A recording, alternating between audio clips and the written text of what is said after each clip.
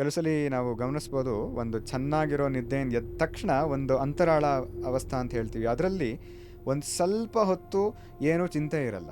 ಈಗ ಈ ಜನರಲ್ಲಿ ನನಗೆ ಇನ್ನೇನು ಆಸೆಗಳಿಲ್ಲಪ್ಪ, ಎಲ್ಲ ತೃಪ್ತಿಯಾಗಿ ಆನಂದವಾಗಿದ್ದೀನಿ ಅಂದರೆ ಮತ್ತೆ ನಾನು ಹಂಗಿದ್ರೆ ಹುಟ್ಟು ಬರಲ್ವ?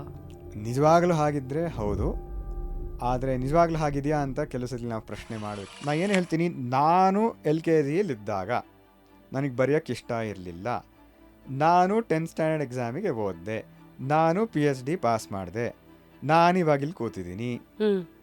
ಈ ನಾನು ಅದು ಬೇರೆ ಒಬ್ಬ ಇದ್ನ ಆಶುತೋಷ LKGಯಲ್ಲಿ ಇಲ್ಲ, ನಾನೇ. ಈಗ ಸಾಕ್ಷಿನೂ ಆತ್ಮಸಾಕ್ಷಿನೂ ಒಂದೇನಾ? ಸಾಕ್ಷಿ ಆತ್ಮ ಎರಡೂ ಒಂದೇ. ದೀಪದಲ್ಲಿ ಎಣ್ಣೆ ಖಾಲಿ ಆದಮೇಲೆ ಆ ದೀಪನೂ ಆ ಬತ್ತಿಗೆ ಹೋಗಿ ಸೇರುತ್ತೆ. ಹಾಗೇನೆ ಈ ಸಂಕಲ್ಪ ಅನ್ನೋ ಎಣ್ಣೆ ಯಾವಾಗ ಖಾಲಿ ಆಗುತ್ತೋ ಆ ಮನಸ್ಸಿನ ಚಲನೆ ಅದು ಮನಸ್ಸಿಗೆ ಹೋಗಿ ಸೇರುತ್ತೆ. ನನ್ನನ್ನು ಪರಮಾತ್ಮ ಅಥವಾ ನನ್ನ ಗುರು, ನನ್ನ ಹೆತ್ತೋರು ಎಲ್ಲ ಕೈ ಬಿಟ್ಟಿದ್ದಾರೆ. ಪರಮಾತ್ಮ ನೀನೇ ನನ್ನ ನಿರ್ಮಾಣ ಮಾಡಿದಿ, ಹಾಗಾದರೆ ನಿಂದೇ ಈ ಸೃಷ್ಟಿ, ನೀನು ನನ್ನ ನೋಡ್ಕೊಳ್ಳೇಬೇಕು. ಜೀವನದಲ್ಲಿ ಒಂದು ಸ್ವಲ್ಪ 5 ನಿಮಿಷ ಶಾಂತಿ ಬಂತು ಅಂದರೆ ಎಷ್ಟೋ ಪುಣ್ಯ ಮಾಡಿದ್ದೀವಿ ಅದಕ್ಕೆ ಪಡೆಯೋಕ್ಕೆ. ಮೆಡಿಟೇಷನ್ ಆ್ಯಪ್ ಅಥವಾ ಮೌಂಟೇನ್ ರಿಟ್ರೀಟ್. ಒಬ್ಬರು ಸ್ವಾಮಿ ವಿವೇಕಾನಂದ ಹತ್ರ ಬಂದು ಕೇಳಿದ್ರು, Swamiji I want to do Vedanta dhyana ಅಂತ. ಸ್ವಾಮೀಜಿ ಅವ್ರಿಗೆ ಹೇಳಿದ್ದು ಗೋ ಆ್ಯಂಡ್ ಪ್ಲೇ ಫುಟ್ಬಾಲ್ ಅಂತ.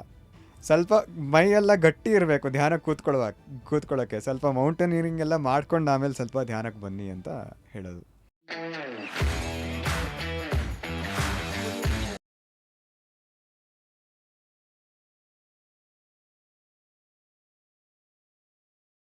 ಸೊ ಇಲ್ಲಿ ದಕ್ಷಿಣಾಮೂರ್ತಿ ಸ್ತೋತ್ರದ ಪ್ರಕಾರ, is it true that he teachers through silence, not through words? ಹೌದು. ಯಾಕೆ? ಮೌನವ್ಯಾಖ್ಯ ಪ್ರಕಟಿತ ಪರಬ್ರಹ್ಮ ತತ್ವಂ ಅಂತ ಶ್ಲೋಕ ಬರೋದು. ಯಾಕೆ ಅಂದರೆ ಆ ಗೋಲ್ಡ್ ಕಾಯಿನ್ ಎಕ್ಸಾಂಪಲ್ ತೊಗೊಂಬನ್ನಿ. ಆ ಗೋಲ್ಡ್ ಕಾಯಿನ್ ನನ್ನಲ್ಲೇ ಇದೆ, ನನ್ನ ಕುತ್ತಿಗೆ ಮೇಲೆ ಇದೆ. ಅಷ್ಟೇ ಅಲ್ಲ, ಅದು ಎಲ್ಲಿದೆ ಅಂತ ನನಗೆ ಚೆನ್ನಾಗಿ ಗೊತ್ತು, ಇನ್ಯಾರಿಗೂ ಗೊತ್ತಿಲ್ಲ ಅದು.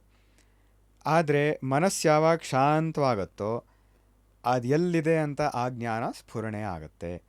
ಅಂದರೆ ನಮ್ಮಲ್ಲೇ ಇರೋ ಆ ಆನಂದ ಸಮುದ್ರ, ಅದರದ್ದು ಜ್ಞಾನ ಶಾಂತವಾದ ಸಂದರ್ಭದಲ್ಲೇ ಸ್ಫುರಣೆ ಆಗುತ್ತೆ. ಇದನ್ನೇನ ಹೊಳೆಯೋದು ಅನ್ನೋದು. ಅಥವಾ ನಮ್ಮ ವ್ಯವಹಾರದಲ್ಲೂ ಒಂದು ಡಿಸಿಷನ್ ಮೇಕಿಂಗ್ ಅಂತ ಹೇಳ್ತೀವಿ ನಾವು. ಯಾವುದೇ ಕಠಿಣವಾದ ಸಂದರ್ಭದಲ್ಲಿ ಯಾವ ಥರ ಇವಾಗ ನಿರ್ಣಯ ತಗೊಳ್ಳೋದು, ಯಾವ ಮಾರ್ಗದಲ್ಲಿ ಇವಾಗ ಹೋಗಬೇಕು ಅಂತ ಯುವಕರಿಗಂತೂ ಕೇಳೋದೇ ಬೇಡ. ಎಕ್ಸಾಮಲ್ಲಿ ಕೂತಿದ್ದಾಗ ಇವಾಗ ಉತ್ತರ ಏನು, ಒಂದು ಡಿಸಿಷನ್ ತಗೋಬೇಕು. ಮಲ್ಟಿಪಲ್ ಚಾಯ್ಸ್ ಕ್ವೆಶ್ಚನ್ ಬರುತ್ತೆ, ಡಿಸಿಷನ್ ತಗೋಬೇಕು. ಅಥವಾ ಒಂದು ಕರಿಯರಲ್ಲಿ, ಪರ್ಸ್ನಲ್ ಲೈಫಲ್ಲೆಲ್ಲ ಡಿಸಿಷನ್ ತಗೋಬೇಕು. ಆ ಡಿಸಿಷನ್ನು ಇದೇ ರಹಸ್ಯ, ದಕ್ಷಿಣಾಮೂರ್ತಿ ರಹಸ್ಯ. ಏನಂದರೆ ಆ ಡಿಸಿಷನ್ ನಿಮ್ಮಲ್ಲೇ ಇದೆ, ನಿಮ್ಮಲ್ಲೇ ಇದೆ, ಇಲ್ಲಿ ಆಗಲೇ ಆ ಡಿಸಿಷನ್ ಇದೆ.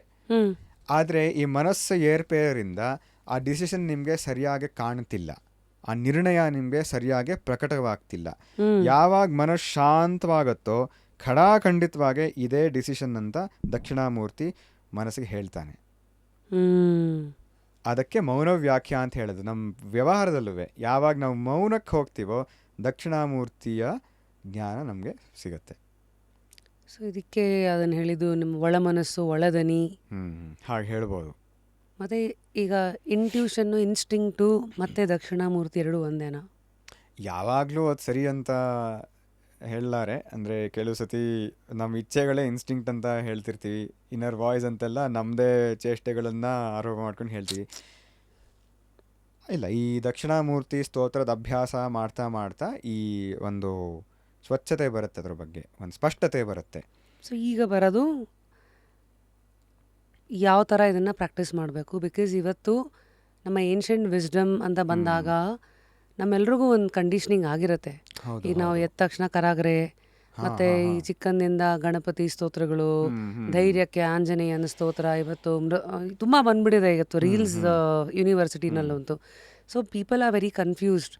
ಯಾವ ಮಂತ್ರ ಸಿದ್ಧಿ ಆಗಬೇಕಾ, ಯಾವುದನ್ನು ನಾವು ಪಠಿಸ್ಬೇಕು, ಹೇಗೆ ಮಾಡಬೇಕು ಅಂತ. ಸೊ ಫಸ್ಟು ಆಯ್ಕೆ ಹೇಗೆ, ಮತ್ತು ಎರಡನೇದು ಅಫ್ಕೋರ್ಸ್ ದಕ್ಷಿಣಾಮೂರ್ತಿ ಮಂತ್ರನ ಮಾಡೋದ್ರಿಂದ ಏನು ಸಿಗುತ್ತೆ ಆಮೇಲೆ, ಬಟ್ ಹೇಗೆ ಮಾಡಬೇಕು ಸೆಕೆಂಡ್ ಪ್ರಶ್ನೆ. ನೀವು ಹೇಳಿದ್ರಲ್ಲೇ ನಾನು ಉತ್ತರ ಹೇಳ್ತೀನಿ. ಒಂದು ನೀವು ಹೇಳಿದ್ದು ಎದ್ದ ತಕ್ಷಣ ಅಂತ, ಕರಾಗ್ರೆ ಅಂತ. ದಕ್ಷಿಣಾಮೂರ್ತಿ ಅಷ್ಟಕ ಒಂದು ಅದ್ಭುತವಾದ ಸಾಧನ ಕೊಡುತ್ತೆ, ಎದ್ದ ತಕ್ಷಣನೂ ಮಾಡ್ಬೋದು. ಅದು ಯಾವುದು ಅಂದರೆ, ಇವಾಗ ಬೇರೆ ಉಪಾಸನೆಗಳಲ್ಲಿ ಏನಾಗುತ್ತೆ ಅಂದರೆ ಒಂದು ಆ ದೇವರ ಬಗ್ಗೆ ಒಂದು ಏಕಾಗ್ರತೆ ಮೊದಲಿಗೆ ಬೇಕು, ಅಥವಾ ಓಹೋ. ಭಕ್ತಿ, ತೀವ್ರವಾದ ಭಕ್ತಿ ಬೇಕೇ ಬೇಕು. ಇದರಲ್ಲಿ ನಮ್ಮದೇ ಅನುಭವಗಳನ್ನು ತಗೊಂಡು ಈ ಸ್ತೋತ್ರ ಆಲೋಚನೆ ಮಾಡ್ಬೋದು, ಚಿಂತನೆ ಮಾಡ್ಬೋದು. ಉದಾಹರಣೆಗೆ ಎದ್ದ ತಕ್ಷಣ ಬೇಗ ಸ್ವಲ್ಪ ಬೆಳಗ್ಗೆ ಹೇಳ್ತೀವಿ ಅಂತ ಇಟ್ಕೊಳ್ಳಿ, ಚೆನ್ನಾಗಿ ಮಲ್ಕೊಂಡ್ಮೇಲೆ ಬೇಗ ಹೇಳ್ತೀವಿ. ಅಥವಾ ಯಾರೇ ಎದ್ದ ಮೇಲೂ ಕೆಟ್ಟ ಕನಸಿಂದಾನೂ ಎದ್ರೂ ವಾಪಸ್ ಮಲ್ಕೊಳಕ್ಕೆ ಹೋಗಬೇಕು ಅಂತಾನೆ ಇರುತ್ತೆ ಮನಸ್ಸು. ಇವತ್ತು ನನಗೆ ಅಮ್ಮ ಎಬ್ಸ್ತಿದ್ರು ಬೆಳಗ್ಗೆ, ಇಲ್ಲ ಸ್ವಲ್ಪ 5 ನಿಮಿಷ ಆದಮೇಲೆ ಎಬ್ಸು, ಇನ್ನು ಸ್ವಲ್ಪ ಮಲ್ಕೋಬೇಕು ಅಂತ ಹೇಳ್ತೀವಿ. ಯಾಕೆ? ಆ ನಿದ್ದೆಯ ಸಂದರ್ಭದಲ್ಲಿ ಇರೋ ಆನಂದ, ಅದರ ಬಗ್ಗೆ ಎದ್ದ ತಕ್ಷಣ ಸ್ವಲ್ಪ ಹೊತ್ತು ಧ್ಯಾನ ಮಾಡಿ. ಧ್ಯಾನ ಅಂದರೆ ಯೋಚನೆ ಮಾಡಿ ಅದ್ರ ಬಗ್ಗೆ ಅಷ್ಟೇ. ಎದ್ದ ತಕ್ಷಣ ಸ್ನೂಸ್ ಮಾಡ್ತೀವಲ್ವಾ ಅಲಾರ್ಮ್ನ, ಸ್ನೂಸ್ ಮಾಡಬೇಡಿ. ಯಾಕೆ? ಅವಾಗ ಈ ಧ್ಯಾನ ಆಗಲ್ಲ, ನಿದ್ದೆಯಲ್ಲಿ ಧ್ಯಾನ ಆಗಲ್ಲ. ಎದ್ದ ತಕ್ಷಣ ಎದ್ಬಿಟ್ಟು, ಇವಾಗ ನಮ್ಮ ಪ್ರವೃತ್ತಿ ಹಾಗಿರುತ್ತೆ, ಮತ್ತೆ ಮಲ್ಕೋಬೇಕು ಅಂತಿರುತ್ತಾನೆ ಆ ಮಂಪರು ಸ್ಟೇಜಲ್ಲಿ. ಈ 4 ಗಂಟೆಗೆ ಎದ್ದರೆ ಯಾರು ಯಾವುದೋ ಕಾರಣಕ್ಕೆ ಮತ್ತೆ ಮಲ್ಕೊಳ್ಬೇಕು ಅಂತಾನೆ ಇರುತ್ತೆ ಮನಸ್ಸು. 4:15, 5:30 ಎದ್ರುವೇನೆ. ಆವಾಗ ಮಲ್ಕೊಳ್ಬೇಡಿ, ಸುಮ್ಮನೆ ಕೂತ್ಕೊಂಡು ಅದಕ್ಕೆ ಹೋಗಬೇಕು ನಿದ್ದೆಗೆ ಹೋಗಬೇಕು ಅಂತಿರತ್ತೆ ಮನಸ್ಸಿನಲ್ಲಲ್ವಾ. ಅದನ್ನು ಸ್ವಲ್ಪ ವಿಚಾರ ಮಾಡಿ, ಯಾಕೆ ಇದು ಮನಸ್ಸಿನಲ್ಲಿ ಬರ್ತಿದೆ ಇವಾಗ, ಅದರಲ್ಲಿ ಏನಿದೆ ಆ ನಿದ್ದೆಯಲ್ಲಿ, ಆ ಆನಂದ. ಕೆಲವು ಸಲ ನಮ್ಮ ಫ್ರೆಂಡ್ಸ್ ಇರ್ತಾರೆ ಆಟ ಆಡೋಕ್ಕೆ ನಮ್ಮ ಜೊತೆ, ಅದನ್ನು ಮಾಡಲೋ ನಿದ್ದೆ ಹೋಗ್ಲೋ ಅಂದರೆ ಸ್ಪಷ್ಟವಾಗಿರುತ್ತೆ ನಿರ್ಣಯ, ನಿದ್ದೆಗೆ ಹೋಗು ಅಂತ. ನಮ್ಮ ಅಮ್ಮ ನಮ್ಮ ಪಕ್ಕ ಮಲ್ಕೊಂಡಿರ್ಬೋದು, ಅಮ್ಮ ಪಕ್ಕ ತಾಯಿ ಮಲ್ಕೊಂಡಿರ್ಬೋದು, ಎಂಥ ಪ್ರೀತಿ ಪರಸ್ಪರ, ಅಥವಾ ಇನ್ಯಾವುದೋ ಸಂದರ್ಭದಲ್ಲೂ. ಆದರೆ ಮಗು ಅಮ್ಮನ ಪಕ್ಕಕ್ಕೆ ಹಾಕಿ, ಅಮ್ಮ ಮಗುವಿನ ಪಕ್ಕಕ್ಕೆ ಹಾಕಿ ನಾನು ನಿದ್ದೆಗೆ ಹೋಗಬೇಕು ಅಂತ ಪ್ರವೃತ್ತಿ ಇರುತ್ತೆ ಅಲ್ವಾ. ನಾವು ನಮ್ಮ ಚಿಕ್ಕವರಾಗಿದ್ದಾಗ, ನಮ್ಮ ಅಪ್ಪ ಅಮ್ಮ ಇದ್ದಾಗ, ಆ ನಿದ್ದೆ ಸಂದರ್ಭದಲ್ಲಿ ಅವರೂ ಬೇಡ, ನಾನು ನಿದ್ದೆಗೆ ಹೋಗಬೇಕು ಅಂತಿತ್ತು ನಮಗೆಲ್ರೂ. ಅಂದ್ರೆ ಏನು? ಆ ನಿದ್ದೆಯಲ್ಲಿ ಸಿಗೋ ಆ ಸುಖ ಆನಂದ, ತಾಯಿಗೆ ಅಮ್ಮನಲ್ಲಿ ಸಿಗೋ ಆನಂದ ಅದಕ್ಕಿಂತ ಹೆಚ್ಚು ಆನಂದ ಅದು. ಈ ವಿಚಾರ ಮಾಡಿ ಎದ್ದ ತಕ್ಷಣ. ಆದರೆ ಏನಾಯಿತು ಅಂದರೆ, ಆ ನಿದ್ದೆ ಸಂದರ್ಭದಲ್ಲಿ ನಮಗೆ ಅದು ಹೊಳಿಲಿಲ್ಲ, ಈ ಆನಂದ ಇಲ್ಲಿದೆ, ಅದೇ ನನ್ನ ಸ್ವರೂಪ, ಅದೆಲ್ಲ ಹೊಳಿಲಿಲ್ಲ ನಮಗೆ. ಇದು ಒಂದು ವಿಚಾರ, ಇದು ಸ್ಪಷ್ಟ. ಎರಡನೇದು, ಆ ನಿದ್ದೆಯಿಂದ ನಾನು ಎದ್ದೆ, ಇದೆಲ್ಲ ಬೈದವೆ 6ನೇ ಶ್ಲೋಕದಲ್ಲಿ ಬರುತ್ತೆ, ದಕ್ಷಿಣಾಮೂರ್ತಿ ಅಷ್ಟಕದಲ್ಲಿ. ನಿದ್ದೆಯಿಂದ ಇವಾಗ ನಾನು ಎದ್ದೆ, ಸ್ಪಷ್ಟವಾಗಿ ಗೊತ್ತಿದೆ ನನಗೆ, ನಾನೇ ಅಲ್ಲಿ ನಿದ್ದೆಯಲ್ಲಿ ಹೋಗಿದ್ದೆ ಅಂತ. ಅದಕ್ಕೆ ನಾನು ವಾಪಸ್ ಆ ನಿದ್ದೆಗೆ ಹೋಗಬೇಕು ಅಂತಿದೆ. ಅಂದರೆ ಏನು? ಆ ನಿದ್ದೆಯಲ್ಲಿ ಅಷ್ಟೊಂದು ಆನಂದ ಇದೆ, ನಾನು ಅದು ಅನುಭವಿಸಿದೆ, ಮತ್ತೆ ಅದನ್ನು ಅನುಭವಿಸಕ್ಕೆ ಹೋಗಬೇಕು ಅಂತ ಆ ಸ್ಪಷ್ಟತೆ ಇದೆ ಈಗ. ಆದರೆ ಯಾತ್ರ ಬಗ್ಗೆ ನಮ್ಗೆ ಇವಾಗ ತಿಳುವಳಿಕೆ ಇಲ್ಲ ಅಂದರೆ, ಆ ನಿದ್ದೆಯಲ್ಲಿರೋ ಆ ಆನಂದ ಸ್ವರೂಪ ಅದೇ ನಾನು ಅಂತ ತಿಳುವಳಿಕೆ ಇವಾಗಿಲ್ಲ. ಯಾಕೆ? ಎದ್ಮೇಲೆ ಏನಾಗಿದೆ ಅಂದರೆ, ಈ ದೇಹದ್ದೆಲ್ಲ ಚೇಷ್ಟೆ ಬಂದಿದೆ, ಹಸಿವು ಬಾಯಾರಿಕೆ ಅದೆಲ್ಲ, ಅಥವಾ ಮನಸ್ಸಿನ ಚಿಂತ. ಕೆಲಸಲಿ ನಾವು ಗಮನಿಸ್ಬೋದು, ಒಂದು ಚೆನ್ನಾಗಿರೋ ನಿದ್ದೆಯಿಂದ ಎದ್ದ ತಕ್ಷಣ ಒಂದು ಅಂತರಾಳ ಅವಸ್ಥಾ ಅಂತ ಹೇಳ್ತೀವಿ, ಅದರಲ್ಲಿ ಒಂದು ಸ್ವಲ್ಪ ಹೊತ್ತು ಏನೂ ಚಿಂತೆ ಇರಲ್ಲ. ಆ ನಿದ್ದೆದ ಸುಖದ ಸಮುದ್ರ, ಅದ್ರದ್ದು ಸ್ಪರ್ಶ ಇನ್ನು ಸ್ವಲ್ಪ ಇರುತ್ತೆ. ಆಮೇಲೆ ಒಂದೊಂದಾಗೆ ನಾವು ಹಾಗೆ ಬನಿಯನ್ ಶರ್ಟ್ ಜಾಕೆಟ್ ಎಲ್ಲ ಹಾಕೊಳ್ಳೋ ಥರ ಈ ಕೋಶಗಳು ಹಾಕೋತೀವಿ, ಈ ಚಿಂತೆ, ಈ ಹಸಿವು ಬಾಯಾರಿಕೆ, ಈ ದೇಹದ ಬಗ್ಗೆ ಇದೆಲ್ಲ ಒಂದೊಂದಾಗಿ ಬಂದು ಸೇರತ್ತೆ ನಮಗೆ. ಆದರೆ ಸ್ವಲ್ಪ ಹೊತ್ತು ಅದು ಯಾವುದೂ ಇರಲ್ಲ. ಅದನ್ನೇ ಈಗ ಸೈನ್ಸು ತೀಟಾ ಸ್ಟೇಟು ಮ್ಯಾನಿಫೆಸ್ಟೇಷನ್ ಮಾಡೋಕ್ಕೆ ದ ಮೋಸ್ಟ್ ಸಬ್ಕಾನ್ಷಿಯಸ್ ಹೇಳ್ಬೋದು, ಆಕ್ಸೆಸ್ ಮಾಡೋ ಥರ ಅಂತೆಲ್ಲ. ಯಾಕಂದರೆ ಆವಾಗ ಆ ಮನಸ್ಸು ಅದಕ್ಕೆ ಆ ಸಾಮರ್ಥ್ಯ ಇರುತ್ತೆ, ಆ ಶಾಂತತೆ ಇರುತ್ತೆ ಮುಖ್ಯವಾಗಿ. ಇವಾಗ ನಾನು ಏನು ಹೇಳಕ್ಕೆ ಬಂದೆ ಅಂದರೆ,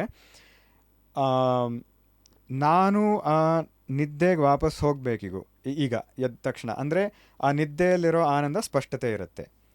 ಆದರೆ ನಾನೇ ಆ ಆನಂದ ಅಂತ ಯಾಕೆ ಇರಲ್ಲ ಸ್ಪಷ್ಟತೆ ಇವಾಗಂದರೆ, ಈ ಬೇರೆ ನಾನು ದೇಹ, ನಾನು ಮನಸ್ಸು ಅದೆಲ್ಲ ಬಂದು ಸೇರಿರುತ್ತೆ. ಅದನ್ನು ಬೇರ್ಪಡಿಸಿದಾಗ ನಾನೇ ಆ ಆನಂದ ಆಗೋ ರಿಯಲೈಸೇಷನ್ನು ದಕ್ಷಿಣಾಮೂರ್ತಿಯ ಅನುಗ್ರಹದಿಂದ, ಅದೇ ಮೋಕ್ಷ ಅಂತ ಹೇಳ್ತೀವಿ ನಾವು. ಅಂದರೆ ಶ್ರೀ ಚಂದ್ರಶೇಖರ ಭಾರತಿ ಮಹಾಸ್ವಾಮಿಗಳು ಏನು ಹೇಳ್ತಾರೆ ಅಂದರೆ, ಮೋಕ್ಷ ತುಂಬ ಸುಲಭ. ಏನು ಮಾಡಬೇಕು ಅಂದರೆ, ನಾವು ಈ ಸುಷುಪ್ತಿ, ಗಾಢ ನಿದ್ದೆ, ಡೀಪ್ ಸ್ಲೀಪ್ ಬಗ್ಗೆ ಚಿರಕಾಲ ಚಿಂತನೆ ಮಾಡ್ಬೇಕು ನಾವು. ಸರಿ, ಎಷ್ಟು ಸುಲಭ ಅದು. ನಿದ್ದೆಗಿಂತ ಸುಖವಾದ ಇನ್ಯಾದಿದೆ? ಅದಕ್ಕೆ ಚಿಂತನೆ ಮಾಡೋದು ಏನು ಕಷ್ಟ? ಜಗದ್ಗುರುಗಳು ಹೇಳ್ತಾರೆ, ಯದಿ ಸುಷುಪ್ತಿಂ ಚಿಂತಯೇಚ್ಚೇತ್, ಚಿರಕಾಲಂ ಸುಷುಪ್ತಿಂ ಚಿಂತಯೇಚ್ಚೇತ್ ಸಮಾಧಿ ಅವಶ್ಯಂ ಭಾವೇತ್ ಅಂತ. ಅಂದರೆ ಸುಷುಪ್ತಿ ಬಗ್ಗೆ ಮತ್ತೆ ಮತ್ತೆ ಚಿಂತನೆ ಮಾಡ್ತಾ ಮಾಡ್ತಾ ವಿವೇಕ ತಗೊಂಬಂದರೆ ಸಮಾಧಿಗೆ ಹೋಗ್ತೀವಿ ನಾವು. ಸಮಾಧಿ ಅಂದರೆ ಯೋಗ ಅವಸ್ಥೆದು ಅವಧಿ, ಹೈಯೆಸ್ಟ್ ಪರಮಾವಧಿ, ಅಥವಾ ಮೋಕ್ಷಕ್ಕೆ ಹೋಗ್ತೀವಿ ನಾವು ಅಂತ ಹೇಳಬೇಕಿಲ್ಲಿ. ಯಾಕೆ? ನಾನೇ ಆ ಆನಂದ ಅಂತ ಗೊತ್ತಾಗತ್ತೆ. ಹೇಗೆ ಅಂತ ಒಂದು ಎಕ್ಸಾಂಪಲ್ ಕೊಡ್ತೀನಿ. ನಾನೇ ಅದು ಅಂತ ಹೇಳಕ್ಕೆ ಪ್ರತ್ಯಭಿಜ್ಞಾ ಅಂತ ಒಂದು ಪದ ಪ್ರಯೋಗ ಮಾಡ್ತಾರೆ ದಕ್ಷಿಣ. ಪ್ರತ್ಯಭಿಜ್ಞಾ ಅಂದರೆ ರೆಕಗ್ನಿಷನ್ ಅಂತ. ಫಾರ್ ಎಕ್ಸಾಂಪಲ್, ಒಬ್ಬ ಸ್ಕೂಲ್ ಫ್ರೆಂಡ್ ಇರ್ತಾನೆ, ಚಿಕ್ಕೋನು. ಸ್ಕೂಲಲ್ಲಿ ಅವನನ್ನು ನೋಡಿರ್ತೀವಿ, ತುಂಬ ನೀಟಾಗೆಲ್ಲ ಇರ್ತಾನೆ. ಅವಾಗ ಆಮೇಲೆ ಏನಾಯಿತು, ನಾವು ಒಂದು ಕಡೆ ಹೋದ್ವಿ, ಅವ್ನು ಯಾವುದೋ ಹೊರದೇಶಕ್ಕೆ ಹೋದ, ಎಲ್ಲ ಚೇಂಜ್ ಆಯಿತು ಅವನಿಗೆ. ಅವನ ವೇಷಭೂಷಣಗಳು ಚೇಂಜ್ ಆಯಿತು, ಮನಸ್ಸು ಕೇಳೋದೇ ಬೇಡ. ಅವಾಗ ಒಂಥರ ಮನಸ್ಸಿತ್ತು, ಇವಾಗ ಟೋಟಲಿ ಬ್ರೈನ್ ವಾಶ್ ಅಂತ ಹೇಳ್ತಾರಲ್ಲ, ಬೇರೆ ಮನಸ್ಸಾಯಿತು. ಅವನಲ್ಲಿರೋ ಎಲ್ಲ ಅಂಶಗಳು ಚೇಂಜ್ ಆಗಿದೆ. ನಾವು ಹೋಗ್ತಿದ್ದೀವಿ ಎಲ್ಲೋ MG ರೋಡಲ್ಲಿ, ಅವನನ್ನು ನೋಡ್ತೀವಿ. ನೋಡಿದಾಗ ಹೀಗಾಗತ್ತೆ, ಮೊದಲಿಗೆ ಆ ಚಿಕ್ಕವನ ಸ್ಮರಣೆ ಬರುತ್ತೆ ನಮಗೆ. ಯಾಕೆ ಆ ಸ್ಮರಣೆ ಬರುತ್ತೆ ಅಂದರೆ ಅವನ ಬಗ್ಗೆ ನಮಗೆ ಒಂದು ಆಸಕ್ತಿ ಎಲ್ಲ ಇತ್ತು, ಒಂದು ದೃಢವಾದ ಸಂಸ್ಕಾರ ಇತ್ತು ಅವನ ಬಗ್ಗೆ. ಸೊ ಆ ಸ್ಮರಣೆ ಬರುತ್ತೆ. ಅದಂತರ ಏನಾಗುತ್ತೆ ಅಂದರೆ ಅವನೇ ಇವನು ಅಂತ ಗೊತ್ತಾಗತ್ತೆ. ಇವಾಗ ಈ ಮುದ್ಕ ಯಾನ್ ಕಾಣ್ತಿದ್ದೀನೋ, ಮೊದಲಿಗೆ ಏನಾಗುತ್ತೆ, ಇದು ಯಾವನೋ ಮುದ್ಕ ಅಂತ ಮನಸ್ಸಿಗೆ ಬರುತ್ತೆ. ಆಮೇಲೆ ಆ ಚಿಕ್ಕ ವಯಸ್ಸಿನ ಹುಡುಗನ ಸ್ಮರಣೆಯಿಂದ ಇವನು ಆ ಮುದ್ಕ ರೂಪದಲ್ಲಿ ನೋಡಲ್ಲ. ಇದಾದಮೇಲೆ ಆ ಚಿಕ್ಕ ವಯಸ್ಸಿನ ಸ್ನೇಹಿತ ರೂಪದಲ್ಲಿ ನೋಡ್ತೀವಿ ಅವನ್ನ. ಆ ಮುದ್ಕನೇ ಮೊದಲಿಗೆ ಯಾವುದು ಮುದ್ಕ ಅಂತ ಬರ್ತಿತ್ತೋ, ಇವನೇ ಅವನ ಫ್ರೆಂಡ್, ನನ್ನ ಫ್ರೆಂಡ್ ದೇವದತ್ತ ಅಂತ ಅವನ ಹೆಸರಿರಲಿ, ಸೋಯಂ ದೇವದತ್ತ ಅಂತ ಶಾಸ್ತ್ರ ಹೇಳೋದು. ಇವನೇ ಆ ದೇವದತ್ತ ಅಂತ. ಆ ದೇವದತ್ತ ಇದ್ರೂ ಅಲ್ಲಿ ಹಾಗೆ ಅವನನ್ನು ನೋಡಲ್ಲ, ಯಾವುದೋ ಸ್ಟ್ರೇಂಜರ್ ಮುದ್ಕ ಅಂತ ನೋಡ್ತೀವಿ. ಈ ಪ್ರತ್ಯಭಿಜ್ಞ, ಈ ರೆಕಗ್ನಿಷನ್ ಆದಾಗ ಅವನೇ ದೇವದತ್ತ ಅಂತ ಹೇಳ್ತೀವಿ. ಅಂದರೆ ಈ ಪ್ರತ್ಯಭಿಜ್ಞ ಅಂದರೆ ಏನು ಅಂದರೆ, ಭಾತಸ್ಯ ಕಸ್ಯಚಿತ್ ಪೂರ್ವಂ ಭಾಸಮಾನಸ್ಯ ಸಾಂಪ್ರತಂ ಸೋಹಮಿತ್ಯನುಸಂಧಾನಂ ಪ್ರತ್ಯಭಿಜ್ಞಾನಂ ಉಚ್ಯತೆ ಅಂತ ಹೇಳುತ್ತೆ. ಅಂದರೆ ಭಾತಸ್ಯ ಕಸ್ಯಚಿತ್ ಪೂರ್ವಂ, ನಾನು ಸುಷುಪ್ತಿ ಎಕ್ಸಾಂಪಲ್ ತಗೋತೀನಿ, ಅಲ್ಲಿ ಆ ಆನಂದ ಅನುಭವಿಸಿದೆ ನಾನು. ಅಥವಾ ನಿಮ್ಮ ಸ್ಕೂಲಲ್ಲಿ ಆ ಫ್ರೆಂಡ್ನ ನೋಡಿದ್ರಿ ನೀವು, ಅದರ ಸ್ಮರಣೆ ಇದೆ. ಕಸ್ಯಚಿತ್ ಪೂರ್ವಂ ಅಂದರೆ ಪೂರ್ವ ಅನುಭವ, ಮೊದಲಾಗಿರೋ ಅನುಭವ. ಭಾಸಮಾನಸ್ಯ ಸಾಂಪ್ರತಂ, ಇವಾಗ ಆ ಮುದುಕನ್ನ ನೋಡ್ತಿದ್ರಿ ನೀವು. ಅಥವಾ ಎದ್ದ ಮೇಲೆ ಆ ಸುಷುಪ್ತಿ ಆನಂದದ ಸ್ಮರಣೆ ಇದೆ, ಇವಾಗ ಈ ದೇಹದಲ್ಲಿ ನಾನು ಅಂತ ಅನುಭವ ಇದೆ, ಕರೆಂಟ್ ಅನುಭವ. ಸಾಂಪ್ರತಂ ಅಂದರೆ ಇವಾಗಿರೋ ಅನುಭವ. ಸೋಹಮಿತ್ಯನುಸಂಧಾನಂ, ಅದೇ ಇದು ಅಂತ ಅನುಸಂಧಾನ, ಅದು ಪ್ರತ್ಯಭಿಜ್ಞಾ ಅಂತ ಹೇಳೋದು. ಅಂದರೆ ಆ ಸುಷುಪ್ತ ಅಲ್ಲಿ ಇರೋ ಆನಂದ, ಅದರ ಸ್ಮರಣೆ ಇದೆ ನನಗೆ ಇವಾಗ, ಅದಕ್ಕೆ ನಾನು ವಾಪಸ್ ನಿದ್ದೆಗೆ ಹೋಗಬೇಕು ಅಂತ ಇದ್ದೀನಿ. ಅದು ಸ್ಮರಣೆ. ಇವಾಗ ಕರೆಂಟ್ ಟೈಮ್ ಅನುಭವ ಏನು ಅಂದರೆ ಈ ದೇಹದಲ್ಲಿ ನಾನು ಅಂತ. ನಾನು ಆ ಸುಷುಪ್ತಿಯಲ್ಲಿರೋ ಆನಂದ, ಈ ನಾನು, ಅದೆರಡು ಒಂದೇ. ಅದೇ ಪ್ರತ್ಯಭಿಜ್ಞಾ ಅಂತ ಹೇಳೋದು. ಇದೇ ಮೋಕ್ಷಕ್ಕೆ ಬಹುಮುಖ್ಯವಾದ ಸಾಧನೆ. ಪ್ರತ್ಯಭಿಜ್ಞಾ ಇವಾಗ ಹ್ಯಾಕ್ ತೊಗೊಂಬರೋದು? ಈ ನಾನು ಅಂತ ಏನು ಹೇಳ್ತಿದ್ದೀನೋ ಅದು ಯಾವತ್ತೇ ಚೇಂಜ್ ಆಗಲ್ಲ. ಇದು ದಕ್ಷಿಣಾಮೂರ್ತಿ ಅಷ್ಟಕದ 7ನೇ ಶ್ಲೋಕ ಇದ್ರ ಬಗ್ಗೆ ಹೇಳುತ್ತೆ. ಏನು ಹೇಳುತ್ತೆ ಅಂದರೆ, ಬಾಲ್ಯಾದಿಷ್ವಪಿ ಜಾಗೃತಾದಿಷು ತಥಾ ಸರ್ವಾಸ್ವಸ್ಥಾಸ್ವಪಿ ವ್ಯಾವೃತ್ತಾಸು ಅನುವರ್ತಮಾನಂ ಅಹಂ ಇತಿ ಅಂತಸ್ಫುರಂತಂ ಸದಾ ಅಂತ ಸ್ತೋತ್ರ ಹೇಳುತ್ತೆ. ಅಂದರೆ ನಾ ಏನು ಹೇಳ್ತೀನಿ, ನಾನು LKGಯಲ್ಲಿದ್ದಾಗ ನನಗೆ ಬರೆಯೋಕ್ಕೆ ಇಷ್ಟ ಇರಲಿಲ್ಲ, ನಾನು 10th ಸ್ಟ್ಯಾಂಡರ್ಡ್ ಎಕ್ಸಾಮಿಗೆ ಓದಿದೆ, ನಾನು PhD ಪಾಸ್ ಮಾಡಿದೆ, ನಾನಿವಾಗಿಲ್ಲಿ ಕೂತಿದ್ದೀನಿ. ಈ ನಾನು ಅದು ಬೇರೆ ಒಬ್ಬ ಇದನ್ನ ಆಶುತೋಷ LKGಯಲ್ಲಿ ಇಲ್ಲ, ನಾನೇ ಅವನು. 10th ಸ್ಟ್ಯಾಂಡರ್ಡಲ್ಲೂ ಅದೇ ನಾನು, PhDಯಲ್ಲಿ ಅದೇ ನಾನು, ಇವತ್ತು ಅದೇ ನಾನು. ಅಂದರೆ ಈ ದೇಹ ಎಲ್ಲ ಚೇಂಜ್ ಆಯಿತು, ಮನಸ್ಸೆಲ್ಲ ಚೇಂಜ್ ಆಯಿತು, ಆದರೆ ಈ ನಾನು ಅಂತ ಹೇಳೋದು ಹಾಗೆ ಹರ್ಕೊಂಡು ಬರ್ತಿದೆ. ವ್ಯಾವೃತ್ತಾಸು, ಚೇಂಜ್ ಆಗೋ, ಬದಲಾವಣೆ ಆಗೋ ಸಂದರ್ಭದಲ್ಲಿ ಅನುವರ್ತಮಾನಂ, ಯಾವುದು ಒಂದೇ ಥರ ಹರಿಕೊಂಡು ಬರ್ತಿದೆಯೋ ಅದು ಅಹಂ, ಅದೇ ನಾನು. ಅಂತಸ್ಫುರಂತಂ ಸದಾ, ಯಾವಾಗಲೂ ನಮ್ಮ ಒಳಗಡೆಯಿಂದ ಅದು ಸ್ಫುರಿಸ್ತಾ ಇದೆ ಆ ನಾನು. ಹಾಗಂದರೆ ಏನಾಯಿತು, ಬಾಲ್ಯಾದಿಷ್ವಪಿ ಇದು ಚಿಕ್ಕ ವಯಸ್ಸಿಂದ ಇವಾಗ ತನಕ. ಜಾಗ್ರದಾದಿಶು ಅಂದರೆ ಜಾಗ್ರತ್, ಸ್ವಪ್ನ, ಸುಷುಪ್ತಿ, ಎಚ್ಚರ, ಕನಸು, ಗಾಢ ನಿದ್ದೆ. ಈ ಮೂರಲ್ಲೂ ಅದೇ ನಾನು ಇರಬೇಕು.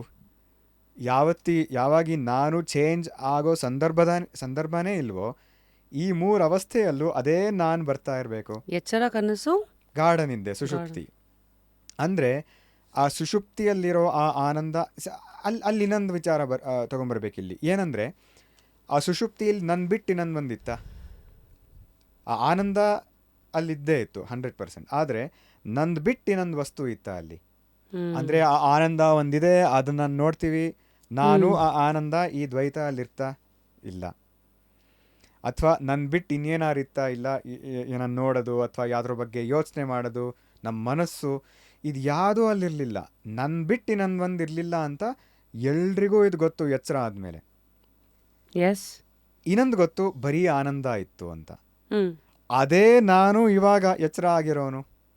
ಇದೆಲ್ಲ ಒಟ್ಟಿಗೆ ಮಾಡಿದಾಗ ನಮಗೇನು ಗೊತ್ತಾಗತ್ತೆ ಅಂದರೆ ನಾನೇ ಆನಂದ ಅಂತ ಗೊತ್ತಾಗತ್ತೆ. ಅಂದರೆ ಇದರ ಬಗ್ಗೆ ನಾವು ವಿಚಾರ ಮಾಡ್ತಾ ಮಾಡ್ತಾ, ಆ ಶ್ಲೋಕಗಳ ಮೂಲಕ ಅನುಸಂಧಾನ ಮಾಡ್ತಾ ಮಾಡ್ತಾ, ನಮ್ಮ ಒಳಗಿರೋ ದಕ್ಷಿಣಾಮೂರ್ತಿ ಅವನ ತೃಪ್ತಿಯಿಂದ ನಮಗೆ ಅನುಗ್ರಹ ಆದಮೇಲೆ ನಾನೇ ಆನಂದ ಅಂತ ನಮಗೆ ಖಡಾಖಂಡಿತವಾಗಿ ಗೊತ್ತಾಗತ್ತೆ. ಮೋಕ್ಷ ಅಂತ ಅದೇ ಹೇಳೋದು. ಸೊ ಈಗ simple practices for a beginner. Dakshinamurthy ಸ್ತೋತ್ರನ ದಿನಕ್ಕೆ ಹೇಗೆ ಹೇಳ್ಕೋಬೇಕು, ಎಷ್ಟೊತ್ತಿಗೆ ಹೇಳ್ಕೋಬೇಕು, ಎಷ್ಟೊತ್ತಿಗೆ ಹೇಳ್ಕೋಬೇಕು? ಯಾವಾಗ ಬೇಕಾದ್ರೂ ಹೇಳ್ಕೊಳ್ಬೋದು, ಮನಸ್ಸು ಯಾವಾಗ ಅದನ್ನು ಒಪ್ಪತ್ತೋ. 10 ಶ್ಲೋಕಗಳು ಒಂದ್ಸತಿ ಪಾರಾಯಣ ಮಾಡೋದು, ಇದು ಒಂದು ಪಾರಾಯಣ ಅಂದರೆ ಒಂದ್ಸತಿ ಹೇಳ್ಕೊಳ್ಳೋದು. ಇದು ಮೊದಲನೇ ಹಂತಕ್ಕೆ. ಎರಡನೇ ಹಂತಕ್ಕೆ ಅಲ್ಲಿ ಹೇಳಿರೋ ಅರ್ಥದ ಬಗ್ಗೆ ಸ್ವಲ್ಪ ಅನುಸಂಧಾನ ಮಾಡೋದು. ಫಾರ್ ಎಕ್ಸಾಂಪಲ್, ಇವಾಗ ಹೇಳಿದ್ದು ಒಂದು ಸುಷುಪ್ತಿ, ಗಾಢ ನಿದ್ದೆ ಬಗ್ಗೆ ಶ್ಲೋಕ ಇದೆ. ಇನ್ನೊಂದು ಆ ಕೊಡದಲ್ಲಿ ದೀಪದ ಬಗ್ಗೆ ಶ್ಲೋಕ ಇದೆ. ಅದನ್ನು ಹೇಗೆ ಮಾಡ್ಬೋದು ಅಂದರೆ, ಕೆಲವು ಸತಿ ಕೋಪ ಬರುತ್ತೆ ಯಾರ ಮೇಲೋ, ಏನೋ ಹೇಳ್ತಾರೆ ಯಾರು ನಮ್ಮ ಮೇಲೆ, ಅವ್ರ ಮೇಲೆ ಸರ್ರಂತ ಕೋಪ ಬರುತ್ತೆ. ಆವಾಗ ನಾವು ಏನು ಮಾಡಬೇಕು ಅಂದರೆ, ಇಲ್ಲ, ಹೇಗೆ ನನ್ನ ಕಣ್ಣಲ್ಲಿ ಕಿವಿಯಲ್ಲಿ ಒಂದೇ ಚೈತನ್ಯ ಇತ್ತೋ, ಕಣ್ಣು ಒಬ್ಬ ಬೇರೆ ಕಿವಿ ಒಬ್ಬ ಬೇರೆ ಅಂತಲ್ವೋ, ಹಾಗೆ ಇದರಲ್ಲಿ ಒಂದೇ ಚೈತನ್ಯ ಅಂತ ಹೇಳ್ಬೇಕಾದ್ರೆ ಆ ಇಂದ್ರಿಯಗಳಲ್ಲೂ ಅದೇ ಚೈತನ್ಯ ಇರಬೇಕು. ಬೇರ್ಪಡಿಸೋಕ್ಕೆ ಏನೂ ಬೇಸಿಸ್ ಇಲ್ಲ, ಏನೂ ಆಧಾರ ಇಲ್ಲ. ಹಾಗಾದ್ಮೇಲೆ ಆ ಚೈತನ್ಯದ ಸ್ವರೂಪ ಏನು ಈ ಸುಷುಪ್ತಿಯಿಂದ ಗೊತ್ತಾಗುತ್ತೆ, ಶುದ್ಧವಾದ ಸ್ವರೂಪ ಅಂತ. ಎಲ್ಲರದ್ದು ಚೈತನ್ಯ ಶುದ್ಧ. ಮತ್ತೇನಾಯಿತು, ಆ ಚೈತನ್ಯ ಆ ಮನಸ್ಸಿನ ಸಂಸ್ಕಾರದ ಒಟ್ಟಾದಾಗ ಆ ಕ್ರಿಯೆ ಬಂತು. ಅಂದರೆ ಒಂದು ಉದಾಹರಣೆ ಕೊಡಬೇಕಾದ್ರೆ, ಒಬ್ಬ ಕಾರ್ ಡ್ರೈವ್ ಮಾಡ್ತಿರ್ತಾನೆ, ಬಂದು ಹೊಡಿತಾನೆ. ಯಾಕೆ? ಬ್ರೇಕ್ ಫೇಲ್ಯೂರ್ ಆಯಿತು, ಬ್ರೇಕಿಂಗ್ ಸರ್ಕ್ಯೂಟಲ್ಲಿ ಫೇಲ್ಯೂರ್ ಆಯಿತು. ಯಾರ ಮೇಲೆ ನಾವು ಕೋಪ ಪಡ್ಕೊಡ್ತೀವಿ? ಡ್ರೈವರ್ ಮೇಲೋ ಕಾರ್ ಮೇಲೋ? ಡ್ರೈವರ್ ಪಾಪ ಅವನದು ಏನೂ ದೋಷ ಇರಲಿಲ್ಲ, ನಿರ್ದೋಷವಾಗಿದ್ದ ಅವನು. ಕಾರ್ ಅದು ಜಡ ವಸ್ತು. ಕಾರ್ ಮೇಲೆ ಯಾರು ಆ್ಯಂಗ್ರಿ ಪಡ್ಕೊಂಡು ಹೊಡಿತಾರ? ಸ್ವಲ್ಪ ಹುಚ್ಚರು ಅಂತ ಹೇಳಬೇಕು ಆ ಥರ ಮಾಡಿದ್ರೆ. ಸೊ ಯಾರ ಮೇಲೆ ಕೋಪ? ಇವಾಗ ಕಾರ್ ಮೇಲಿಲ್ಲ, ಜಡ ವಸ್ತು. ಇವನ್ ಮೇಲಿಲ್ಲ, ಅವ್ನು ನಿರ್ದೋಷ. ಹಾಗೇನೆ ಇವನ್ ನಮ್ಮ ಮೇಲೆ ಕೂಗಾಟ ಮಾಡಿದಾಗ ಆ ದೋಷ ಎಲ್ಲ ಇರೋದು ಅವನ ಮನಸ್ಸಿನ ಸಂಸ್ಕಾರ. ಅವನು ಆ ಶುದ್ಧವಾದ ವಸ್ತು. ಸೊ ಏನೇ ಆದರೂ ನಾವು ಆ ಸಂದರ್ಭದಲ್ಲಿ ಅವನ್ನ ಹೇಗೆ ಸಹಾಯ ಮಾಡಬೇಕು ಅಥವಾ ನಮ್ಮನ್ನು ಅವನಿಂದ ಹೇಗೆ ರಕ್ಷಣೆ ಮಾಡ್ಕೊಳ್ಬೇಕು ಅಷ್ಟು ಯೋಚನೆ ಮಾಡ್ತೀವಿ. ಅವನ ಮೇಲೆ ಕೋಪ, ಅಸೂಯೆ, ಇದು ಯಾಕೆ ಆ ಥರ ಮಾಡ್ದ, ಅದೆಲ್ಲ ಹೊಟ್ಟೆ ಹೋಗುತ್ತೆ. ಎಲ್ರಿಗೂ ನಮಸ್ಕಾರ. Radha by rapid Rashmi. ಇದು ಒಂದು ಎಥ್ನಿಕ್ ಸ್ಟುಡಿಯೋ. ವೆಬ್ಸೈಟಲ್ಲಿ ಇರುವಂಥ ಎಲ್ಲ ಒಂದು ಕಲೆಕ್ಷನ್ಸು ನಾನು ಕ್ಯೂರೇಟ್ ಮಾಡಿರುವಂಥ, it is my style statement. There is something that reflects you. ನಿಮ್ಮ ರಾಧಾ ವೆಬ್ಸೈಟ್ ಲೈವ್ ಆಗಿದೆ, ಖಂಡಿತ ಹೋಗಿ ಎಕ್ಸ್ಪ್ಲೋರ್ ಮಾಡಿ. ಎರಡನೇ ಸ್ಟೆಪ್ ಇದು. ಮೊದಲನೇ ಸ್ಟೆಪ್ಪು ಶ್ಲೋಕ ಪಾರಾಯಣ, ಎರಡನೇ ಸ್ಟೆಪ್ಪು ಶ್ಲೋಕದ ವಿಚಾರ, ಮೀನಿಂಗು. ಮೂರನೇ ಸ್ಟೆಪ್ಪು ಸ್ವಲ್ಪ ಇನ್ನೂ ಆಳವಾಗಿ ಹೋಗಬೇಕು. ಉಪನಿಷತ್ತಲ್ಲಿ ಈ ಶ್ಲೋಕದ ಬಗ್ಗೆ ಏನು ಹೇಳಿದೆ, ಶಂಕರ್ ಭಾಷ್ಯಕ್ಕೆ ಹೋಗಬೇಕು, ಸಾಯಣ ಭಾಷ್ಯಕ್ಕೆ ಹೋಗಬೇಕು. ಈ ಗ್ರಂಥಗಳೆಲ್ಲ ನೋಡಿ ಇನ್ನೂ ಆಳವಾಗೆ ಹೋಗ್ಬೋದು. ಗುರು ಬೇಕಾ ಇದಕ್ಕೆ? ನಮ್ಮ ಗುರುಗಳ ಯೂಟ್ಯೂಬ್ ವೇದಾಂತ್ ಭಾರತಿ ಅಂತ ಯೂಟ್ಯೂಬ್ ಚಾನೆಲ್ ಇದೆ. ಅದನ್ನು ನೋಡಿದ್ರೆ ಮೋಕ್ಷಕ್ಕೆ ಅಷ್ಟು ಸಾಕು. ಆ ಯೂಟ್ಯೂಬ್ ಚಾನಲ್ ನಮಗೆ ಮೋಕ್ಷಕ್ಕೆ ಸಾಕು. ಅಥವಾ ನಾವು ಗ್ರಂಥಗಳಂದರೆ ಭಾಷ್ಯಗಳನ್ನು ನಾವು ಓದ್ಬೋದು. ಅಂದರೆ ನಾವು ಬಲ್ಲವರ ಹೆಲ್ಪ್ ತಗೊಳ್ಬೋದು. ಭಾಷೆಗಳಂದರೆ ಶಂಕರ ಭಾಷ್ಯ, ಇದೆಲ್ಲ ಇದು ಮೂರನೇ ಸ್ಟೆಪ್ಪು. ನಮ್ಮ ಗುರುಗಳೇ ಅದೆಲ್ಲ ಕವರ್ ಮಾಡಿದ್ದಾರೆ, ಸೊ ಏನು ತೊಂದರೆ ಇಲ್ಲ. ನಾಲ್ಕನೇದು ಧ್ಯಾನ. ಧ್ಯಾನ ಅಂದರೆ ಈ ಭಾಷೆಗಳಲ್ಲಿ ಅಥವಾ ಆ ಶ್ಲೋಕಗಳಿಗೆ ಸ್ವಲ್ಪ ಆಳವಾದ ಚಿಂತನೆಗೆ ಇಳಿದು ಅದನ್ನು ಮನವರಿಕೆ ಚೆನ್ನಾಗಿ ಆದಮೇಲೆ ಧ್ಯಾನಕ್ಕೆ ನಾವು ರೆಡಿ ಇರ್ತೀವಿ. ಧ್ಯಾನದಲ್ಲಿ ಏನೇನು ಮಾಡಬೇಕು? ಧ್ಯಾನದಲ್ಲೂ 2 ಥರ ಧ್ಯಾನ ಇದೆ. ಒಂದು ಥರ ಧ್ಯಾನ ಇವಾಗಲೇ ನಾವು ಶುರು ಮಾಡ್ಬೋದು. ಅದನ್ನ ಕೆಲವ್ದು ಉದಾಹರಣೆ ಕೊಟ್ಟೆ. ಸುಮ್ಮನೆ ಕೂತ್ಕೊಂಡು ದೇಹದ ಬೇರೆ ಬೇರೆ ಭಾಗಗಳು ಮನಸ್ಸಿಗೆ ತೊಗೊಂಬರ್ಬೋದು. ಅದರಲ್ಲಿ ಏನಿದೆ ಆ ತತ್ವಗಳು ಅದನ್ನು ಮನಸ್ಸಿಗೆ ತೊಗೊಂಬರ್ಬೋದು. ಆ ಪಂಚಭೂತಗಳು ಫಾರ್ ಎಕ್ಸಾಂಪಲ್. ಆಮೇಲೆ ಈ ವಿಚಾರ, ಇಲ್ಲಿರೋ ಆ ಪಂಚಭೂತಗಳು ಆ ಸೃಷ್ಟಿ ಮೊದಲಿಗೆ ಅವೇ ಇತ್ತು. ಅಂದರೆ ಯಾವ್ದ್ರಿಂದ ಸೃಷ್ಟಿ ಮಾಡೋ ಶಕ್ತಿ ಇದೆಯೋ ಅದಕ್ಕಿದೇ ಇದೆ, ಇಲ್ಲೇ ಇದೆ ಅದು ಅಂತ ಈ ವಿಚಾರಗಳು. ಆ ಅಷ್ಟಮೂರ್ತಿ ಧ್ಯಾನ. ಇನ್ನೊಂದಿದು ಈ ಘಟ ದೀಪ ಧ್ಯಾನ. ನಾನಿವಾಗ ಧ್ಯಾನಕ್ಕೆ ಕೂತ್ಕೊಳ್ತೀನಿ 5 ನಿಮಿಷ ಅಂತ ಇಟ್ಕೊಳ್ಳಿ. ಮೊದಲಿಗೆ ಏನು ಮಾಡಬೇಕು ಅಂದರೆ ಘಟ ದ್ವೀಪ ದೀಪ, ಘಟದಲ್ಲಿರೋ ದೀಪ. ಓಕೆ, ಘಟ ದೀಪ ಧ್ಯಾನ. 4ನೇ ಶ್ಲೋಕದ ಧ್ಯಾನ. ಹೇಗೆ ಅಂದರೆ ಮೊದಲು ನಾವು ಕೂತ್ಕೊಳ್ಬೇಕು, ಸ್ಥಿರವಾಗಿ ಕೂತ್ಕೊಳ್ಬೇಕು, ಏನೂ ಚಲನೆ ಇಲ್ಲದೇನೆ ಈ ಥರ ಚಿನ್ಮುದ್ರೆ ಇಟ್ಕೊಂಡು ಕೆಳಗೆ ಆದರೆ ಕೆಳಗೆ ಸಿದ್ಧಾಸನ ಸುಖಾಸನದಲ್ಲಿ, ಇಲ್ಲ ಅಂದರೆ ಚೇರ್ ಮೇಲೆ ಸ್ವಲ್ಪ ಬ್ಯಾಕ್ ಸಪೋರ್ಟ್ ಇಲ್ಲದೇ ಇದ್ದರೆ ವಾಸಿ, ಹೀಗೆ ಕೂತ್ಕೊಳ್ಬೇಕು. ಒಂದು ಪ್ರತಿಜ್ಞೆ ಮಾಡಬೇಕು, ಇವಾಗ ಒಂದು 10 ನಿಮಿಷ ಆದರೂ ನಾನು ಏನೂ ಚಲನೆ ಮಾಡಲ್ಲ ದೇಹದಿಂದ. ಏನೇ ಆದರೂ ದೇಹಕ್ಕೆ ಅದನ್ನು ಸುಮ್ಮನೆ ಗಮನಿಸ್ತೀನಿ ಅಷ್ಟೇ, ಚಲನೆ ಮಾಡಲ್ಲ, ಪ್ರತಿಕ್ರಿಯೆ ಮಾಡಲ್ಲ ಅಂತ ಕೂತ್ಕೊಳ್ಬೇಕು. ಆಮೇಲೆ ಸ್ಟೆಪ್ಸ್ ಇವಾಗ ಹೇಳ್ತಿದ್ದೀನಿ ಪ್ರಾಕ್ಟೀಸ್ ಮಾಡೋಕ್ಕೆ. ಆಮೇಲೆ ಏನು ಮಾಡಬೇಕು ಅಂದರೆ 6 ಬಾರಿ ಉಸಿರಾಟ. 2 ಮೂಗಿಂದ ಗಾಳಿ ತೊಗೊಂಡು ಒಳಗಡೆ ಎಳ್ಕೊಳ್ಳೋದು, ಆಚೆ ಬಿಡೋದು ನಿಧಾನಕ್ಕೆ. ಇದು ಮಾಡುವಾಗ ಮನಸ್ಸು ಯಾತ್ರ ಬಗ್ಗೆ ಚಿಂತನೆ ಮಾಡಬೇಕು. ಅಂದರೆ ಆ ಉಸಿರಾಟದ ಗತಿ ಅಂದರೆ speed and direction of the breath. ಮೊದಲಿಗೆ ಸ್ಲೋ ಆಗಿರುತ್ತೆ, ಆಮೇಲೆ ಸ್ವಲ್ಪ ಪೇಸ್ ಆಗುತ್ತೆ, ಆಮೇಲೆ ಮತ್ತೆ ಸ್ಲೋ. ಈ ಥರ ಗತಿ ಬಗ್ಗೆನೇ, ಉಸಿರಾಟದ ಗತಿ ಬಗ್ಗೆನೇ ಮನಸ್ಸು ಗಮನಿಸ್ತಾ ಇರಬೇಕು. ಸೂಕ್ಷ್ಮ ಗತಿ. ಸರಿ, ಸ್ವಲ್ಪ ಅಲ್ಲಿ ಫೋಕಸ್ ಬೇಕು, ಸಹಜವಾಗಿ ಬರುತ್ತಲ್ಲಿ ಫೋಕಸ್ಸು. 6 ಬಾರಿ ಉಸಿರಾಟ. ಅದಾದಮೇಲೆ 3 ಬಾರಿ ನಾಡಿ ಶುದ್ಧಿ ಅಥವಾ 6 ಬಾರಿ ನಾಡಿ ಶುದ್ಧಿ ಪ್ರಾಣಾಯಾಮ. ಇದು ಯೂಟ್ಯೂಬ್ ಹೋದರೆ ಸಿಗುತ್ತೆ. ಕುಂಭಕ ಬೇಡ. ಕುಂಭಕ ಅಂದರೆ ಹಿಡ್ಕೊಳ್ಳೋದು ಗಾಳಿನ, 2 ನಾಸ್ಟ್ರಿಲ್ಸ್ನ ಬಾಕ್ಸ್ ಬ್ರೀದಿಂಗ್. ಅದು ಬೇಡ. ಕುಂಭಕ ಬೇಡ, ಬರೀ ಒಳಗಡೆ ತಗೊಳ್ಳೋದು ಬಿಡೋದು 6 ಬಾರಿ. ಇಲ್ಲುವೆ ಮತ್ತೆ ಯಾವ ರೀತಿ ಹೋಗ್ತಿದೆ ಈ ಉಸಿರಾಟ, ಯಾವ ಮಾರ್ಗದಿಂದ ಹೋಗ್ತಿದೆ ಅಥವಾ ಅದರದ್ದು ಗತಿ ನಾವು ಎಲ್ಲರೂ ಗಮನಿಸ್ಬೋದು. ಹೇಗೆ ಹೋಗ್ತಿದೆ, ಎಷ್ಟು ಸ್ಪೀಡಲ್ಲಿ ಹೋಗ್ತಿದೆ. ಇದು 6 ಬಾರಿ. ಸ್ವಲ್ಪ ಇವಾಗ ದೇಹಕ್ಕೆ ಪ್ರಾಣಕ್ಕೆಲ್ಲ ಒಂದು ಸ್ಥಿರತೆ ಬರುತ್ತೆ. ಇದಾದಮೇಲೆ ಒಂದು 3 ಬಾರಿ ಯಾವ್ದಾದ್ರು ಒಂದು ಬೀಜಾಕ್ಷರ. ಫಾರ್ ಎಕ್ಸಾಂಪಲ್ ರಾಮ್ ಅನ್ನೋದು ಒಂದು ಬೀಜಾಕ್ಷರ, ಹ್ರೀಂ ಅನ್ನೋದು ಒಂದು ಬೀಜಾಕ್ಷರ. ಈ ಹ್ರೀಂ ಅನ್ನೋ ಬೀಜಾಕ್ಷರ ಎಲ್ಲರೂ ಹೇಳ್ಬೋದು. ಅದಕ್ಕೇನು ಭಗವತ್ಪಾದರೆ ಹೇಳಿದ್ದಾರೆ, ಶ್ಲೋಕದಲ್ಲಿ ಅವರೇ ಅದನ್ನು ಹೇಳ್ಕೊಟ್ಟಿದ್ದಾರೆ, ಹ್ರೀಂ. ಸೊ ಇದನ್ನು ನಾವು ಏನು ಮಾಡಬೇಕು ಅಂದರೆ, ಇವಾಗ ಸ್ಥಿರವಾಗಿ ಕೂತಿದ್ದೀವಿ, ಉಸಿರಾಟ ಆಗಿದೆ, ಪ್ರಾಣಾಯಾಮ ಆಗಿದೆ. ಇವಾಗ ಒಂದು 3 ಬಾರಿ ಒಳಗಡೆ ಬ್ರೀದ್ ಮಾಡ್ತಾ ಉಸಿರಾಚೆ ಬಿಡ್ತಾ 2 ಸತಿನೂ ಮನಸ್ಸಿನಲ್ಲಿ ಆ ಬೀಜಾಕ್ಷರ ಸ್ಲೋ ಆಗೇ ಬರಲಿ, ಹ್ರೀಮ್ ಅಂತ ಬರಲಿ. ಒಳಗಡೆ ಉಸಿರು ತಗೊಳ್ಳುವಾಗ, ಉಸಿರು ಬಿಡುವಾಗಲೂ ಮನಸ್ಸಿನಲ್ಲೇ, ಆಚೆ ಬಾಯಲ್ಲಿನ ಅಲ್ಲ, ಮನಸ್ಸಿನಲ್ಲೇ ಹ್ರೀಮ್ ಅಂತ ಉಸಿರು ಬಿಡೋದು. ಸೊ ಆವಾಗ ಏನಾಗುತ್ತೆ, ಅದರದ್ದು ಗತಿ, ಅದರ ಬಗ್ಗೆ ಅಥವಾ ಶಬ್ದದ್ದು ಹೇಗೆ ಆವಿರ್ಭಾವ ಆಗ್ತಿದೆ ಅದರ ಬಗ್ಗೆನೇ ಮನಸ್ಸಿರುತ್ತೆ ಅದರಲ್ಲಿ. ಆಚೆ ಶಬ್ದ ಅಲ್ಲ, ಮನಸ್ಸಿನಲ್ಲಿರೋ ಶಬ್ದ. ಇಷ್ಟಾಯ್ತು. ಇದೆಲ್ಲ ಪ್ರಿಪರೇಷನ್ನು ಒಂದು 5 ನಿಮಿಷ ತಗೊಳ್ಬೋದು. ಇದಾದಮೇಲೆ 3 ಸ್ಟೆಪ್ ಇದೆ ಈ ಧ್ಯಾನಕ್ಕೆ. Very simple. ಏನು ಮಾಡಬೇಕು, ಮೊದಲು ಇವಾಗ ನಾನು ಕೂತಿದ್ದೀನಿ, ಈ ಥರ ಚಲನೆ ಇಲ್ಲದೆ ಕೂತಿದ್ದೀನಿ. ಆ ಶ್ಲೋಕದ್ದು ಆ ಪಾಟಲ್ಲಿ ಲೈಟಲ್ಲಿರೋ ಎಕ್ಸಾಂಪಲಿಂದ ನಮಗೇನು ಗೊತ್ತಾಗತ್ತೆ ಅಂದರೆ, ನಮ್ಮ ದೇಹಗಳ ಎಲ್ಲ ಇಂದ್ರಿಯಗಳು, ಅವಯವಗಳು ಕೆಲಸ ಮಾಡೋಕ್ಕೆ ಅದಕ್ಕೆ ಶಕ್ತಿ ಇಲ್ಲ, ಅದರ ಒಳಗಡೆ ಒಂದು ಶಕ್ತಿ ಇದೆ. ಅಂದರೆ ಈ ದೇಹನೇ ಆ ಶಕ್ತಿಗೆ ಹೋಗೋಕ್ಕೆ ಒಂದು ಸಾಧನೆ. ಸೊ ಮೊದಲಿಗೆ ನಾವು ಏನು ಮಾಡಬೇಕು ಅಂದರೆ, ಮೊದಲು ದೇಹದ ಸ್ಥಿತಿನ ಗಮನಿಸಬೇಕು. ನಾನು ಸ್ಥಿರವಾಗಿ ಕೂತಿದ್ದೀನಿ, ಏನೂ ಚಲನೆ ಇಲ್ಲದೆ, ಅದು ಮನಸ್ಸಿನಲ್ಲಿ ಗಮನಿಸಬೇಕು. ಒಂದು ಭಾಗದಲ್ಲೂ ಮಾಡ್ಬೋದು ಅದನ್ನ ನಾವು. ತಲೆಯಲ್ಲಿ, ಬಲಭಾಗದಲ್ಲಿ, ಎಡಭಾಗದಲ್ಲಿ, ಮಧ್ಯದಲ್ಲಿ, ಕೆಳಗೆ ಏನು ಚಲನೆ ಇಲ್ಲದೆ ಸ್ಥಿರವಾಗಿ ಕೂತಿದೆ. ತಲೆ ಏನು ಚಲನೆ ಇಲ್ಲದೆ ಸ್ಥಿರವಾಗಿ ಬಲಭಾಗ ಇದೆ. ಈ ಥರ ಒಂದು ಭಾಗದಲ್ಲೂ ಆ ಸ್ಥಿರತೆನ ಗಮನಿಸಬೇಕು, ದೇಹದ ಸ್ಥಿರತೆ. ಏನಾದ್ರು ಸೆನ್ಸೇಷನ್ಸ್ ಇದ್ದರೆ ಅದನ್ನು ಗಮನಿಸ್ಬೋದು. ಈ ಹಂತದಲ್ಲಿ. ಹ್ಮ್ ಅದಾದಮೇಲೆ ನಾವು ಎರಡನೇ ಹಂತದಲ್ಲಿ ಏನು ಮಾಡಬೇಕು ಅಂದರೆ, ಆ ಸ್ಥಿರವಾದ ಸ್ಥಿತಿಯಲ್ಲಿ ಕೂತ್ಕೊಳ್ಳೋಕ್ಕೆ ನನಗೆ ಶಕ್ತಿ ಎಲ್ಲಿಂದ ಬಂತು, ಹ್ಮ್ ಅಥವಾ ಈ ರೂಮಲ್ಲಿ ಇವಾಗ ಸೈಲೆನ್ಸ್ ಇದೆ, ಆ ಸೈಲೆನ್ಸ್ನ ಕೇಳಕ್ಕೆ ಯಾವ ಬೆಳಕಿಂದ ನನಗೆ ಆಗ್ತಿದೆ, ಅಥವಾ ಇಡೀ ದೇಹ ಇವಾಗ ಈ ಧ್ಯಾನ ಸ್ಥಿತಿಯಲ್ಲಿ ಕೂತ್ಕೊಂಡಿರಕ್ಕೆ ಶಕ್ತಿ ಎಲ್ಲಿಂದ ಬರ್ತಿದೆ. ಆ ಶಕ್ತಿ ಇಲ್ಲದೇನೆ ಹೀಗೆ ಬೀಳತ್ತೆ ದೇಹ.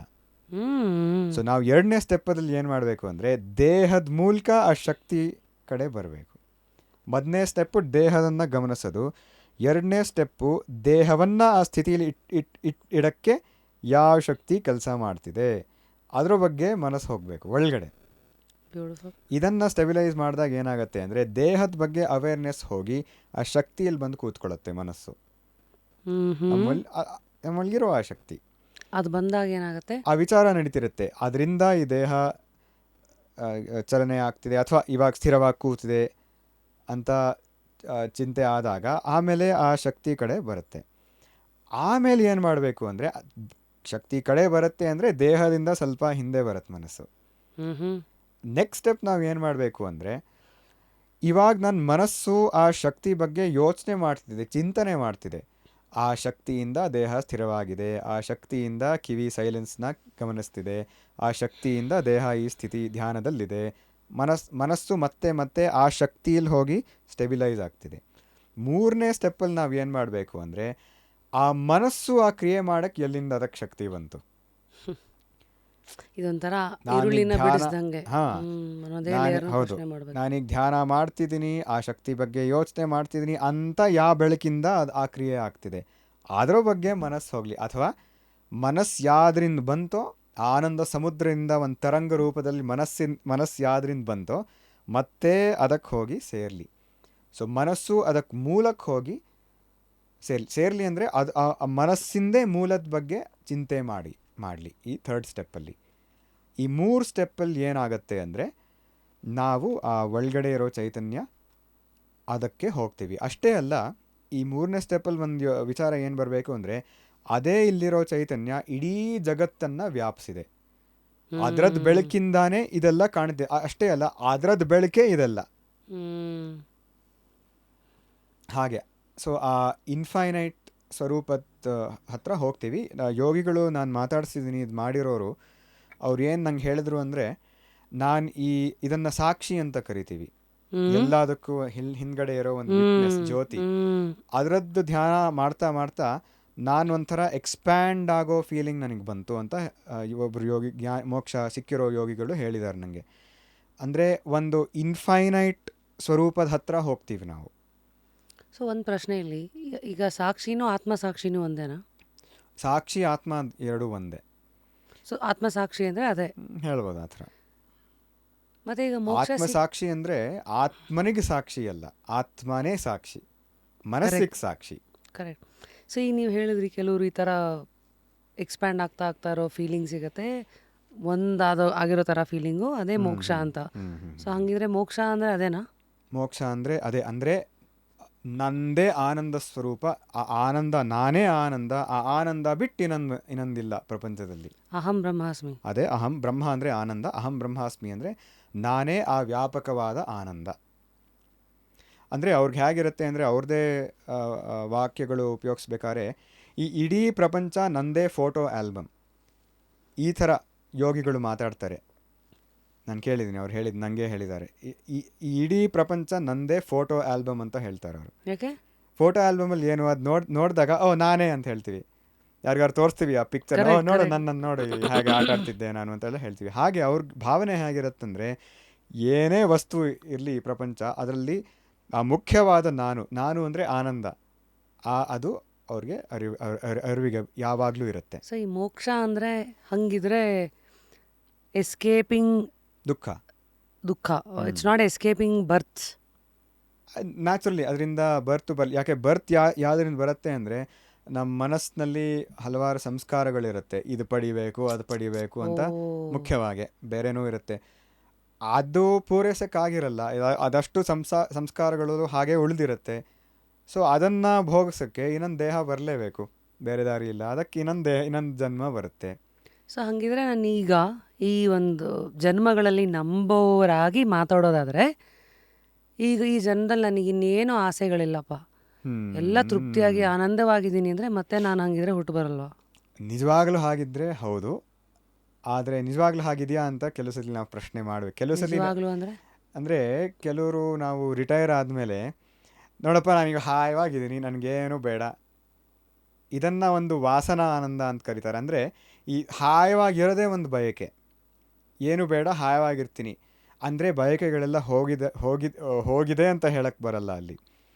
ಯಾವಾಗ ಬಯಕೆಗಳು ಹೋಗುತ್ತೆ ಅಂದರೆ, ಮಾಂಡುಕ್ಯ ಕಾರಿಕಾ ಅಂತಿದೆ, ಅದರಲ್ಲಿ ಏನು ಹೇಳುತ್ತಂದರೆ, ಆತ್ಮಸತ್ಯಾನುಬೋಧೇನ ನ ಸಂಕಲ್ಪಯತೆ ಯದ ಅಮನಸ್ತಾಂ ತದಾ ಯಾತಿ ಗ್ರಾಹ್ಯ ಅಭಾವೇ ತದ್ ಅಗ್ರಹಂ ಅಂತ. ಅಂದರೆ ಆತ್ಮಸತ್ಯಾನುಬೋಧೇನ ಅಂದರೆ ಆತ್ಮಸತ್ಯ, ಆನಂದ ವಸ್ತು ಸತ್ಯ ಅಂದರೆ ಆತ್ಮೈವ ಸತ್ಯ ಅಂತ ಭಗವತ್ಪಾದರು ಬರೀತಾರೆ. ಆತ್ಮನೇ ಸತ್ಯ, ಆ ಆತ್ಮವಸ್ತು ಬಿಟ್ಟಿನಂದಿಲ್ಲ, ಆ ಆನಂದ ವಸ್ತು ಬಿಟ್ಟಿನಂದಿಲ್ಲ ಅಂತ ಗುರು ಅನುಗ್ರಹದಿಂದ ನಮಗೆ ಯಾವಾಗ ಸ್ಥಿರವಾಗಿ ಅದರಲ್ಲಿ ಶ್ರದ್ಧೆ ಬರುತ್ತೋ,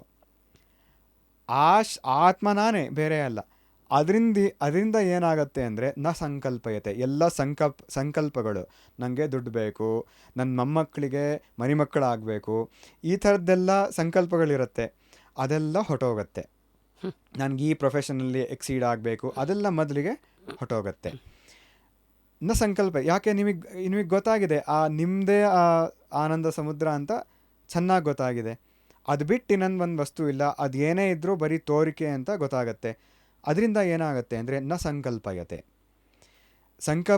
ಇದು ಪಡಿಬೇಕು ಅದು ಪಡಿಬೇಕು ಅಂತೆಲ್ಲ ಅದು ಹೋಗುತ್ತೆ. ಅವಾಗ ಏನಾಗುತ್ತೆ ಅಂದರೆ, ಹಾಗೆ ದೀಪದಲ್ಲಿ ಎಣ್ಣೆ ಖಾಲಿ ಆದಮೇಲೆ ಆ ದೀಪನೂ ಆ ಬತ್ತಿಗೆ ಹೋಗಿ ಸೇರುತ್ತೆ, ಹಾಗೇ ಈ ಸಂಕಲ್ಪ ಅನ್ನೋ ಎಣ್ಣೆ ಯಾವಾಗ ಖಾಲಿ ಆಗುತ್ತೋ ಆ ಮನಸ್ಸಿನ ಚಲನೆ ಅದು ಮನಸ್ಸಿಗೆ ಹೋಗಿ ಸೇರುತ್ತೆ, ಅಂದರೆ ಆ ಮನಸ್ಸಿನ ಮೂಲಕ್ಕೆ ಹೋಗಿ ಸೇರುತ್ತೆ.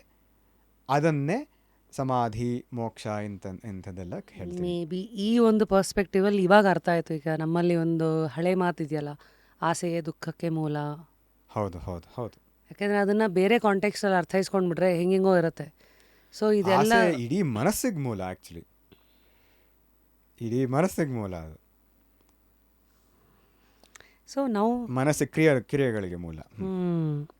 ಸೊ ಈಗ ಅರ್ಥ ಆಗಿದೆ ದಕ್ಷಿಣಾಮೂರ್ತಿ ಸ್ತೋತ್ರನ ಹೇಗೆ ಅರ್ಥೈಸ್ಕೋಬೇಕು, ಹೇಗೆ ಫಸ್ಟ್ ಇಸ್ ಸ್ತೋತ್ರ ಪಠಣ ಪಾರಾಯಣ, ಮೀನಿಂಗ್ ಅರ್ಥ ಮಾಡ್ಕೊಂಡು ವಿಶ್ಲೇಷಣೆ ಮಾಡೋದು, ಅದಾದಮೇಲೆ ಇನ್ನೂ ಪುಸ್ತಕಗಳ ಸಹಾಯದಿಂದ ಡೀಪರ್ ಮೀನಿಂಗ್ ಹೋಗೋದು, ಲಾಸ್ಟ್ ಒನ್ ಬೀಯಿಂಗ್ ಧ್ಯಾನ. ಇನ್ನೊಂದು ಅಂಶ ಇದೆ, ಸೈನ್ಸ್. ಇವಾಗ ನಾವು ಅಕಾಡೆಮಿಕ್ ಫೀಲ್ಡಲ್ಲಿದ್ದೀವಿ ಯುವಕರು. ಇವಾಗ ಒಂದು ನಾನು ಹೇಳಿದೆ ಆತ್ಮಸತ್ಯಾನುಬೋಧೇನ ಅಂತ, ಆತ್ಮೈವ ಸತ್ಯ, ಚೈತನ್ಯ ಬಿಟ್ಟಿನೊಂದಿಲ್ಲ ಅಂತ. ಇದಕ್ಕೆ ನಮಗೆ ಸೈನ್ಸ್ ತುಂಬಾ ಹೆಲ್ಪ್ ಮಾಡುತ್ತೆ, ಸಿಕ್ಕಾಪಟ್ಟೆ ಹೆಲ್ಪ್ ಸೈನ್ಸ್ ಅಂದರೆ any scientific field, it could be management, commerce, whatever it is, all academic field, mathematics, ಇದಕ್ಕೆ ಹೆಲ್ಪ್ ಮಾಡುತ್ತೆ. ಅಂದರೆ meaning you are talking about the bridge between the light and the mind. ಇದು ಇಲ್ಲಿ ದಕ್ಷಿಣಾಸ್ಯ ದರ್ಶಿನಿ. ಹೌದು ಹೌದು.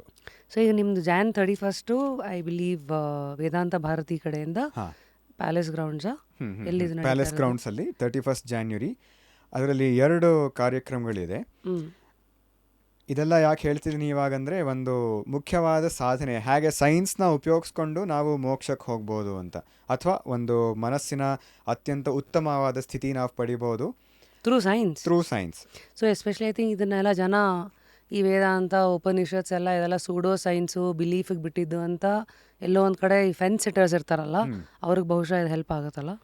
ಅಷ್ಟೇ ಅಲ್ಲ, ನಾವು ಯಾರು ಸಾಧಕರು ಇದನ್ನು ಪಡಿಬೇಕು, ದುಃಖದಿಂದ ಆಚೆ ಬರಬೇಕು, ಅಥವಾ ಮನಸ್ಸಿನ ಶಕ್ತಿ ನಾವು ಉದ್ಭವ ಮಾಡಬೇಕು,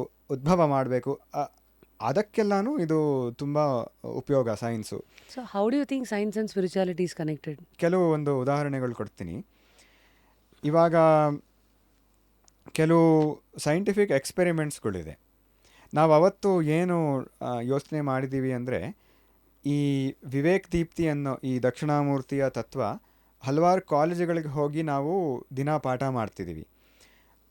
ಆ ಸ್ಟೂಡೆಂಟ್ಸು ನಮ್ಮ ಅಪೇಕ್ಷೆ ಏನಂದರೆ, ಅವ್ರದ್ದೇ ಫೀಲ್ಡಲ್ಲಿ ಎಕ್ಸ್ಪಿರಿಮೆಂಟ್ಸ್ ಮುಖಾಂತರ ಈ ದಕ್ಷಿಣಾಮೂರ್ತಿ ತತ್ವವನ್ನು ತೋರ್ಸೋಕ್ಕಾಗತ್ತಾ ಅಂತ. ಇದು ಆ ಎಕ್ಸಿಬಿಷನ್ದು ಉದ್ದೇಶ. ಕೆಲವುದು ಸಿಂಪಲ್ ಆಗಿದೆ ಬೇಸಿಕ್ ಸೈನ್ಸಸ್ಸಿಂದ, ಕೆಲವುದು ಸ್ವಲ್ಪ ಎಂಜಿನಿಯರಿಂಗ್ ಎಕ್ಸಾಂಪಲ್ಸು ಇಂಥದ್ದು ನಾವು ಇಟ್ಟಿದ್ದೀವಿ ಅದರಲ್ಲಿ. ಈಗ ಫಸ್ಟ್ ಉದಾಹರಣೆ ಕೆಲವುದು ಕೊಡ್ತೀವಿ. ಐ ಹ್ಯಾವ್ ಫ್ಯೂ ಡೌಟ್ಸ್ ಇಲ್ಲಿ ನೋಡ್ತಾ ಇದ್ದಾಗ. ಖಂಡಿತ. ಇನ್ಫಿನಿಟಿ ಮಿರರ್ ವೆಲ್ ಅಂತ ಒಂದಿದೆ ಅಲ್ವಾ, ಸೊ ಮಾಯಾ, ಜಗತ್ತೊಂದು ಮಾಯಾ ಅನ್ನೋದಕ್ಕೆ ಸೈನ್ಸ್ನ ಒಂದು ಉತ್ತರ, ಬಲವಾದ ಸಾಧನ ಸೈನ್ಸು. ಯಾಕಂತ ಹೇಳ್ತೀನಿ, ಮೊದಲನೇ ಶ್ಲೋಕ ದಕ್ಷಿಣಾಮೂರ್ತಿ ಅಷ್ಟಕದಲ್ಲಿ ಏನು ಹೇಳುತ್ತೆ ಅಂದರೆ, ವಿಶ್ವಂ ದರ್ಪಣ ದೃಶ್ಯಮಾನ ನಗರಿ ತುಲ್ಯಂ ಅಂತ ಹೇಳುತ್ತೆ. ಅಂದರೆ ಈ ಇಡೀ ಪ್ರಪಂಚ ಒಂದು ಕನ್ನಡಿಯಲ್ಲಿ ಕಾಣೋ ನಗರದ ಥರ, ಅಂದರೆ ಒಂದು ರೇರ್ ವ್ಯೂ ಮಿರರಲ್ಲಿ ಒಂದು ಸಿಟಿ ಕಾಣಿದ್ರೆ ಆ ಥರ ಈ ಪ್ರಪಂಚ ಅಂತ. ಅಂದರೆ ಅಲ್ಲಿ ಮುಖ್ಯವಾಗಿ ಏನು ಹೇಳಕ್ಕೆ ಬಂದಿದೆ ಅಂದರೆ, ಈ ಪ್ರಪಂಚಕ್ಕೆ ಸ್ವತಃ ಅಸ್ತಿತ್ವ ಇಲ್ಲ. ಅದಿದೆ ಸರಿ, ಆದರೆ ಅದರ ಅಸ್ತಿತ್ವ ಅದರದ್ದಲ್ಲ, ನಮ್ಗಳಿಂದ. ಅದು ಆಮೇಲೆ ಬರುತ್ತೆ. ಸದ್ಯಕ್ಕೆ ಏನು ಅಂದರೆ, ಮೊದಲು ಅದರ ಅಸ್ತಿತ್ವದ ಬಗ್ಗೆ ಒಂದು ಪ್ರಶ್ನೆ ಹುಟ್ಟಿಸೋದು ಮನಸ್ಸಿನಲ್ಲಿ. ಸೈನ್ಸ್ ಏನು ಮಾಡುತ್ತೆ, ನೀವು ಜಸ್ಟ್ ಕ್ಯೂರಿಯಸ್ ಅಂತ ಈ ಶೋ ಇದೆ, just curious is nothing but science. First have just curiosity. ಅಂದರೆ ಈ ಗಟ್ಟಿಯಾಗಿ ನಮ್ಮ ಮನಸ್ಸಿನಲ್ಲಿ ಈ ಪ್ರಪಂಚ ಇದರದ್ದು ವಾಸ್ತವ ಸ್ವರೂಪ ಇದೆ ಅಂತ ಯಾವ್ದು ಕೂತಿದೆಯೋ ಅದನ್ನು ಸ್ವಲ್ಪ ಅಲ್ಗಾಡಿಸ್ಬೇಕು ನಾವು. ಸೈನ್ಸ್ ತುಂಬ ಚೆನ್ನಾಗಿ ಮಾಡುತ್ತೆ ಅದು.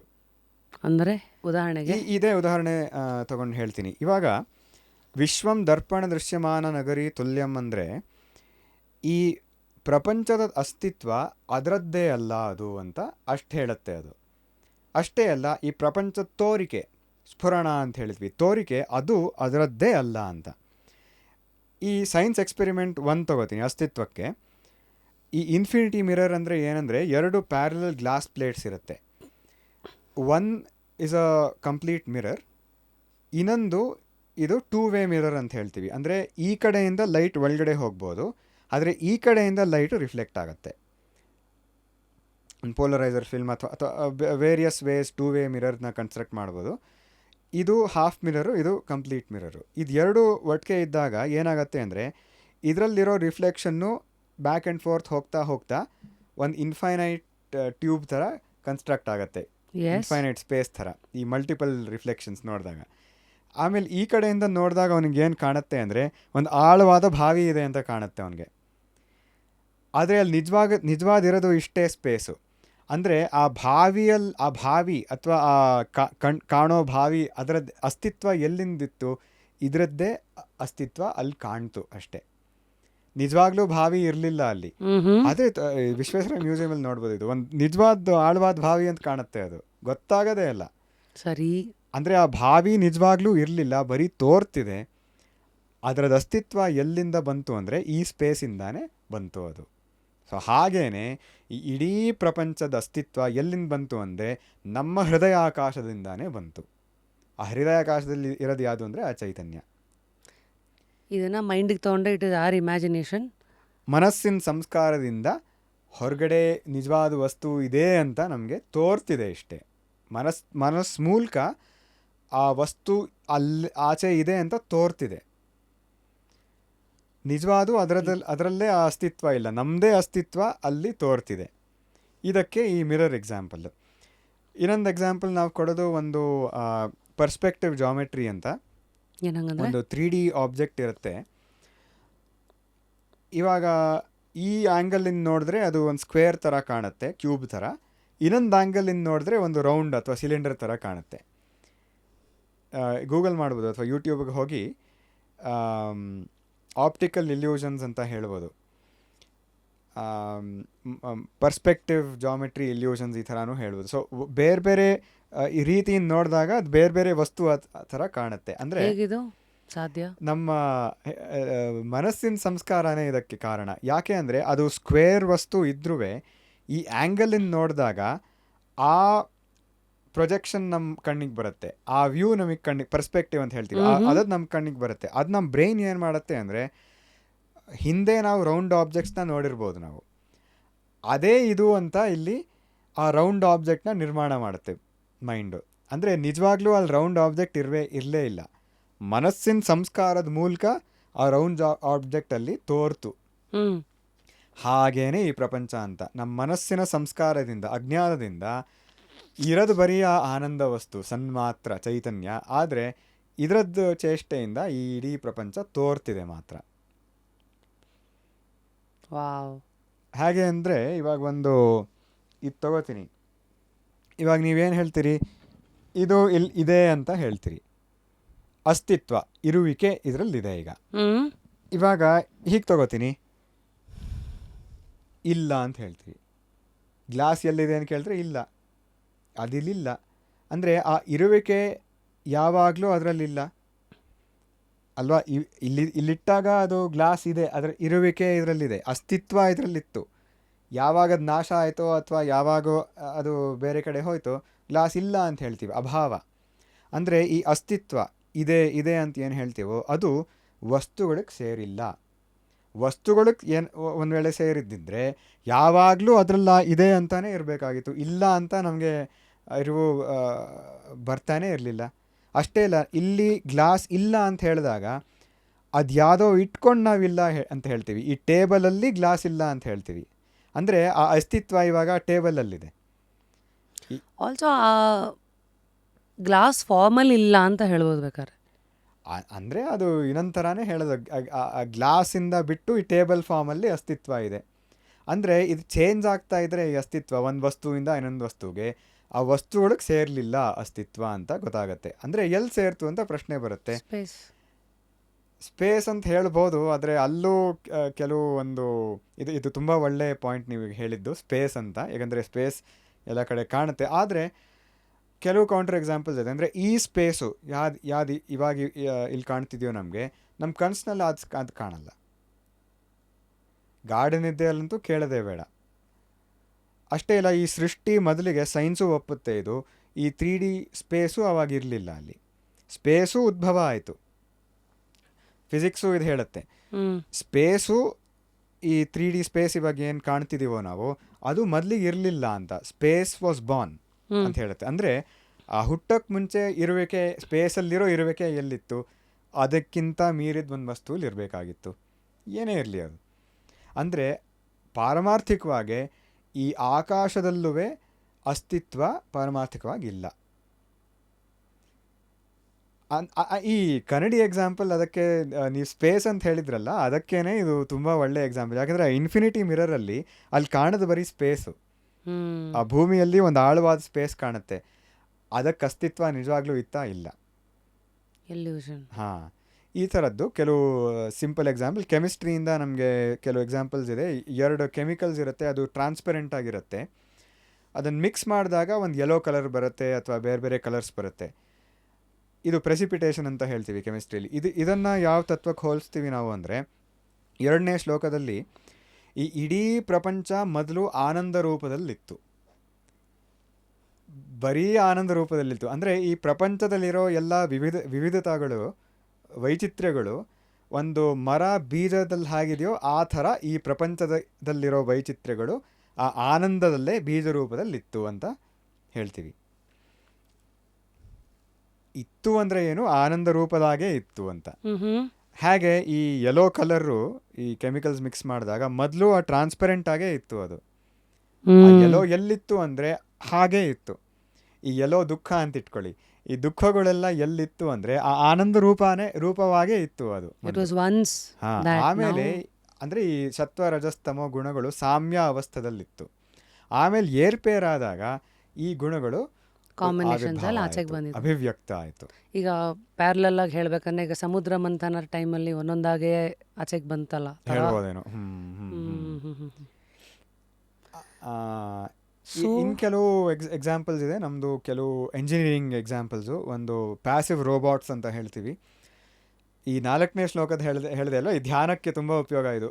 ನಮ್ಮ ಶಕ್ತಿ ನಮ್ಮಲ್ಲಿ ಕೆಲಸ ಮಾಡ್ತಿರೋದು ಎಲ್ಲ ಕಡೆ ಇದೆ, ಅದು ಎಲ್ಲರನ್ನೂ ಅದೇ ಚಲನೆ ಪಡಿಸೋದು ಅಂತ 4ನೇ ಶ್ಲೋಕ ಹೇಳೋದು. ಆ ಪ್ಯಾಸಿವ್ ರೋಬೋಟ್ಸ್, ಒಬ್ಬರು ಕಾರ್ನೆಲಲ್ಲಿ ಆ್ಯಂಡಿ ರೂಯಿನಾ ಅಂತಿದ್ರು, ಅವರು ಫಸ್ಟ್ ಹ್ಯೂಮನಾಯ್ಡ್ ರೋಬೋಟ್ಸ್ನ ನಿರ್ಮಾಣ ಮಾಡಿದ್ದು. ಹೇಗೆ ಮಾಡಿದ್ರು ಅಂದರೆ, ಒಂದು ಪ್ಯಾಸಿವ್ ರೋಬೋಟ್ ಅಂತ, it is a simple mechanical linkage. ಅದರಲ್ಲಿ ಏನು ಮೋಟರ್ ಇಲ್ಲ, ಎಂಥದ್ದು ಇಲ್ಲ, ಪವರ್ ಸೋರ್ಸ್ ಇಲ್ಲ, ಆದರೆ ನಡೆಯುತ್ತೆ ಅದು. ಅದು ಹೇಗೆ ನಡೆಯುತ್ತೆ ಅಂದರೆ ಸ್ವಲ್ಪ ಇನ್ಕ್ಲೈನ್ ಪ್ಲೇನ್ ಮೇಲೆ ಇಡಿ ಸ್ಲೋಪಲ್ಲಿ. ಆ ಗ್ರಾವಿಟಿ ಫೋರ್ಸಿಂದಾನೇ ಈ ಮೆಕ್ಯಾನಿಕಲ್ ಡಿಸೈನಿಂದ ಬೇರೆ ಬೇರೆ ಥರ ಮೋಷನ್ಸ್ ಮಾಡಿ ಅದು ನಡ್ಕೊಂಡು ಬರುತ್ತೆ. ಓ ಕೆಲವು ಥರ ಈ ಟಾಯ್ ಸಿಗ್ಬೋದು, ಚನ್ನಪಟ್ಟಣನೆಲ್ಲ ಸಿಗ್ಬೋದು ಕೆಲವುದು ಈ ಸ್ಮಾಲ್ ಸ್ಕೇಲ್ದು. ಬಟ್ ಆ ರೋಬೋಟ್ಸ್ ಹೇಗಿತ್ತು ಅಂದರೆ ಆ ಗ್ರಾವಿಟಿಯಿಂದಾನೇ ವಿವಿಧವಾದ ಕ್ರಿಯೆಗಳು ಮಾಡಿಕೊಂಡು ನಡ್ಕೊಂಡು ಬರ್ತಿದ್ವು ಅವು. ಅದನ್ನೇ ಕಾನ್ಸೆಪ್ಟ್ನ ತೊಗೊಂಡು ಆಮೇಲೆ ಅವರು ಪವರ್ಡ್ ರೋಬೋಟ್ಸ್ನ ಮಾಡಿದರು. ಇದನ್ನು ನಾವು ಹೇಗೆ ಎಕ್ಸ್ಪೆರಿಮೆಂಟಲ್ಲಿ ತೋರಿಸ್ತಿದ್ದೀವಿ ಅಂದರೆ ನಾಳೆ ಬೇರೆ ಬೇರೆ ಥರ ಈ ಪ್ಯಾಸಿವ್ ರೋಬೋಟ್ಸ್ನ ನಿರ್ಮಾಣ ಮಾಡ್ತೀವಿ ನಾವು. ಒಂದು ವರ್ಕ್ಶಾಪ್, ಒಂದು ಹ್ಯಾಕಥಾನ್ ಸೀರೀಸ್ ಅಂತ ನಾವು ಮಾಡ್ತಿದ್ದೀವಿ. 3 series of hackathons. So students will come, there'll be a lab provided, workspace provided for them. They will do all these experiments. They will build all these things. But not only that, using that they should explain the tattva. That is the challenge of the hackathon, themed hackathon. ಓ ವಾವ್. Vedanta hackathon ಅಂತ ಮಾಡ್ತಿದ್ದೀವಿ ನಾವು. We are taking the help of some of the leading scientific organizations in Bangalore also for this. Now what the students will show from this is there are multiple walking passive robots.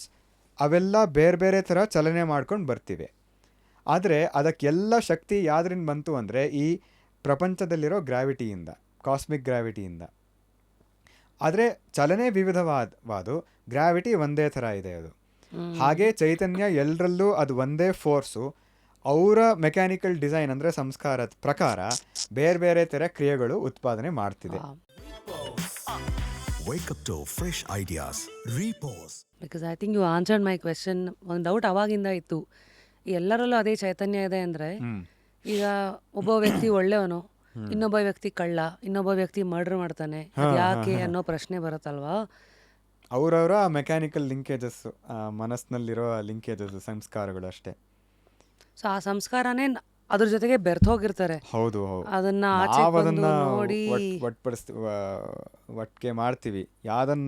ಯಾವಾಗ ಅದನ್ನು ಬೇರ್ಪಡಿಸ್ತೀವೋ ವಿವೇಕದಿಂದ, ಆವಾಗ ನಮ್ಮ ಜೀವನದಲ್ಲಿ ಬರೋ ಎಲ್ಲ ತೊಂದರೆಗಳಿಂದ ನಾವು ಪಾರಾಗ್ತೀವಿ. ಆ ವಿವೇಕ ತಗೊಂಬರೋಕ್ಕೆ ಈ ಸೈಂಟಿಫಿಕ್ ಎಕ್ಸಾಂಪಲ್ಸು ತುಂಬ ಉತ್ತಮವಾದ ಸಾಧನೆ. ಸೊ ಈಗೊಂದು ಹೇಳಿ, ಚೈತನ್ಯಕ್ಕ ಗೊತ್ತಿರೋದು ಒಳ್ಳೇದು ಕೆಟ್ಟದು ಅಂತನಾ? ಬಿಕಾಸ್ ಮನಸ್ಸೀಗ, ಯಾಕೆಂದರೆ ಈಗ ಡೀಪ್ ಡೌನ್ ನಮಗೆ ಗೊತ್ತಿರುತ್ತೆ, ಈಗ ಏನಾದ್ರು ಕೆಟ್ಟದ್ದು ಮಾಡ್ತಾ ಇದೀವಿ ಅಂದರೆ ಆತ್ಮಸಾಕ್ಷಿಗೆ ಗೊತ್ತಿರುತ್ತೆ ಅದು. ಬಟ್ ಆದರೂ ಒಬ್ಬ ಮನುಷ್ಯ ಅದನ್ನು ಮೀರಿ ಅವ್ನು ಕೆಟ್ಟದ್ದು ಮಾಡ್ತಾ ಇದ್ದಾನೆ ಅಂತ ಗೊತ್ತಿದ್ರೂ ಕೆಲವು ಸತಿ ಗಡಿ ದಾಟಿ ಹೋಗ್ತಾರಲ್ಲ. ಸೊ ಅದು ಗುಡ್ ಆ್ಯಂಡ್ ಬ್ಯಾಡ್ ಕಂಡೀಷ್ನಿಂಗು ಈಗ ಆತ್ಮದ, ಮನಸ್ಸಿಂದ, ಬುದ್ಧಿದ, ವಿವೇಕದ. ನಾವು ಗುಡ್ ಆ್ಯಂಡ್ ಬ್ಯಾಡ್ ಅಂತ ಕರ್ಮಕ್ಕೆ ಯಾವಾಗ ಹೇಳ್ತೀವಿ ಶಾಸ್ತ್ರದ ಪ್ರಕಾರ ಅಂದರೆ ಪಾಪ ಪುಣ್ಯ ಅವಲಂಬಿಸಿ. ಅಂದರೆ ಯಾವ್ದ್ರಿಂದ ನನಗೆ ಸುಖ ಬರುತ್ತೋ ಅಲ್ಟಿಮೇಟ್ಲಿ ಸುಖ, ಕ್ಷಣಿಕವಾದ ಅದಲ್ಲ, ಅದು ಗುಡ್ಡು. ಯಾವ್ದ್ರಿಂದ ನಮಗೆ ದುಃಖ ಬರುತ್ತೋ ಅದು ಬ್ಯಾಡು. ಅಂದರೆ ಯಾವ್ದ್ರಿಂದ ನಮಗೆ ಪುಣ್ಯ ಬರುತ್ತೋ ಅದು ಗುಡ್ಡು. ಯಾವ್ದ್ರಿಂದ ಪುಣ್ಯ ಕಳ್ಕೊಂಡು ಪಾಪನೇ ಬರುತ್ತೋ ಅದು ಬ್ಯಾಡ್ ಅಂತ ಹೇಳ್ತೀವಿ, ಧರ್ಮ ಅಧರ್ಮ ಅಂತ. ಇವಾಗ ಪುಣ್ಯ ಪಾಪ ಅಂದರೆ ಏನು? ಯಾವ್ದ್ರಿಂದ ನಮಗೆ ಸುಖ ಭೋಗಕ್ಕೆ ಬರುತ್ತೋ ಅದು ಪುಣ್ಯ. ಪುಣ್ಯ ಇಲ್ಲದೆ ಇದ್ರೆ ಯಾವುದೂ ಸುಖ, ಜಿಲೇಬಿನೂ ಬರಲ್ಲ. ಯಾವ್ದ್ರಿಂದ ನಮ್ಗೆ ಬರೀ ದುಃಖ ಬರುತ್ತೋ, ನೋವು, ಇದೆಲ್ಲ ಅದಕ್ಕೆ ಕಾರಣ ಆ ಪಾಪ ನಮ್ಮ ಸಂಪಾದನೆ ಮಾಡಿರೋದು. ಆದರೆ ಆ ಜ್ಞಾನ ಅವಸ್ಥೆಯಲ್ಲಿ ಅವನೇ ಆ ಆನಂದ ಸ್ವರೂಪ ಆಗಿದ್ದವನಿಗೆ ಯಾವ್ದ್ರಿಂದ ಸುಖ, ಯಾವ್ದ್ರಿಂದ ದುಃಖ ಇದೆಲ್ಲ ಇಲ್ಲವೇ ಇಲ್ಲ. ಸೊ ಅವನಿಗೆ ಯಾವುದು ಪುಣ್ಯ ಪಾಪ, ಒಳ್ಳೆಯದು ಕೆಟ್ಟದು ಇದ್ಯಾವುದೂ ಇಲ್ಲ. ಗುಣಾತೀತ ಅಂತ ಹೇಳ್ತೀವಿ ಅವನಿಗೆ. ಸತ್ವಗುಣಕ್ಕಿಂತನೂ ಮೀರಿರ್ತಾನೆ ಅವನು. ಸತ್ವಗುಣವನ್ನು ಉಪೇಕ್ಷೆ ಮಾಡಿ ಇದು ಬೇಡ, ಇದು ಆನಂದ ಅಲ್ಲ, ನಾನು ಮುಖ್ಯ ಆನಂದಕ್ಕೆ ಹೋಗಬೇಕು ಅಂತ ಮೀರಿ ಹೋಗಿರ್ತಾನೆ ಅವನು. ಆದರೆ ನಮ್ಗಳಿಗೆಲ್ಲ ಹಾಗಲ್ಲ. ನಮ್ಗಳು ಅಂದರೆ ಈ ಮನಸ್ಸಿಂದ ಸೇರಿದ ನಾವು. ಮನಸ್ಸಿನಲ್ಲಿ ಸಂಕಲ್ಪಗಳಿರುತ್ತೆ, ನನಗೆ ರೋಗ ಬರಬಾರ್ದು ಅಂತ. ಹಾಗಾದರೆ ಯಾವುದೋ ಪಾಪ ಕರ್ಮದಿಂದ ನನಗೆ ರೋಗ ಬಂದರೆ ಆ ಕರ್ಮ ಯಾವ ಪಾಪ ಉಂಟು ಮಾಡ್ತೋ ಅದು ಬ್ಯಾಡ್ ಕರ್ಮ. ಸೊ ಈ ಬ್ಯಾಡ್ ಗುಡ್ ಅಂತೆಲ್ಲ ಹೇಳೋದು ಮನಸ್ಸಿನ ಸಂಕಲ್ಪಗಳನ್ನು ಅವಲಂಬಿಸಿ. ಅದಕ್ಕಿಂತ ಮನಸ್ಸಿನ ಸಂಕಲ್ಪನ ಡಿಸೈಡ್ ಮಾಡೋದು ಯಾವುದು? ಡಿಸೈಡ್ ಅಂದರೆ ಅದರಲ್ಲಿ ಇದೆ ಅದು. ಆ ಸಂಕಲ್ಪಗಳನ್ನು ಸರಿಪಡಿಸೋದು. ಹೀಗೆ ಹೇಳ್ತೀನಿ ನಾನು, ಅದನ್ನು ಚೇಂಜ್ ಮಾಡಿಸೋದು ಯಾವುದು ಅಂದರೆ ಈ ಬುದ್ಧಿಯ ವಿವೇಕದಿಂದ. ಬುದ್ಧಿಗೆ ಯಾವಾಗ ವಿವೇಕ ಬರುತ್ತೋ ಸಂಕಲ್ಪಗಳೆಲ್ಲ ಹೋಗುತ್ತೆ. ಸದಾಶಿವ ಬ್ರಹ್ಮೇಂದ್ರರು ಅಂತ ಒಂದು ಅದ್ವೈತ ರಸಮಂಜರಿ ಅಂತ ಒಂದು ಗ್ರಂಥ ಇದೆ. ಅದರಲ್ಲಿ ಒಂದು ಉದಾಹರಣೆ ಕೊಡ್ತಾರೆ, ನನಗೆ ಆ ಸಂದರ್ಭದಲ್ಲಿ ಜ್ಞಾಪಕ ಇತ್ತು, ಅಥವಾ ವ್ಯಾಖ್ಯಾನದಲ್ಲಿ. ಒಂದು ಆ್ಯಕ್ಟರ್ ಇರ್ತಾನೆ, ಅವನು ಬೇರೆ ಬೇರೆ ರೂಪಗಳನ್ನು ತಗೊಂಡು ಆ್ಯಕ್ಟಿಂಗ್ ಮಾಡ್ತಾನೆ. ಒಂದು ಸ್ತ್ರೀ ರೂಪ, ಪುರುಷ ರೂಪ, ಇದೆಲ್ಲ. ಒಂದು ಸ್ತ್ರೀ ರೂಪ ನೋಡಿ ನಾವು ಅದಕ್ಕೆ ಆಕರ್ಷಣೆ ಇರುತ್ತೆ ಮೊದಲಿಗೆ. ಆಮೇಲೆ ಯಾವಾಗ ಗೊತ್ತಾಗುತ್ತೋ ಓ ಇದು ಇವನೇ ಆ್ಯಕ್ಟರ್ ಅಂತ ಗೊತ್ತಾಗುತ್ತೋ, ಎಲ್ಲಿ ಹೋಗುತ್ತೆ ಅದು, ಆ ಸಂಕಲ್ಪ ಹೋಗುತ್ತೆ. ಸೊ ಯಾವಾಗ ನಮಗೆ ನಮ್ಮದೇ ಆತ್ಮಸ್ವರೂಪದ ಅಸ್ತಿತ್ವ ಇದಿಷ್ಟು ಜಗತ್ತಂತ ಗೊತ್ತಾದ ಮೇಲೆ, ಆತ್ಮ ಸತ್ಯಾನುಬೋಧ, ಆವಾಗ ಈ ಎಲ್ಲ ಸಂಕಲ್ಪಗಳು ಹೋಗುತ್ತೆ, ಅಥವಾ ಮೊದಲಿಗೆ ಸ್ವಲ್ಪ ಸರಿಯಾಗುತ್ತೆ. At least you more aware. ನನ್ನಲ್ಲೇ ಆ ಆನಂದದ ಸಮುದ್ರ ಇದೆ ಅಂತ ನಮಗೆ ಶ್ರದ್ಧೆ ಬಂದಾಗ, ವಿವೇಕದಿಂದ ಸಂಕಲ್ಪಗಳು ಚೇಂಜ್ ಆಗುತ್ತೆ, ಇದರ ಕಡೆ ತಿರುಗತ್ತೆ. Very deep. ಸೊ ಸೈನ್ಸ್ ಅದಕ್ಕೆ ತುಂಬ ಉಪಯೋಗ. ಸೊ ಇಲ್ಲಿ I was going through few more. ಈಗ for example consciousness in motion, ಅದನ್ನು ಅರ್ಥ ಮಾಡಿಸೋದಕ್ಕೆ ಮೈಂಡ್ ಕಂಟ್ರೋಲ್ಡ್ ಡ್ರೋನ್ ಅಂತ exhibits, plus gravity robots, which is turning consciousness into visible control. ಹೌದು ಹೌದು. ಸೊ ಇದು ಫಸ್ಟ್ಲಿ ಹಿಂಗಲಾದಾಗ ಹ್ಯೂಮನ್ ಬ್ರೈನ್ ಒಂದು ಟ್ರಾನ್ಸ್ಮಿಟರ ಅಥವಾ ಒಂದು mirror of awareness. Human brain is a tool, instrument. Mirror of awareness ಅಂತ ಹೇಳಬೇಕಾದ್ರೆ ನಮ್ಮ ಮನಸ್ಸು ಅಂತ ಹೇಳ್ಬೋದಲ್ಲಿ. ಆ ಮೈಂಡ್ ಕಂಟ್ರೋಲ್ ಡ್ರೋನಲ್ಲಿ ನಾವು ಏನು ತೋರಿಸ್ತೀವಿ ಅಂದರೆ, ಒಂದು EEG ಹೆಡ್ಸೆಟ್ ಹಾಕೊಂಡಿರ್ತಾರೆ. ಇದು ನಾವು ಮಾಡಿದ್ವಿ IISc ಎಕ್ಸ್ಪೆರಿಮೆಂಟು. EEG ಹೆಡ್ಸೆಟ್ ಹಾಕೊಂಡಿರ್ತಾನೆ. ಆ ಧ್ಯಾನ ಹೇಳ್ದನಲ್ಲ, ಎಡಭಾಗ ಬಲಭಾಗ ಅಂತ ಮನಸ್ಸು ಕಾನ್ಸಂಟ್ರೇಟ್ ಆ ಥರ ಮಾಡ್ತಾನೆ ಮನಸ್ಸಿನಲ್ಲಿ. ಅಂದರೆ ಏನಾಗುತ್ತೆ, ನಮ್ಮ ಮನಸ್ಸು ಈ ಬಲ ಕೈ ಬಗ್ಗೆ ಯೋಚನೆ ಮಾಡಿದ್ರೆ ಕಾನ್ಸಂಟ್ರೇಟೆಡ್ ಆಗಿ ಒಂದು ಪ್ರಕಾರದ EEG ಸಿಗ್ನಲ್ಸ್ ಬ್ರೈನಿಂದ ಜನ್ರೇಟ್ ಆಗುತ್ತೆ. ಇದೊಂದು ಬಗ್ಗೆ ಯೋಚನೆ ಮಾಡಿದ್ರೆ ಬೇರೆ ಥರ ಸಿಗ್ನಲ್ ಜನ್ರೇಟ್ ಆಗುತ್ತೆ. ಇವಾಗ ಆ ಸಿಗ್ನಲ್ಲು ಆ ಡಿವೈಸ್ ಕ್ಯಾಪ್ಚರ್ ಮಾಡಿ ಟ್ರಾನ್ಸ್ಮಿಟ್ ಮಾಡುತ್ತೆ. ಟ್ರಾನ್ಸ್ಮಿಟ್ ಮಾಡಿದಾಗ ಅದನ್ನು ಡಿಕೋಡ್ ಮಾಡುತ್ತೆ ಒಂದು ರಿಸೀವರು. ಈ ಥರದ್ದು ಯೋಚನೆ ಮಾಡಿದ್ನೋ ಈ ಥರದ್ದು, ಆ ಡಿಕೋಡಿಂಗ್ ಪ್ರಕಾರ ಡ್ರೋನ್ನ ಈ ಥರನ ಸ್ಟಿಯರ್ ಮಾಡ್ತಾನೆ. ಸೊ ಮನಸ್ಸಿನ ಮೂಲಕ ಆ ಡ್ರೋನ್ನ ನೀವು ಫ್ಲೈ ಮಾಡ್ಬೋದು ಅಂತ. ಅಂದರೆ ಆ ಚೈತನ್ಯ ಮೊದಲಿಗೆ ಮನಸ್ಸಿನಲ್ಲಿ ಹೋಗಿ ಸೇರುತ್ತೆ. ಆಮೇಲೆ ನಮ್ಮ ನಾಡಿಗಳ ಮೂಲಕ, ಶಾಸ್ತ್ರ ಹೇಳೋದಿದು, ನಾಡಿಗಳ ಮೂಲಕ ನಮ್ಮ ದೇಹದ ಹೊರಭಾಗಕ್ಕೆ ಬರುತ್ತೆ. ಈ ಗೋಳಕಗಳು, ಕಣ್ಣು ಕಿವಿ ಇದಕ್ಕೆ ಬರುತ್ತೆ. ಆಮೇಲೆ ಅಷ್ಟೇ ಅಲ್ಲ, ಇನ್ನೊಂದು ಹೇಳೋದು ಏನಂದರೆ, ಅದ್ರ ಮೂಲಕ ಪ್ರಪಂಚದ ಆಚೆ ಹೋಗಿ ಸ್ಫುರಿಸತ್ತೆ ಚೈತನ್ಯ ಅಂತ. ಈ 4ನೇ ಶ್ಲೋಕದಲ್ಲಿ ಅದೇ ಹೇಳೋದು, ನಮ್ಮೊಳಗೇನೆ ಇರೋ ಚೈತನ್ಯ ಇಡೀ ಪ್ರಪಂಚಕ್ಕೆ ಹೋಗಿ ವ್ಯಾಪಿಸಿದೆ ಅಂತ. ಇದು ಒಂದು ಸಿಂಪಲ್ ಅದನ್ನು ಪ್ರೂವ್ ಮಾಡೋಕ್ಕೆ ಅಂತ ಹೇಳ್ತಿಲ್ಲ. ಈ ಯಾವುದೂ ಎಕ್ಸಾಂಪಲ್ಸ್ ನಾವು ತಗೊಂಡು ವೇದಾಂತವನ್ನು ಪ್ರೂವ್ ಮಾಡೋಕ್ಕೆ ಅಂತ ಮಾಡ್ತಿಲ್ಲ. ವೇದಾಂತಕ್ಕೆ ಪ್ರೂಫ್ ಅಂತ ಏನೇನು ಬೇಡ. ಈ ಎಕ್ಸಾಂಪಲ್ ಮೂಲಕ ನಾವು ಏನು ತೋರಿಸ್ತಿದ್ದೀವಿ ಅಂದರೆ, ನಮ್ಮದೇ ಚೈತನ್ಯ ಬುದ್ಧಿ ಮೂಲಕ ಆಚೆ ಸ್ಫುರಿಸ್ತಿದೆ ಅಂತ ಹೇಳ್ತೀವಿ ಇಲ್ಲಿ, ಬುದ್ಧಿವೃತ್ತಿ ಮೂಲಕ. This is also one protection around ನಮ್ಮ body which is called aura. Consciousness. ಕೆಲವು ಫೋಟಾನಿಕ್ ಅಯಾನ್ ಎಮಿಷನ್ಸ್ ಅಂತ ಹೇಳ್ತೀವಿ ಬಾಡಿಯಿಂದ, ಬಯೋಫೋಟಾನಿಕ್ ಎಮಿಷನ್ಸ್ ಅಂತ ಹೇಳ್ತೀವಿ. So body can generate certain photonic emissions. And ಒಂದು ಸ್ಟಡಿ ಇತ್ತು, ನಮ್ಮ ಪ್ರೊಫೆಸರ್ ಹೇಳಿದ್ದೇನೆಂದರೆ, ಇದು ಯಾರು ಧ್ಯಾನ ಇತ್ಯಾದಿಗಳನ್ನ ಚೆನ್ನಾಗಿ ಅಭ್ಯಾಸ ಮಾಡ್ತಾರೋ, ಈ ಬಯೋಫೋಟಾನಿಕ್ ಎಮಿಷನ್ಸಲ್ಲಿ ಕೋಹೆರೆನ್ಸ್ ಅಂತ ಒಂದಿರುತ್ತೆ. ಕೋಹೆರೆನ್ಸ್ ಅಂದರೆ ಒಂದು ನಾಯ್ಸಿ ಆಗಿರಲ್ಲ ಅಂತ ಅಷ್ಟು ಹೇಳ್ಬೋದು ಸದ್ಯಕ್ಕೆ. ಒಂದು ಈ ಸಿಗ್ನಲ್ಸ್ ಎಲ್ಲ ಹೊಂದಾಣಿಕೆ ಅಂತ ಹೋಗ್ತಿರುತ್ತೆ, ಕೋರಿಲೇಷನ್ಸ್ ಇರುತ್ತೆ ಆ ಸಿಗ್ನಲ್ಸಲ್ಲಿ, ಒಂದು ನೈಸ್ ಸ್ಟ್ರಕ್ಚರ್ ಇರುತ್ತೆ. ಬೇರೆಯವ್ರಿಗೆ ಅದು ತುಂಬ ಒಂದು ಗಿಜಿಬಿಜಿ ಅಂತ ಇರುತ್ತೆ.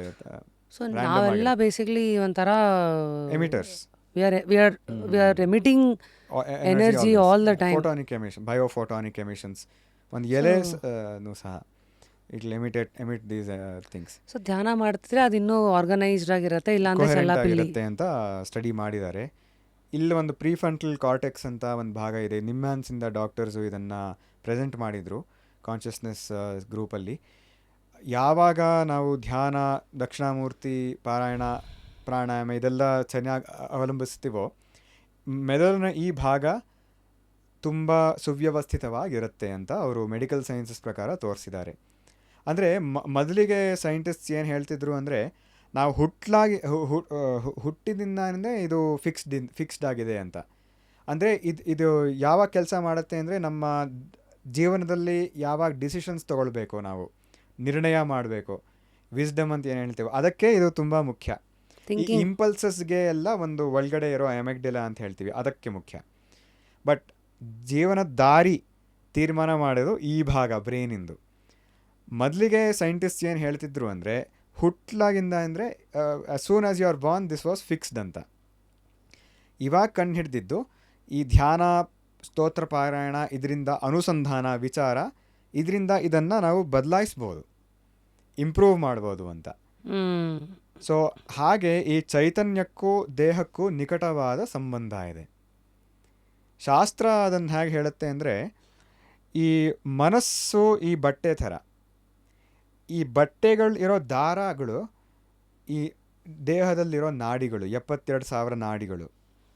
ಅಂದರೆ ನಾವು ಮನಸ್ಸಿನಲ್ಲಿ ದಕ್ಷಿಣಾಮೂರ್ತಿ ಬಗ್ಗೆ ಚಿಂತೆ ಮಾಡ್ತಾ ಇದ್ರೆ, ಅಥವಾ ನಮಃ ಶಿವಾಯ ಅಂತ ಏನಾದ್ರು ಹೇಳ್ತಿದ್ರೆ, ಹರೇ ಕೃಷ್ಣ ಅಂತ ಹೇಳ್ತಿದ್ರೆ ಮನಸ್ಸಿನಲ್ಲಿ, ಅದು ಎಲ್ಲ ಆಗ್ತಿದೆ, ಮನಸ್ಸಿ ಬಟ್ಟೆ. ಸೊ ಮನಸ್ಸಿನಲ್ಲ ವೃತ್ತಿ ತಿರುಗ್ತಾ ಇದ್ದರೆ ಅದು ಎಲ್ಲ ಆಗ್ತಿದೆ ಅಂದರೆ ಈ ನಾಡಿಗಳಲ್ಲಿ ಆಗ್ತಿದೆ. ಬಟ್ಟೆಯಲ್ಲಿ ಏನಾರು ಆಗ್ತಿದೆ ಅಂದರೆ ದಾರಗಳಲ್ಲಿ ಆಗ್ತಿದೆ ಅಂತ. ಆ ನಾಡಿಗಳು ಎಲ್ಲಿ? ಪ್ರತಿಯೊಂದು ನಮ್ಮ ಕೋಶಗಳಲ್ಲಿದೆ, ಸೆಲ್ಸಲ್ಲಿದೆ. ನಮ್ಮ ಉಸಿರಾಟದು, ಸರ್ಕ್ಯುಲೇಷನ್ಗೆ, ಡೈಜೆಷನ್ಗೆ, ಇದಕ್ಕೆಲ್ಲ ಆ ನಾಡಿಗಳೇ ಕೆಲಸ ಮಾಡೋದು. ಇದನ್ನು ಕಟ್ ಓಪನ್ ಮಾಡಿದ್ರೆ ಕಾಣಲ್ಲ, ಆದರೆ ಅದು ಇಡೀ ದೇಹವನ್ನು ವ್ಯಾಪಿಸಿದೆ. ಅಂದರೆ ನಮ್ಮ ಮನಸ್ಸಿನಲ್ಲಿ ಯಾವ ಚಿಂತೆ ತೊಗೊಂಬರ್ತೀವೋ ಇಡೀ ದೇಹದಲ್ಲಿ ಅದು ವ್ಯಾಪಿಸಿರುತ್ತೆ. ಇದಕ್ಕೆ ರೋಗಗಳು ಬರೋದು ಬಹುಮುಖ್ಯವಾಗಿ. ಅಷ್ಟೇ ಅಲ್ಲ, ರೋಗಗಳಿಂದ ನಮಗೆ ಚಿಕಿತ್ಸೆನೂ ಇದು ಬಹುಮುಖ್ಯವಾದ ಸಾಧನ. ಹಾಗೆ ದಕ್ಷಿಣಾಮೂರ್ತಿ ಬಗ್ಗೆ ನಾವು ಚಿಂತನೆ ಚೆನ್ನಾಗಿ ಮಾಡಿದರೆ ಆ ಮನಸ್ಸು ಆ ಚೈತನ್ಯವನ್ನು ಚೆನ್ನಾಗಿ ಗ್ರಹಣ ಮಾಡುತ್ತೆ, ಏನು ನಾಯ್ಸ್ ಇಲ್ಲದೇನೆ. ಆ ಚೈತನ್ಯದಿಂದ ವ್ಯಾಪಕವಾದ ಮನಸ್ಸು, ಚೈತನ್ಯ ವ್ಯಾಪಿಸಿದ ಮನಸ್ಸು ಇಡೀ ನಾಡಿಗಳಲ್ಲಿ ಇರುತ್ತೆ. ಅದು ಅಂದರೆ ನಮ್ಮ ಫಿಸಿಯಾಲಜಿಲಿ ಇರುತ್ತೆ. ಅದರಿಂದ ಏನಾಗುತ್ತೆ ಅಂದರೆ ಈ ಕೊಹೆರೆನ್ಸ್ ಇರುತ್ತೆ. ಮೊನ್ನೆ ಒಂದು ಲೆಕ್ಚರ್ ಇತ್ತು, ಕ್ವಾಂಟಮ್ ಕೊಹೆರೆನ್ಸ್ ಅಂತ. ನೀರಲ್ಲಿ ಈ ಕ್ವಾಂಟಮ್ ಕೊಹೆರೆನ್ಸ್ ಇದೆ ಅಂತ ಸೈಂಟಿಸ್ಟ್ ಹೇಳ್ತಿದ್ದಾರೆ. ಫಸ್ಟ್ಲಿ ಕ್ವಾಂಟಮ್ ಕೊಹರೆನ್ಸ್ ಅಂದ್ರೇನು? ಅಷ್ಟೊಂದು ಇವಾಗ ಅದರ ಬಗ್ಗೆ ವಿವರಿಸಲ್ಲ. ಈ ಕ್ವಾಂಟಮ್ ಎಫೆಕ್ಟ್ಸ್ ಅಂತ ನಾವು ಹೇಳ್ತೀವಿ ನಮ್ಮ ಬಾಡಿಯಲ್ಲಿ. ಅಂದರೆ ಈ ಪ್ರತಿಯೊಂದು ವಸ್ತುವಲ್ಲಿ ಒಂದು ಮೈನ್ಯೂಟ್ ಅಟಾಮಿಕ್ ಸ್ಕೇಲಿಗೆ ಬಂದಾಗ ಕ್ವಾಂಟಮ್ ವೈಬ್ರೇಷನ್ಸ್ ಅಂತ ಹೇಳ್ತೀವಿ. ಅದು ಇಡೀ ದೇಹದಲ್ಲಿದೆ. ಇದಕ್ಕೊಂದು ಎಕ್ಸಾಂಪಲ್ ಸೈನ್ಸಲ್ಲಿ ಏನು ಹೇಳ್ತಾರೆ ಅಂದರೆ, ಸ್ಮೆಲ್ ನಮಗೆ ಕ್ಲಾಸಿಕಲ್ ಸೈನ್ಸಲ್ಲಿ ಹೇಗೆ ಬರುತ್ತೆ ಅಂತ ಹೇಳ್ತಿದ್ರು ಅಂದರೆ, ಒಂದು ಮಾಲಿಕ್ಯೂಲ್ ಇರುತ್ತೆ, ನಮ್ಮಲ್ಲಿ ಒಂದು ಸ್ಮೆಲ್ ರಿಸೆಪ್ಟರ್ ಇರುತ್ತೆ, ಅದಕ್ಕೊಂದು ಶೇಪ್ ಇರುತ್ತೆ. ಆ ಮಾಲಿಕ್ಯೂಲ್ಗೆ ಒಂದು ಸ್ಟ್ರಕ್ಚರ್ ಇರುತ್ತೆ, ಜಾಮೆಟ್ರಿ. ಅದು ಯಾವಾಗ ಇದಕ್ಕೆ ಬಂದು ಸೇರತ್ತೋ ಲಾಕ್ ಆ್ಯಂಡ್ ಕೀ ಮೆಕ್ಯಾನಿಸಮಲ್ಲಿ, ಆವಾಗ ಈ ಸ್ಮೆಲ್ ರಿಸೆಪ್ಟರಿಂದ ಆ ಸ್ಮೆಲ್ ನಮಗೆ ಗೊತ್ತಾಗುತ್ತೆ. So the smell of a molecule is very tightly tied to its shape. Quantum effects ಏನು ಹೇಳ್ತಾರೆ ಅಂದರೆ, ಅದೇ ಮಾಲಿಕ್ಯೂಲ್ ಕೆಲವು ಸತಿ ಅದೇ ರಿಸೆಪ್ಟರಿಂದ ಬೇರೆ ಬೇರೆ ಸ್ಮೆಲ್ಸ್ ಜನರೇಟ್ ಮಾಡ್ಬೋದು. The same substance, same receptor, different smells. ಹೇಗೆ ಅಂದರೆ, ನಮ್ಮ ಆಲ್ಫ್ಯಾಕ್ಟ್ರಿ ರಿಸೆಪ್ಟರ್ಸಲ್ಲಿ ಕೆಲವು ಅಯಾನಿಕ್ ಬಾಂಡ್ಸ್ ಇದೆ, ಅಂದರೆ ಕೆಲವು ಮಾಲಿಕ್ಯೂಲ್ಸ್ ಇದೆ ಅದರಲ್ಲಿ ಹೈಡ್ರೋಜನ್ ಆಟಮ್ಸಲ್ಲಿ ಒಂದು ವೈಬ್ರೇಷನ್ ನಡೆಯುತ್ತೆ, ಅದರಲ್ಲಿ ಕ್ವಾಂಟಮ್ ವೈಬ್ರೇಷನ್ ಅಂತ. ಆ ಕ್ವಾಂಟಮ್ ವೈಬ್ರೇಷನ್ನ ಅವಲಂಬಿಸ್ಕೊಂಡು ಬೇರೆ ಬೇರೆ ಸ್ಮೆಲ್ಲು ಒಂದೇ ವಸ್ತುವಿಂದ ಬರುತ್ತೆ. ಸೊ ಈ ಥರ ಕ್ವಾಂಟಮ್ ಎಫೆಕ್ಟ್ಸ್ ಇಡೀ ಶರೀರದಲ್ಲಿ ಇದೆ ಅಂತ ಸೈಂಟಿಸ್ಟ್ಸ್ ಇವಾಗ ಹೇಳ್ತಾರೆ. ಇವಾಗೇ ಒಂದು ಈ ಥರ ರಿಸಲ್ಟ್ಸ್ ಎಲ್ಲ ಬಂದಿದೆ. ಇದು ಸ್ಪಿರಿಚುಯಾಲಿಟಿ. ಇವಾಗ ಈ ಧ್ಯಾನ, ಆಮೇಲೆ ಪಾರಾಯಣ ಅಥವಾ ಪ್ರಾಣಾಯಾಮ ಇತ್ಯಾದಿಗಳೆಲ್ಲ ಏನು ಮಾಡುತ್ತೆ ಅಂದರೆ, ಈ ಇಡೀ ದೇಹದಲ್ಲಿರೋ ಕ್ವಾಂಟಮ್ ಎಫೆಕ್ಟ್ಸ್ಗೆ ಒಂದು ಕೊಹೆರೆಂಟ್ ಸ್ಟೇಟ್ ಅಂತ ತಲುಪಿಸ್ಬೋದು ಅಂತ ಒಂದು ಪ್ರಕ್ರಿಯೆ ಇದೆ ಇವಾಗ. ಕೊಹೆರೆಂಟ್ ಸ್ಟೇಟ್ ಅಂದರೆ ಒಂದು ಸಿಗ್ನಲ್ಸ್ ಪ್ರಕಾರ ಸುವ್ಯವಸ್ಥಿತವಾದ ಸ್ಥಿತಿ ಅಂತ ಹೇಳ್ಬೋದು ಇವಾಗ. ಅಂದರೆ ತುಂಬ ರ್ಯಾಂಡಮ್ ಆಗಿರಲ್ಲ, ಈ ಥರ ಸದ್ಯಕ್ಕೆ ಹೇಳ್ಬೋದು. ಸೊ ಇದರಿಂದ ಏನಾಗುತ್ತೆ ಅಂದರೆ, ಒಂದು ಸೈಕೋಸೊಮ್ಯಾಟಿಕ್ ಹೀಲಿಂಗ್ ಅಂತ ಇವಾಗ ಬಯಾಲಜಿಸ್ಟು ಒಪ್ತಿದ್ದಾರೆ. ಅಂದರೆ ನಮ್ಮ ಮನಸ್ಸು ಮೂಲಕ ರೋಗಗಳನ್ನು ಕ್ಯೂರ್ ಮಾಡ್ಬೋದು ಅಂತ.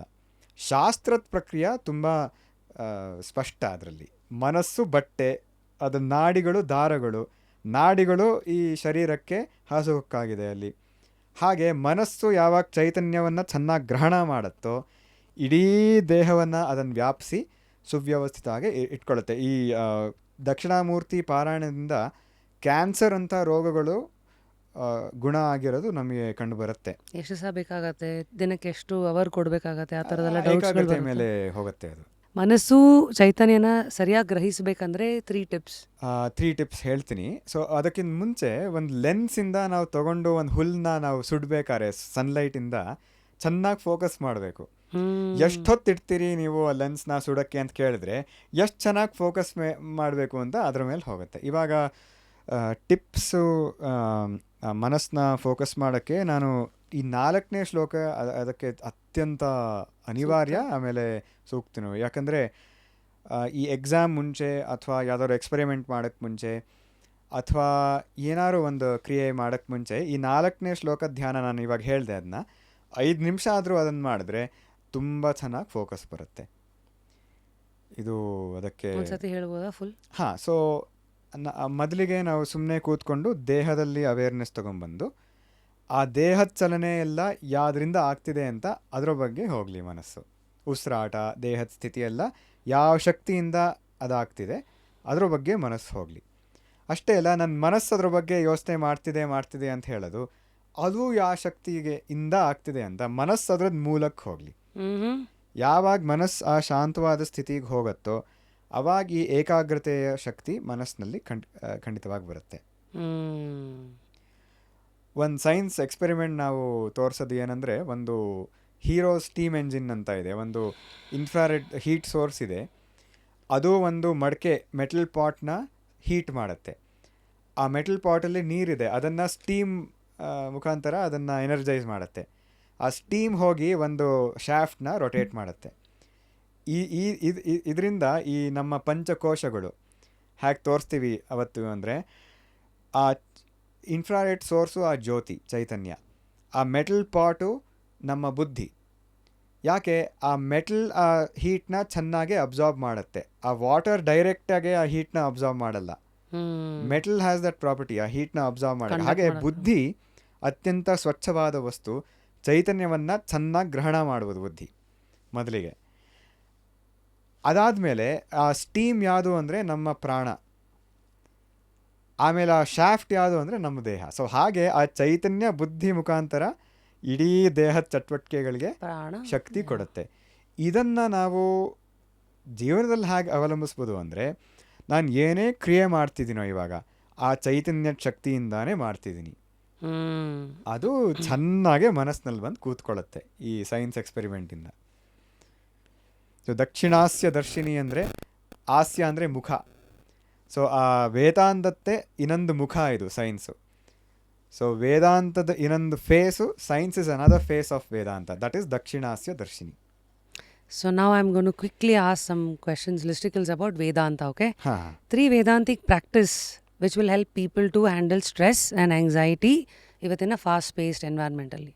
2 ಇವಾಗ ಮನಸ್ಸಿಗೆ ಬರ್ತಿದೆ. ಒಂದು, ಕೆಲವು ಸತಿ ತುಂಬ ಸ್ಟ್ರೆಸ್ ಬರುತ್ತೆ. ಸೊ ಅವರಿಗೆ ಈ ಯುಕ್ತಿ, ಈ ಉಪನಿಷತ್ತು ಇದೆಲ್ಲ ಬಂದು ಹೇಳ್ತೀನಿ ಅಂದರೆ ನಡೆಯಲ್ಲ. ಆ ಸಂದರ್ಭದಲ್ಲಿ ಏನು ಮಾಡ್ಬೋದು ಅಂದರೆ, ಒಂದು ಹ್ಯಾಪಿ ಪ್ಲೇಸ್ ಅಂತ ಹೇಳ್ತಾರಲ್ಲ ಈ ಲೌಕಿಕ ಭಾಷೆಯಲ್ಲಿ, I go to my happy place ಅಂತ.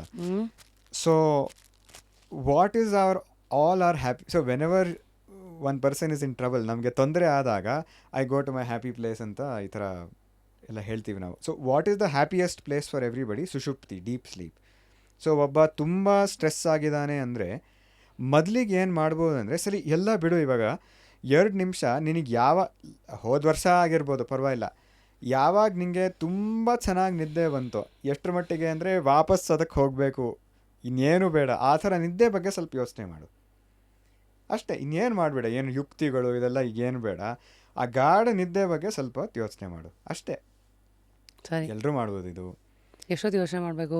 ಸ್ವಲ್ಪ ಮೈಂಡ್ ಸ್ವಲ್ಪ ಕಾಮ್ ಆಗಲಿ. ಅದು calm so first thing, emergency first aid ಕೊಡಬೇಕು. ಸ್ಟ್ರೆಸ್ ಆದಾಗ first aid is you first take you to a state of calmness. ಸುಷುಪ್ತಿ.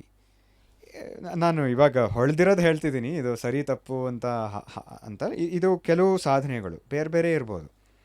ಇವಾಗ ಸ್ವಲ್ಪ ಕಾಮ್ ಆದಮೇಲೆ ಸ್ವಲ್ಪ ವಿಚಾರ ನಡೀಲಿ. ಮೊದಲಿಗೆ ಏನಂದರೆ, ಈ ಸ್ಟ್ರೆಸ್ಸು ಭಯ ಇದೆಲ್ಲ ಆಗೋದು ಯಾವಾಗ ಅಂತಂದರೆ, ನಾನು ಒಬ್ಬನೇ ಇದ್ದೀನಿ, ನನ್ನನ್ನು ಪರಮಾತ್ಮ ಅಥವಾ ನನ್ನ ಗುರು, ನನ್ನ ಹೆತ್ತೋರು ಎಲ್ಲ ಕೈ ಬಿಟ್ಟಿದ್ದಾರೆ, ನನಗೆ ಯಾರೂ ಇಲ್ಲ. ನನಗ್ಯಾರೂ ಇಲ್ಲ. ಆದರೆ ಈ 4ನೇ ಶ್ಲೋಕ ಆ ಥರ ಯುಕ್ತಿಯಾಗಿ ತೊಗೊಂಬರ್ಬೋದು. ನನಗ್ಯಾರೂ ಇಲ್ಲ, ನನಗ್ಯಾರೂ ಇಲ್ಲ, ನನಗೆ ದುಃಖ ಇದೆ ಅಂತ ಹೇಳಕ್ಕೆ ಯಾವ ಬೆಳಕಿಂದ ಹೇಳ್ತಿದ್ದೀನಿ, ಆ ಬೆಳಕೆ ನನ್ನ ಗುರು. ಇಡೀ ಮೈ ಒಂಥರ ಜುಮ್ ಅನ್ನತ್ತೆ ಈ ಥರ ಯೋಚನೆ ಮಾಡಿದಾಗ. ಆ ಗುರು ನನ್ನ ಬಿಟ್ಟು ಹೋಗಕ್ಕೆ ಆಗದೇ ಇಲ್ಲ, ಸಾಧ್ಯವೇ ಇಲ್ಲ. ಇದಕ್ಕೆ ಇನ್ನೊಂದು ಲೋಕಲ್ ಭಾಷೆ ಬಂದಿದ್ದು, ಹುಟ್ಟಿಸಿದ ದೇವರು ಹುಲ್ಮೇಯಿಸದೇ ಇರ್ತಾನ. ಹೌದು ಹೌದು. ಇದು ಶಿವಾನಂದ ಲಹರಿ ಅಂತ ಒಂದು ಶ್ಲೋಕದಲ್ಲಿ ಇದೇ ಮಾತು ಬರುತ್ತೆ. ಅಂದರೆ ಪರಮಾತ್ಮ ನೀನೇ ನನ್ನ ನಿರ್ಮಾಣ ಮಾಡಿದಿ, ಹಾಗಾದರೆ ನಿಂದೇ ಈ ಸೃಷ್ಟಿ, ನೀನು ನನ್ನ ನೋಡ್ಕೊಳ್ಳೇಬೇಕು, ಬೇರೆ ಒಂದು ಸಾಧ್ಯವೇ ಇಲ್ಲ, ನಿನ್ನಿಂದಾನೇ ಇದು ಬಂದಿದೆ.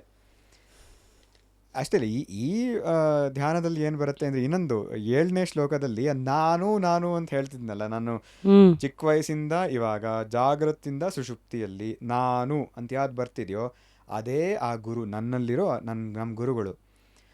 ಅದು ಶ್ಲೋಕದಲ್ಲಿ ಬರುತ್ತು, ಸ್ವಾತ್ಮಾನಂ ಪ್ರಕಟೀಕರೋತಿ ಭಜತಾಂ ಯೋ ಮುದ್ರಯ ಭದ್ರಯ ಅಂತ. ಅಂದರೆ ಈ ಜ್ಞಾನ ಮುದ್ರೆ ದಕ್ಷಿಣಾಮೂರ್ತಿಯಲ್ಲಿ ಅದೇನು ಹೇಳಕ್ಕೆ ಬಂದಿದೆ ಅಂದರೆ, ನಾನು ಯಾವಾಗಲೂ ನಿನ್ನ ಜೊತೆ ಇದ್ದೀನಿ, ನಿಂದೇ ಆನಂದ ಸ್ವರೂಪವನಿದ್ದೀನಿ, ಯಾಕೆ ಚಿಂತೆ ಮಾಡ್ತೀನಿ ನೀನು, ಚಿಂತೆ ಬಿಡು ಅತ್ಲಾಗೆ ಅಂತ ಈ ಮುದ್ರದಲ್ಲಿ ಹೇಳ್ತಿದ್ದಾನೆ. ಅದೇ ಭದ್ರ ಮುದ್ರ ಅಂತ ಹೇಳ್ತೀವಿ.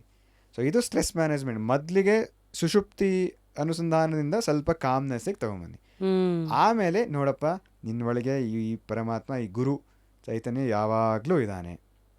ಇದು ಇನ್ನು ಕೆಲವುದು ಇವಾಗ ಯಾವ್ದ್ರಿಂದ ನಮಗೆ ಭಯ ಬರ್ತಿದೆಯೋ, ಇದು ಸ್ವಲ್ಪ ನೀವು 3 ಕೇಳಿದ್ದಕ್ಕೆ ನಾವು 3 ಹೇಳಿದೆ. ಯಾವ್ದ್ರಿಂದ ನಮಗೆ ಭಯ ಬರ್ತಿದೆಯೋ ಇವಾಗ ಸ್ವಲ್ಪ ನಿನ್ನ ಕನಸು ಬಗ್ಗೆ ಯೋಚನೆ ಮಾಡು ಅಂತ ಅವನಿಗೆ ಹೇಳೋದು. ಕನಸಿನಲ್ಲಿ ಬೇರೆ ಬೇರೆ ವಸ್ತುಗಳಿಂದ ನಮಗೆ ಭಯ, ಚಿಂತೆ ಇದೆಲ್ಲ ಬಂತು. ಸ್ಟ್ರೆಸ್ಸು ಅಂದರೆ ಅದೇನೋ ಬೇಕು ಎಂದಿತ್ತು, ಸಿಗ್ತಿರ್ಲಿಲ್ಲ, ಸ್ಟ್ರೆಸ್ಸು ಇದೆಲ್ಲ ಬಂತು.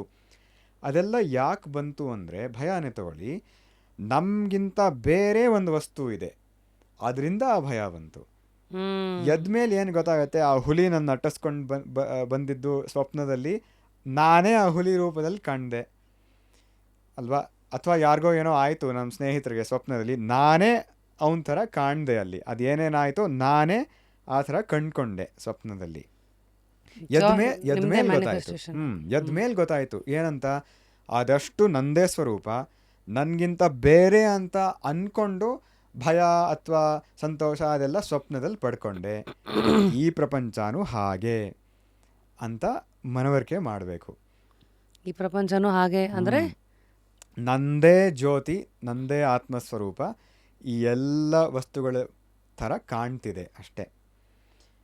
ಅದಕ್ಕೆ ಈ ಸೈನ್ಸ್ ತುಂಬ ಹೆಲ್ಪ್ ಆಗುತ್ತೆ, ಆ ಇನ್ಫಿನಿಟಿ ಮಿರರ್ ಆಗಲಿ ಬೇರೆ ಎಕ್ಸ್ಪೆರಿಮೆಂಟ್ಸ್ ಆಗಲಿ. ಬಟ್ ಅದೇ ಮೇನು ಈ ತತ್ವಗಳು, ಸಿದ್ಧಾಂತಗಳೆಲ್ಲ ಬೇಕಾದ ಸಮಯಕ್ಕೆ ಯೋಚಿಸೋ ಹಾಗೆ ಅದು ಬುದ್ಧಿ ಕೆಲವು ಸತಿ ಭ್ರಮಣೆ ಅಂತಾರಲ್ಲ, ಹೊಳೆಯಲ್ಲ, ಬ್ಲ್ಯಾಂಕ್ ಆಗ್ಬಿಡ್ತೀವಿ ಅಂತ. ಸೊ ಅವಾಗ ಏನು ಮಾಡಬೇಕು ಅಂದರೆ, ಬೇಡದೇ ಸಮಯದಲ್ಲಿ ಪ್ರಾಕ್ಟೀಸ್ ಮಾಡಬೇಕು. You sweat in peace time so you don't bleed in war time ಅಂತ ಹೇಳ್ತಾರಲ್ಲ. ಸೊ ನಾವು ಶಾಂತವಾಗಿರೋ ನೋಡಿ, ನಮ್ಮ ಜೀವನದಲ್ಲಿ ಒಂದು ಸ್ವಲ್ಪ 5 ನಿಮಿಷ ಶಾಂತಿ ಬಂತು ಅಂದರೆ ಎಷ್ಟೋ ಪುಣ್ಯ ಮಾಡಿದ್ದೀವಿ ಅದಕ್ಕೆ ಪಡೆಯೋಕ್ಕೆ. ಇದನ್ನು ನಾವು ಗಮನಕ್ಕೆ ತಗೊಳ್ಳಲ್ಲ. ಆ ಶಾಂತವಾದ ಸಂದರ್ಭಗಳಲ್ಲಿ ಏನು ಕೆಲಸ ಇಲ್ಲದೆ ಇದ್ದಾಗ ಈ ವಿಚಾರಗಳು ಮಾಡಬೇಕು ನಾವು, ಅಭ್ಯಾಸ. ಕೊನೆ ಪಕ್ಷ ಒಂದು 5 ನಿಮಿಷ ಪ್ರತಿದಿನ, ದಿವಸ ಶುರು ಮಾಡೋಕ್ಕೆ ಮುಂಚೆ ಒಂದು 5 ನಿಮಿಷ ವಿಚಾರ ಮಾಡ್ಕೊಂಡು ಹೋಗ್ತೀನಿ ನಾನು. ವಿಚಾರ ಅಂದರೆ ಇವೆಲ್ಲ ಈ ಕವಚ, ರಕ್ಷಾ ಕವಚ, ಈ ವಿಚಾರ ನಿಜವಾದ ರಕ್ಷಾ ಕವಚ. ಆ ಕವಚ ಹಾಕ್ಕೊಂಡು ಭೂಮಿಗೆ ಹಾಗೆ ಹೋಗ್ತಾನೋ ಒಬ್ಬ ಸೈನಿಕ, ಹಾಗೇನೆ ಈ ವಿಚಾರದ ಕವಚ ಹಾಕ್ಕೊಂಡು ವ್ಯವಹಾರದ ಯುದ್ಧ ಭೂಮಿಗೆ ನಾವು ಹೊರಡಬೇಕು ದಿನ. ಅಥವಾ ಇನ್ನೊಂದು ನಮ್ಮ ಗುರುಗಳು ಹೇಳೋದು, ಈ ಹಲಸಿನ ಹಣ್ಣು ಮುಟ್ಟಬೇಡ ಅಂತ ಹೇಳ್ತೀವಿ, ಯಾಕಂದರೆ ಮುಟ್ಟಿದ್ರೆ ಅಂಟು ಬರುತ್ತೆ, ಆದರೆ ಸ್ವಲ್ಪ ಎಣ್ಣೆ ಹಾಕ್ಕೊಂಡು ಮುಟ್ಟಿದ್ರೆ ಏನೂ ಆಗಲ್ಲ. ಸೊ ಹಾಗೆ ಎಣ್ಣೆ ಸವರ್ಕೊಂಡು ಪ್ರಪಂಚ ಎದುರಿಸಬೇಕು. ಈ ವಿಚಾರದ ಎಣ್ಣೆ ಮನಸ್ಸಿಗೆ ಚೆನ್ನಾಗಿ ಸವರಿಸಿ ಪ್ರಪಂಚ ಏನೇ ಮುಟ್ಟರು ಅದು ನಿಮಗೆ ಮುಟ್ಟಕ್ಕಾಗಲ್ಲ. ಹಾಗೆ ಫಸ್ಟ್ ಟೈಮ್ ಈ ಥಿಯರಿನ ಅಕ್ಸೆಪ್ಟ್ ಮಾಡ್ಕೊಳ್ತಾ ಇರೋರು ಈ 2-3 ವಿಚಾರ ತಲೆಗೆ ಹಾಕೋಬೇಕಾಗಿರೋದು. ಹೌದು. ಈ ಒಂದು ಹೇಳಿದ್ದು ನಾನು ಸುಷುಪ್ತಿ, ಇದು ಇನ್ನೊಂದು ಈ ಕನ್ನಡಿ ಉದಾಹರಣೆಯಿಂದ, ಇನ್ನೊಂದು ಆ ಬೀಜಾಂಕುರ 2ನೇ ಶ್ಲೋಕದಲ್ಲಿ ಹೇಳೋದು, ಈ ಇಡೀ ಪ್ರಪಂಚ ಒಂದು ಮರ ಬೀಜದಿಂದ ಹೇಗೆ ಉದ್ಭವ ಆಯಿತೋ ಹಾಗೆ ಪರಮಾತ್ಮನಿಂದಾನೇ, ಅವನ ಶಕ್ತಿಯಿಂದಾನೇ ಉದ್ಭವ ಆಯಿತು ಅಂತ. ಅಂದರೆ ಈ ಪ್ರಪಂಚದಲ್ಲಿ ಏನೇನು ಆಗ್ತಿದೆಯೋ ನಮ್ಮೊಳಗಿರೋ ಆ ಚೈತನ್ಯ ದಕ್ಷಿಣಾಮೂರ್ತಿ ಅವನ ಅಧೀನವಾಗಿದೆ. ಲೀಲೆ. ಹಾಂ, ಅಂದರೆ ಅವನ ಶಕ್ತಿಯಿಂದ ಆಗ್ತಿದೆ. ಅಂದರೆ ನಮಗೇನೋ ಹೀಗೆ ಯಾಕೆ ಆಗ್ಬಿಡ್ತಪ್ಪ, ಹೀಗೆ ಯಾಕೆ, ಹಾಗೆ ಆಗಬೇಕಾಗಿತ್ತು, ಹೀಗಾಗಿ ಯಾಕಾಯಿತು ಅಂತೆಲ್ಲ ಮಾಡ್ಕೊಂಡು ನಾವು ಸ್ಟ್ರೆಸ್ ಪಡ್ಕೋತೀವಿ. ತುಂಬ ಭಾರ ಹೊರಬೇಡಿ. ಹಾಂ, ಇಲ್ಲ, ಅವಂದೇ ಲೀಲೆ ಅದು. ಅಷ್ಟೇ ಅಲ್ಲ, ನಾವಿವಾಗ ಸತ್ಕಾರ್ಯ ಮಾಡೋಣ. ನಮ್ಮ ಹಿಂದಿನ ಜನ್ಮದ ಕರ್ಮದಿಂದ ಇವಾಗಿದ್ದು ಅನುಭವಿಸ್ಬೇಕಾಗಿತ್ತು. ಇವಾಗ ನಾನು ಸತ್ಕಾರ್ಯಗಳು ಮಾಡಿದ್ರೆ, ಅಂದರೆ ಈ ಧ್ಯಾನಗಳು, ಸ್ತೋತ್ರ ಪಾರಾಯಣಗಳು, ಇದೆಲ್ಲ ಚಿಂತನೆ ಇದೆಲ್ಲ ಮಾಡಿದ್ರೆ ಆ ಒಳ್ಳೆ ಕರ್ಮದಿಂದ ಅವನ ಶಕ್ತಿಯಿಂದ ಮತ್ತೆ ಒಂದು ಸುಖವಾದ ಜೀವನ ನಮಗೆ ಸಿಗುತ್ತೆ. ಏನೂ ಅದರಲ್ಲಿ ಭಯ ಪಡೋಕ್ಕೆ ಅವಶ್ಯಕತೆ ಇಲ್ಲ. ಸೊ ಹಾಗಿದ್ರೆ ಟೆಲ್ ಮಿ ಒನ್ ಥಿಂಗ್, ಈ ಕರ್ಮ, ಹಾಂ, ದೇವರು ಎಲ್ಲ ನಂಬಿಕೆಗಳು ಎಲ್ಲೋ ಒಂದು ಕಡೆ ಒಂದು ಕೋಪಿಂಗ್ ಮೆಕ್ಯಾನಿಸಮ್ ಟೂಲ. ಸೊ ದ್ಯಾಟ್ ಏನೋ ನಂಬಿರೋರಿಗೆ ಅಫ್ಕೋರ್ಸ್ ನಂಬಿಕೆ, ಅದನ್ನು ಎಕ್ಸ್ಪೀರಿಯನ್ಸ್ ಆಗಿರೋರ್ಗೆ ಅದು ನಂಬಿಕೆ. ಇನ್ನು ಎಕ್ಸ್ಪೀರಿಯನ್ಸ್ ಆಗಿಲ್ಲದೆ ಇರೋರಿಗೆ ಅವರು ಇದನ್ನು ಹೇಗೆ ನೋಡಬೇಕು? ಇವಾಗ ಒಂದು ಉದಾಹರಣೆ ಕೊಡ್ತೀನಿ. ಇದು ಏರ್ಕ್ರಾಫ್ಟ್ ಹಾರಬೇಕಾದ್ರೆ ಒಂದು ಲಿಫ್ಟ್ ಫೋರ್ಸ್ ಅಂತ ಹೇಳ್ತೀವಿ, ಲಿಫ್ಟ್ ಅಂತ. ಆ ಲಿಫ್ಟ್ ಫೋರ್ಸ್ ಯಾರು ನೋಡಿದಾರಾ? ಇಲ್ಲ. ಇನ್ಫ್ಯಾಕ್ಟ್ ಇವಾಗಲೂ IISಗೆ ಹೋದರೆ ಪ್ರೊಫೆಸರ್ಸ್ ಎಲ್ಲ ಲಿಫ್ಟ್ ಹೀಗೆ ಬರುತ್ತೆ, ಅಲ್ಲ ಲಿಫ್ಟ್ ಹಾಗೆ ಬರುತ್ತೆ ಅಂತ ಒಬ್ರೊಬ್ರು ಕಚ್ಚಾಡ್ಕೊಂಡು ಜಗಳ ಮಾಡ್ತಾರೆ. ಎಲ್ಲರೂ, ಪ್ರಪಂಚದಲ್ಲಿ ಎಲ್ಲರೂ ಸೈಂಟಿಸ್ಟ್ಸೂ ನಾನೂ ಜಗಳ ಮಾಡ್ತೀನಿ ಜನಗಳ ಜೊತೆ. ಏನೋ ಲಿಫ್ಟ್ ಹಾಗಲ್ಲ, ಲಿಫ್ಟ್ ಹೀಗೆ ಅಂತ. ಆ ಲಿಫ್ಟಿನ ಥಿಯರಿ ಇನ್ನೂ ಸೈಂಟಿಸ್ಟ್ಗೆ ಗೊತ್ತಿಲ್ಲ. ಆದರೆ ಆ ಲಿಫ್ಟನ್ನೇ ನಂಬ್ಕೊಂಡು ಇದನ್ನು ವಿಮಾನಗಳನ್ನು ಹಾರಿಸ್ತೀವಿ ನಾವು. ಯಾವುದೋ ಒಂದು ಏರ್ಕ್ರಾಫ್ಟಲ್ಲಿ ಕೂತ್ಕೋಬೇಕಾದ್ರೆ ಆ ಲಿಫ್ಟ್ನ ನಂಬಲ್ಲ ಅಂತ ಅದೇನು ಹಾರಲ್ವಾ? ಹಾರತ್ತೆ, ಸೇಫಾಗಿ ಹಾರತ್ತೆ, ಅದನ್ನು ಕಂಟ್ರೋಲ್ಡಾಗೆ ನಾವು ಹಾರಿಸಿ ಲ್ಯಾಂಡ್ ಮಾಡ್ತೀವಿ. ಹಾಗೇ ಈ ಶಕ್ತಿ ಅಥವಾ ಶಾಸ್ತ್ರದಲ್ಲಿ ಹೇಳೋ ಪ್ರಕ್ರಿಯೆಗಳು ನಂಬ್ಕೊಂಡು ನಮ್ಮವ್ರು ಎಷ್ಟೊಂದು ಕಾರ್ಯಗಳನ್ನು ಸಿದ್ಧಿಸಿದ್ದಾರೆ. ಹಾಗೆ ಇದೆಲ್ಲ ಆ ಕಾರ್ಯಗಳನ್ನೆಲ್ಲ ಸಿದ್ಧಿಸೋಕ್ಕೆ ಈ ಪ್ರಕ್ರಿಯೆಗಳು ಹೆಲ್ಪ್ ಆದಾಗ ಆ ನಂಬಿಕೆ ಸಹಜ ಅದರಲ್ಲಿ. ಹಾಗಾಗಿ ಇನ್ನು ನಂಬಿಲ್ಲ ಅಂದರೆ ಅದಿಲ್ಲ ಅಂತಲ್ಲ, ನಂಬಿಲ್ಲ ಅಂದರೆ ಇಲ್ಲ ಅಂತಲ್ಲ. ನಿಮ್ಮ ಅನುಭವಕ್ಕೆ ಇನ್ನೂ ನೀವು ಅದನ್ನು ಎಕ್ಸ್ಪೆರಿಮೆಂಟ್ ಸರಿಯಾಗಿ ಮಾಡಬೇಕು.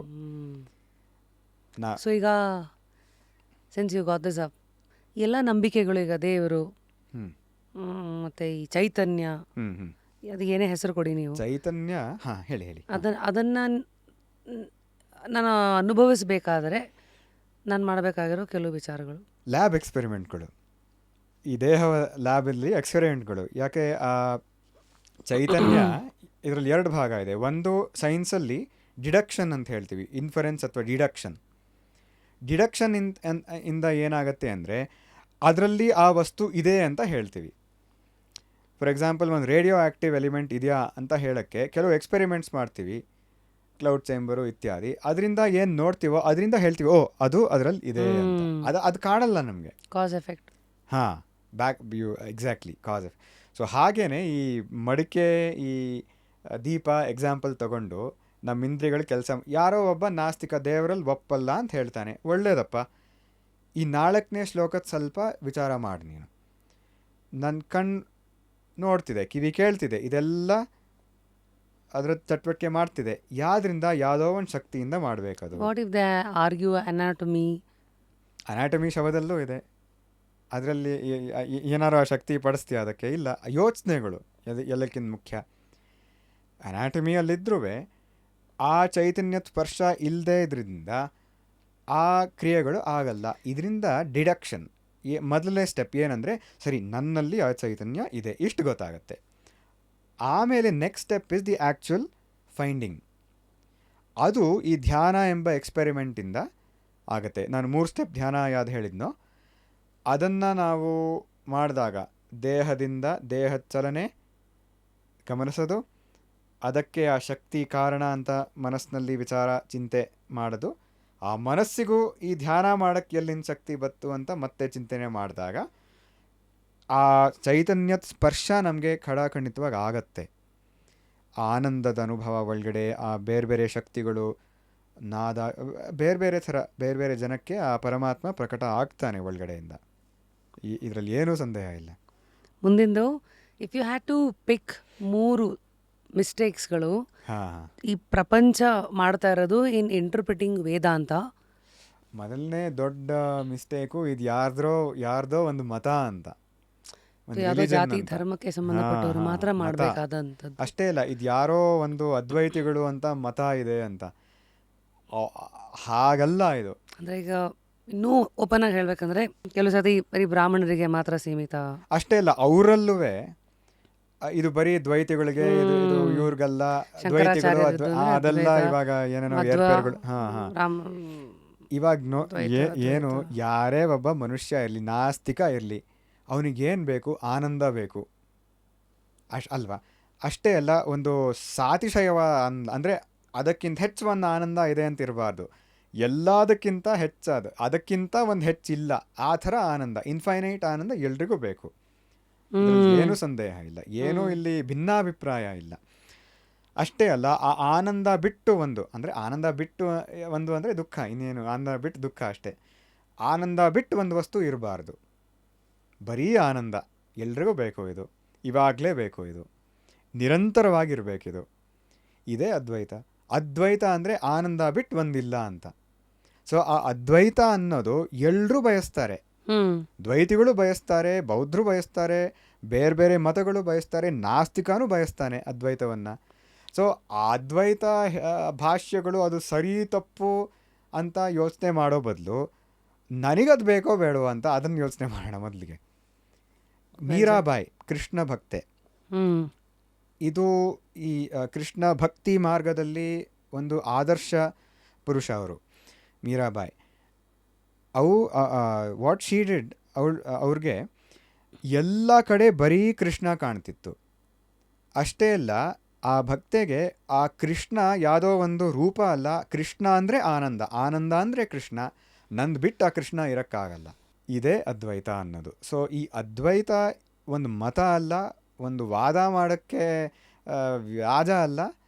ಈ ಅದ್ವೈತ ಅನ್ನೋದು ನಮ್ಮೆಲ್ರಿಗೂ ಬೇಕಾಗಿರೋದು. ಅಷ್ಟೇ ಅಲ್ಲ, ನಮ್ಮದು ವಾಸ್ತವಾದ ಸ್ವರೂಪ ಅದು ಅದ್ವೈತ. ವೇದಾಂತ ಅಂದರೆ ಅದ್ವೈತ. ವೇದ ಅಂದರೆ ನಮ್ಮ ವೇದಗಳು, 4 ವೇದಗಳು. ವೇದಾಂತ ಅಂದರೆ ವೇದದ ಕೊನೆ ಭಾಗ, ಅಂದರೆ ಇಡೀ ವೇದದ ಸಾರ. ಇಡೀ ವೇದದಿಂದ ನಾನು ಏನು ನಿರ್ಣಯ ಮಾಡ್ತೀನಿ ಅದಷ್ಟು ಓದಬೇಕಾಗಿರೋದು. ಆ ಕರ್ಮಕಾಂಡ, ಇದು ಅದು ಅದೆಲ್ಲ ಓದಿದ್ದು ಯಾತಕ್ಕೆ ಅಂದರೆ ನಾನೇ ಆ ಆನಂದ ಅಂತ ಆ ಸ್ಥಿತಿಯಲ್ಲಿ ಹೋಗಿ ನಿಲ್ಲಕ್ಕೆ. ಅದೇ ವೇದಾಂತ, ಆನಂದ ವೇದಾಂತ. ಸರಿ, ಒಬ್ಬ ವೇದಾಂತವನ್ನು ಒಪ್ತಾನೆ, ಅದ್ವೈತವನ್ನು ಒಪ್ತಾನೆ. ಮೊದಲನೇ ಮಿಸ್ಟೇಕ್ ಅದು ಒಪ್ಪದೇ ಇರೋದು. ಎರಡನೇ ಮಿಸ್ಟೇಕ್, ಅದು ಒಪ್ಪಿದ ಮೇಲೂ ಆ ಮೋಕ್ಷ ಅಥವಾ ಅದ್ವೈತ ನಾನು ಪಡ್ಕೊಳ್ಬೇಕು. ಇದು ಎರಡನೇ ಮಿಸ್ಟೇಕು. ಅಂದರೆ ನನ್ನಲ್ಲಿ ಅದಿಲ್ಲ, ಅದನ್ನು ನಾನು ಸಾಧನೆ ಮಾಡಿ ಪಡ್ಕೊಳ್ಬೇಕು. ಸೊ ಇರೋದನ್ನೇ ನೀವು ಸಿದ್ಧೀತರ. ಆ ರಿಫ್ಲೆಕ್ಷನ್ಗೆ ಹೋಗೋದಂಗಿದ್ರೆ. ಹೌದು, ಇದನ್ನೇ ಇದ್ದಿದ್ದೇ ನಾವು ತಿಳ್ಕೊಳ್ಳೋದು. ಒಂದು ಉದಾಹರಣೆ ಕೊಡೋದು, 10 ಜನ ನದಿ ಕ್ರಾಸ್ ಮಾಡಿದರು. ಕ್ರಾಸ್ ಮಾಡಿ ಒಂದು ತುಂಬ ಸ್ಟಾರ್ಮು ಇದೆಲ್ಲ ಇತ್ತು. ಕ್ರಾಸ್ ಮಾಡಿದ್ಮೇಲೆ ಕೌಂಟಿಂಗ್ ಮಾಡಿದ್ರು, ಎಲ್ಲರೂ ನಾವು ಬಂದ್ರ ಇಲ್ಲಿ ಅಂತ. ಅವನನ್ನು ಬಿಟ್ಟು ಬೇರೆಯವ್ರನ್ನೆಲ್ಲ ಕೌಂಟ್ ಮಾಡ್ದ. 9 ಜನ ಅಂತ. ಹತ್ತನೇವನ್ ಎಲ್ಲಿ ಅಂತ ಹುಡುಕ್ತಾ ಇದ್ರು. ಇಡೀ ಒಂದು ದ್ವೀಪವನ್ನು ಹುಡುಕಿದ್ರು, ಅಳ್ತಾ ಕೂತ್ಕೊಂಡ್ರು. ಯಾವನೋ ಒಬ್ಬ ಬುದ್ಧಿ ಇರೋನು ಬಂದ, ನೋಡಪ್ಪ ಇಲ್ಲಿ ನಿಂತ್ಕೋ, ನಾನು ಕೌಂಟಿಂಗ್ ಮಾಡ್ತೀನಿ, 1 2 3 9 ತನಕ ಬಂದ. 9 ಬಂದಮೇಲೆ ಇವನ್ನ ಮುಟ್ಟ, 10ನೇವನ್ ಇವನು, ನೀನು ಅಂತ ಹೇಳ್ದ. ಅಂದರೆ ಆಮೇಲೆ ಅವ್ರಿಗೆಲ್ಲ ಸಂತೋಷ, ನಾವು 10 ಜನ ಇಲ್ಲಿದ್ದೀವಿ ಅಂತ. ನಾನೇ ಆ 10ನೇವನು. ಯಾಕೆ? ನನ್ನನ್ನು ಬಿಟ್ಟು ಬೇರೆಯವ್ರನ್ನೆಲ್ಲ ಪರಿಗಣಿಸಿದೆ, ನನ್ನನ್ನು ಪರಿಗಣಿಸಲಿಲ್ಲ ನಾನು. ಹಾಗೆ ನನ್ನಲ್ಲೇ ಇರೋ ಆ ಆನಂದ ಪರಿಗಣಿಸ್ದೇನೆ ಬೇರೆ ಪ್ರಪಂಚವನ್ನೆಲ್ಲ ಅಟ್ಟಿಸ್ಕೊಂಡು ಹೋಗಿ ದುಃಖದಲ್ಲಿ ಬಿದ್ದಿರ್ತೀವಿ ನಾವು. ಯಾವಾಗ ನನ್ನಲ್ಲೇ ಇದೆ ಅಂತ ಗೊತ್ತಾಗುತ್ತೋ ಈ ಎರಡನೇ ಮಿಸ್ಟೇಕ್ ಹೋಗುತ್ತೆ. ಅಂದರೆ ನಾನು ಪಡಿಬೇಕು ಆ ಭಯ ಹೋಗುತ್ತೆ. ನನ್ನಲ್ಲೇ ಇದೆ ಇವಾಗ ಮೂರನೇ ಮಿಸ್ಟೇಕು, ಪಡೆಯೋದು ಬಿಡಿ, ತಿಳ್ಕೊಳ್ಳೋದು ಏನಾರು ಇದೆಯಾ? ಇವಾಗ ನನಗೇನೋ ಗೊತ್ತಿಲ್ಲ, ಅದನ್ನು ತಿಳ್ಕೊಳ್ಬೇಕು ಅಂತ ಒಂದು ಗಾಬರಿ. ನನಗೆ ಯಾರು ಹೇಳ್ಕೊಡ್ತಾರೆ ತಿಳ್ಕೊಳ್ಳೋದು? ಇಲ್ಲ, ಆ ಗುರು ನನ್ನಲ್ಲಿ ಯಾವಾಗಲೂ ಇದ್ದಾನೆ, ಅವನ ಅನುಗ್ರಹಕ್ಕೆ ನಾನು ಏನು ಮಾಡಬೇಕೋ ಅದನ್ನು ನಾನು ಮಾಡ್ಕೊಂಬರ್ತೀನಿ. ಆವಾಗ ಆ ಶಾಂತವಾದ ಸ್ಥಿತಿಗೆ ಹೋದಾಗ ನನ್ನಲ್ಲೇ ಇರೋ ಜ್ಞಾನ ಉದ್ಭವ ಆಗುತ್ತೆ. ಸೊ ನನ್ನಲ್ಲಿ ಆ ಜ್ಞಾನ ಇಲ್ಲ, ಜ್ಞಾನ ನಾನು ಕಲಿಬೇಕು, ಪಡ್ಕೋಬೇಕು. ಇದು ಮೂರನೇ ಮಿಸ್ಟೇಕ್ ಅಂತ ಒಂದು ಹೇಳ್ಬೋದೇನು. ಬೇರೆ ಅಷ್ಟು ಮಿಸ್ಟೇಕ್ಸ್ ತುಂಬ ಇವೆ, ಮುಖ್ಯವಾಗಿ ಇದು ನನ್ನ ಮನಸ್ಸಿಗೆ ಹೊಳೆಯೋದು. ಸೊ ಈಗ ಒಂದು ರ್ಯಾಪಿಡ್ ಫೈರ್. ಓಕೆ, ಇದಕ್ಕಿಂತ ರ್ಯಾಪಿಡ್ಡಾ? Light or sound, the science of silence. Sound ಅಂತ ಹೇಳ್ತೀನಿ. ಯಾಕೆ ಅಂತ ಹೇಳ್ತೀನಿ. ನಾದಾನುಸಂಧಾನ ಅಂತ ಒಂದು ಪ್ರಕ್ರಿಯೆ ಇದೆ ಯೋಗ ತಾರಾವಳಿ ಅಂತ ಗ್ರಂಥದಲ್ಲಿ, ಅಥವಾ ಈ ಸರ್ವ ವೇದಾಂತ ಸಿದ್ಧಾಂತ ಸಾರ ಸಂಗ್ರಹದಲ್ಲಿ. ನಾವು ಯಾವಾಗ ಈ ನೀವು ಪ್ರಶ್ನೆ ಇದ್ದಿದ್ದು ಸೈಲೆನ್ಸ್ ಬಗ್ಗೆ ಅಲ್ವಾ, ಈ silence at the level of breath also ಅದು ಹೋದಾಗ ಕೇವಲ ಕುಂಭಕ ಅಂತ ಸ್ಥಿತಿ ಹೇಳ್ತೀವಿ. ಅಂದರೆ ಉಸಿರಾಟಕ್ಕೂ ಹಿಂದೆ ಹೋಗಿರ್ತೀವಿ ನಾವು. ಈ ಶ್ವಾಸೋಚ್ಛ್ವಾಸನೂ ಆಗ್ತಿರಲ್ಲ, ಮನಸ್ಸಲ್ಲಿ ಏನೂ ಕ್ರಿಯೆ ಇರಲ್ಲ. ಆವಾಗ ನಮ್ಮ ಒಳಗಡೆನೆ ಒಂದು ಧ್ವನಿ ಉತ್ಪತ್ತಿ ಆಗತ್ತೆ, ಸೌಂಡು, ಅನಾಹತ ಧ್ವನಿ ಅಂತ. ಅದು ಈ ಸೈಲೆನ್ಸಿಗೆ ಹೋಗೋಕ್ಕೆ ಒಂದು ಬಹುಮುಖ್ಯವಾದ ಸಾಧನೆ.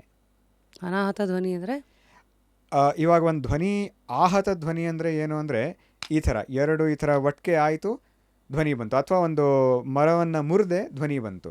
ಅನಾಹತ ಅಂದರೆ ಯಾವ್ದ್ರದ್ದು ಸಂಬಂಧ ವಿಯೋಗದಿಂದ ಧ್ವನಿ ಬರಲಿಲ್ಲ, ಅದು ಸಹಜವಾದ ಧ್ವನಿ ಯಾವಾಗಲೂ ಇರೋದು, ಅದು ನಮಗೆ ಕೇಳಕ್ಕೆ ಬರುತ್ತೆ ಇದು ಯೋಗದಿಂದ. ಸೊ ಇದನ್ನೇ ಈಗ ತಾಯಿ ಗರ್ಭದಲ್ಲಿದ್ದಾಗ ಮಗುಗೆ ಕೇಳೋದು, ಆ ವೈಟ್ ನಾಯ್ಸು ಅಥವಾ ಈ ಭೂಮಿಯ ಒಂದು ಸದ್ದು, ಆ ಅದ್ರ ಬಗ್ಗೆ ಅಷ್ಟು ಗೊತ್ತಿಲ್ಲ ನನಗೆ. ಅದಕ್ಕೇನಾದ್ರು ಸಾಮ್ಯತೆ ಇದೆಯಾ? ಅದ್ರ ಬಗ್ಗೆ ಗೊತ್ತಿಲ್ಲ. ನನಗೆ ಗೊತ್ತಿರೋ ಪ್ರಕಾರ ಇದು ಯೋಗ ಸಾಧನೆಯಿಂದ ಸಮಾಧಿಗೆ ಹತ್ರ ಹೋಗ್ತಾ ಈ ಧ್ವನಿ ಬರೋದು, ನಾಯ್ಸ್. ಹಾಂ, ಮುಖ್ಯವಾಗಿ ಈ ಉಸಿರಾಟಕ್ಕಿಂತ ಹಿಂದೆ ಹೋದಾಗ ಕೇವಲ ಕುಂಭಕ ಅಂತ ಹೇಳ್ತೀವಿ ನಾವು. ಈ ಸಹಜವಾದ ಉಸಿರಾಟ ಮಾಡ್ತಿರುವಾಗ ಈಗ ನಾನು ಉಸಿರು ಹಿಡಿದ್ರೆ ಉಸಿರು ಹಿಡಿಯೋದಲ್ಲ, ಅದೇ ಭಗವತ್ಪಾದರು ಅಲ್ಲಿ ಸ್ಪಷ್ಟಪಡಿಸ್ತಾರೆ. ಉಸಿರು ಹಿಡ್ಕೊಳ್ಳೋದು ಅದು ನಾವು ಅಂತರ ಬಾಹ್ಯ ಕುಂಭಕ ಅಂತೆಲ್ಲ ಹೇಳ್ತೀವಿ. ಇನ್ನೊಂದು ಬಂದಿದೆ ಕೇವಲ ಕುಂಭಕ ಅಂತ. ಅದೇನಂದರೆ ಈ ಉಸಿರು ಒಳಗಡೆ ಹಿಡಿಯೋದು ಅಥವಾ ಹೊರಗಡೆ ಹಿಡಿಯೋದು ಅಲ್ಲ, ಉಸಿರಾಟನೇ ಬಿಟ್ಬಿಡೋದು. ಇದು ತುಂಬ effortlessly. It's not like we are holding the breath, you are just receding from breath.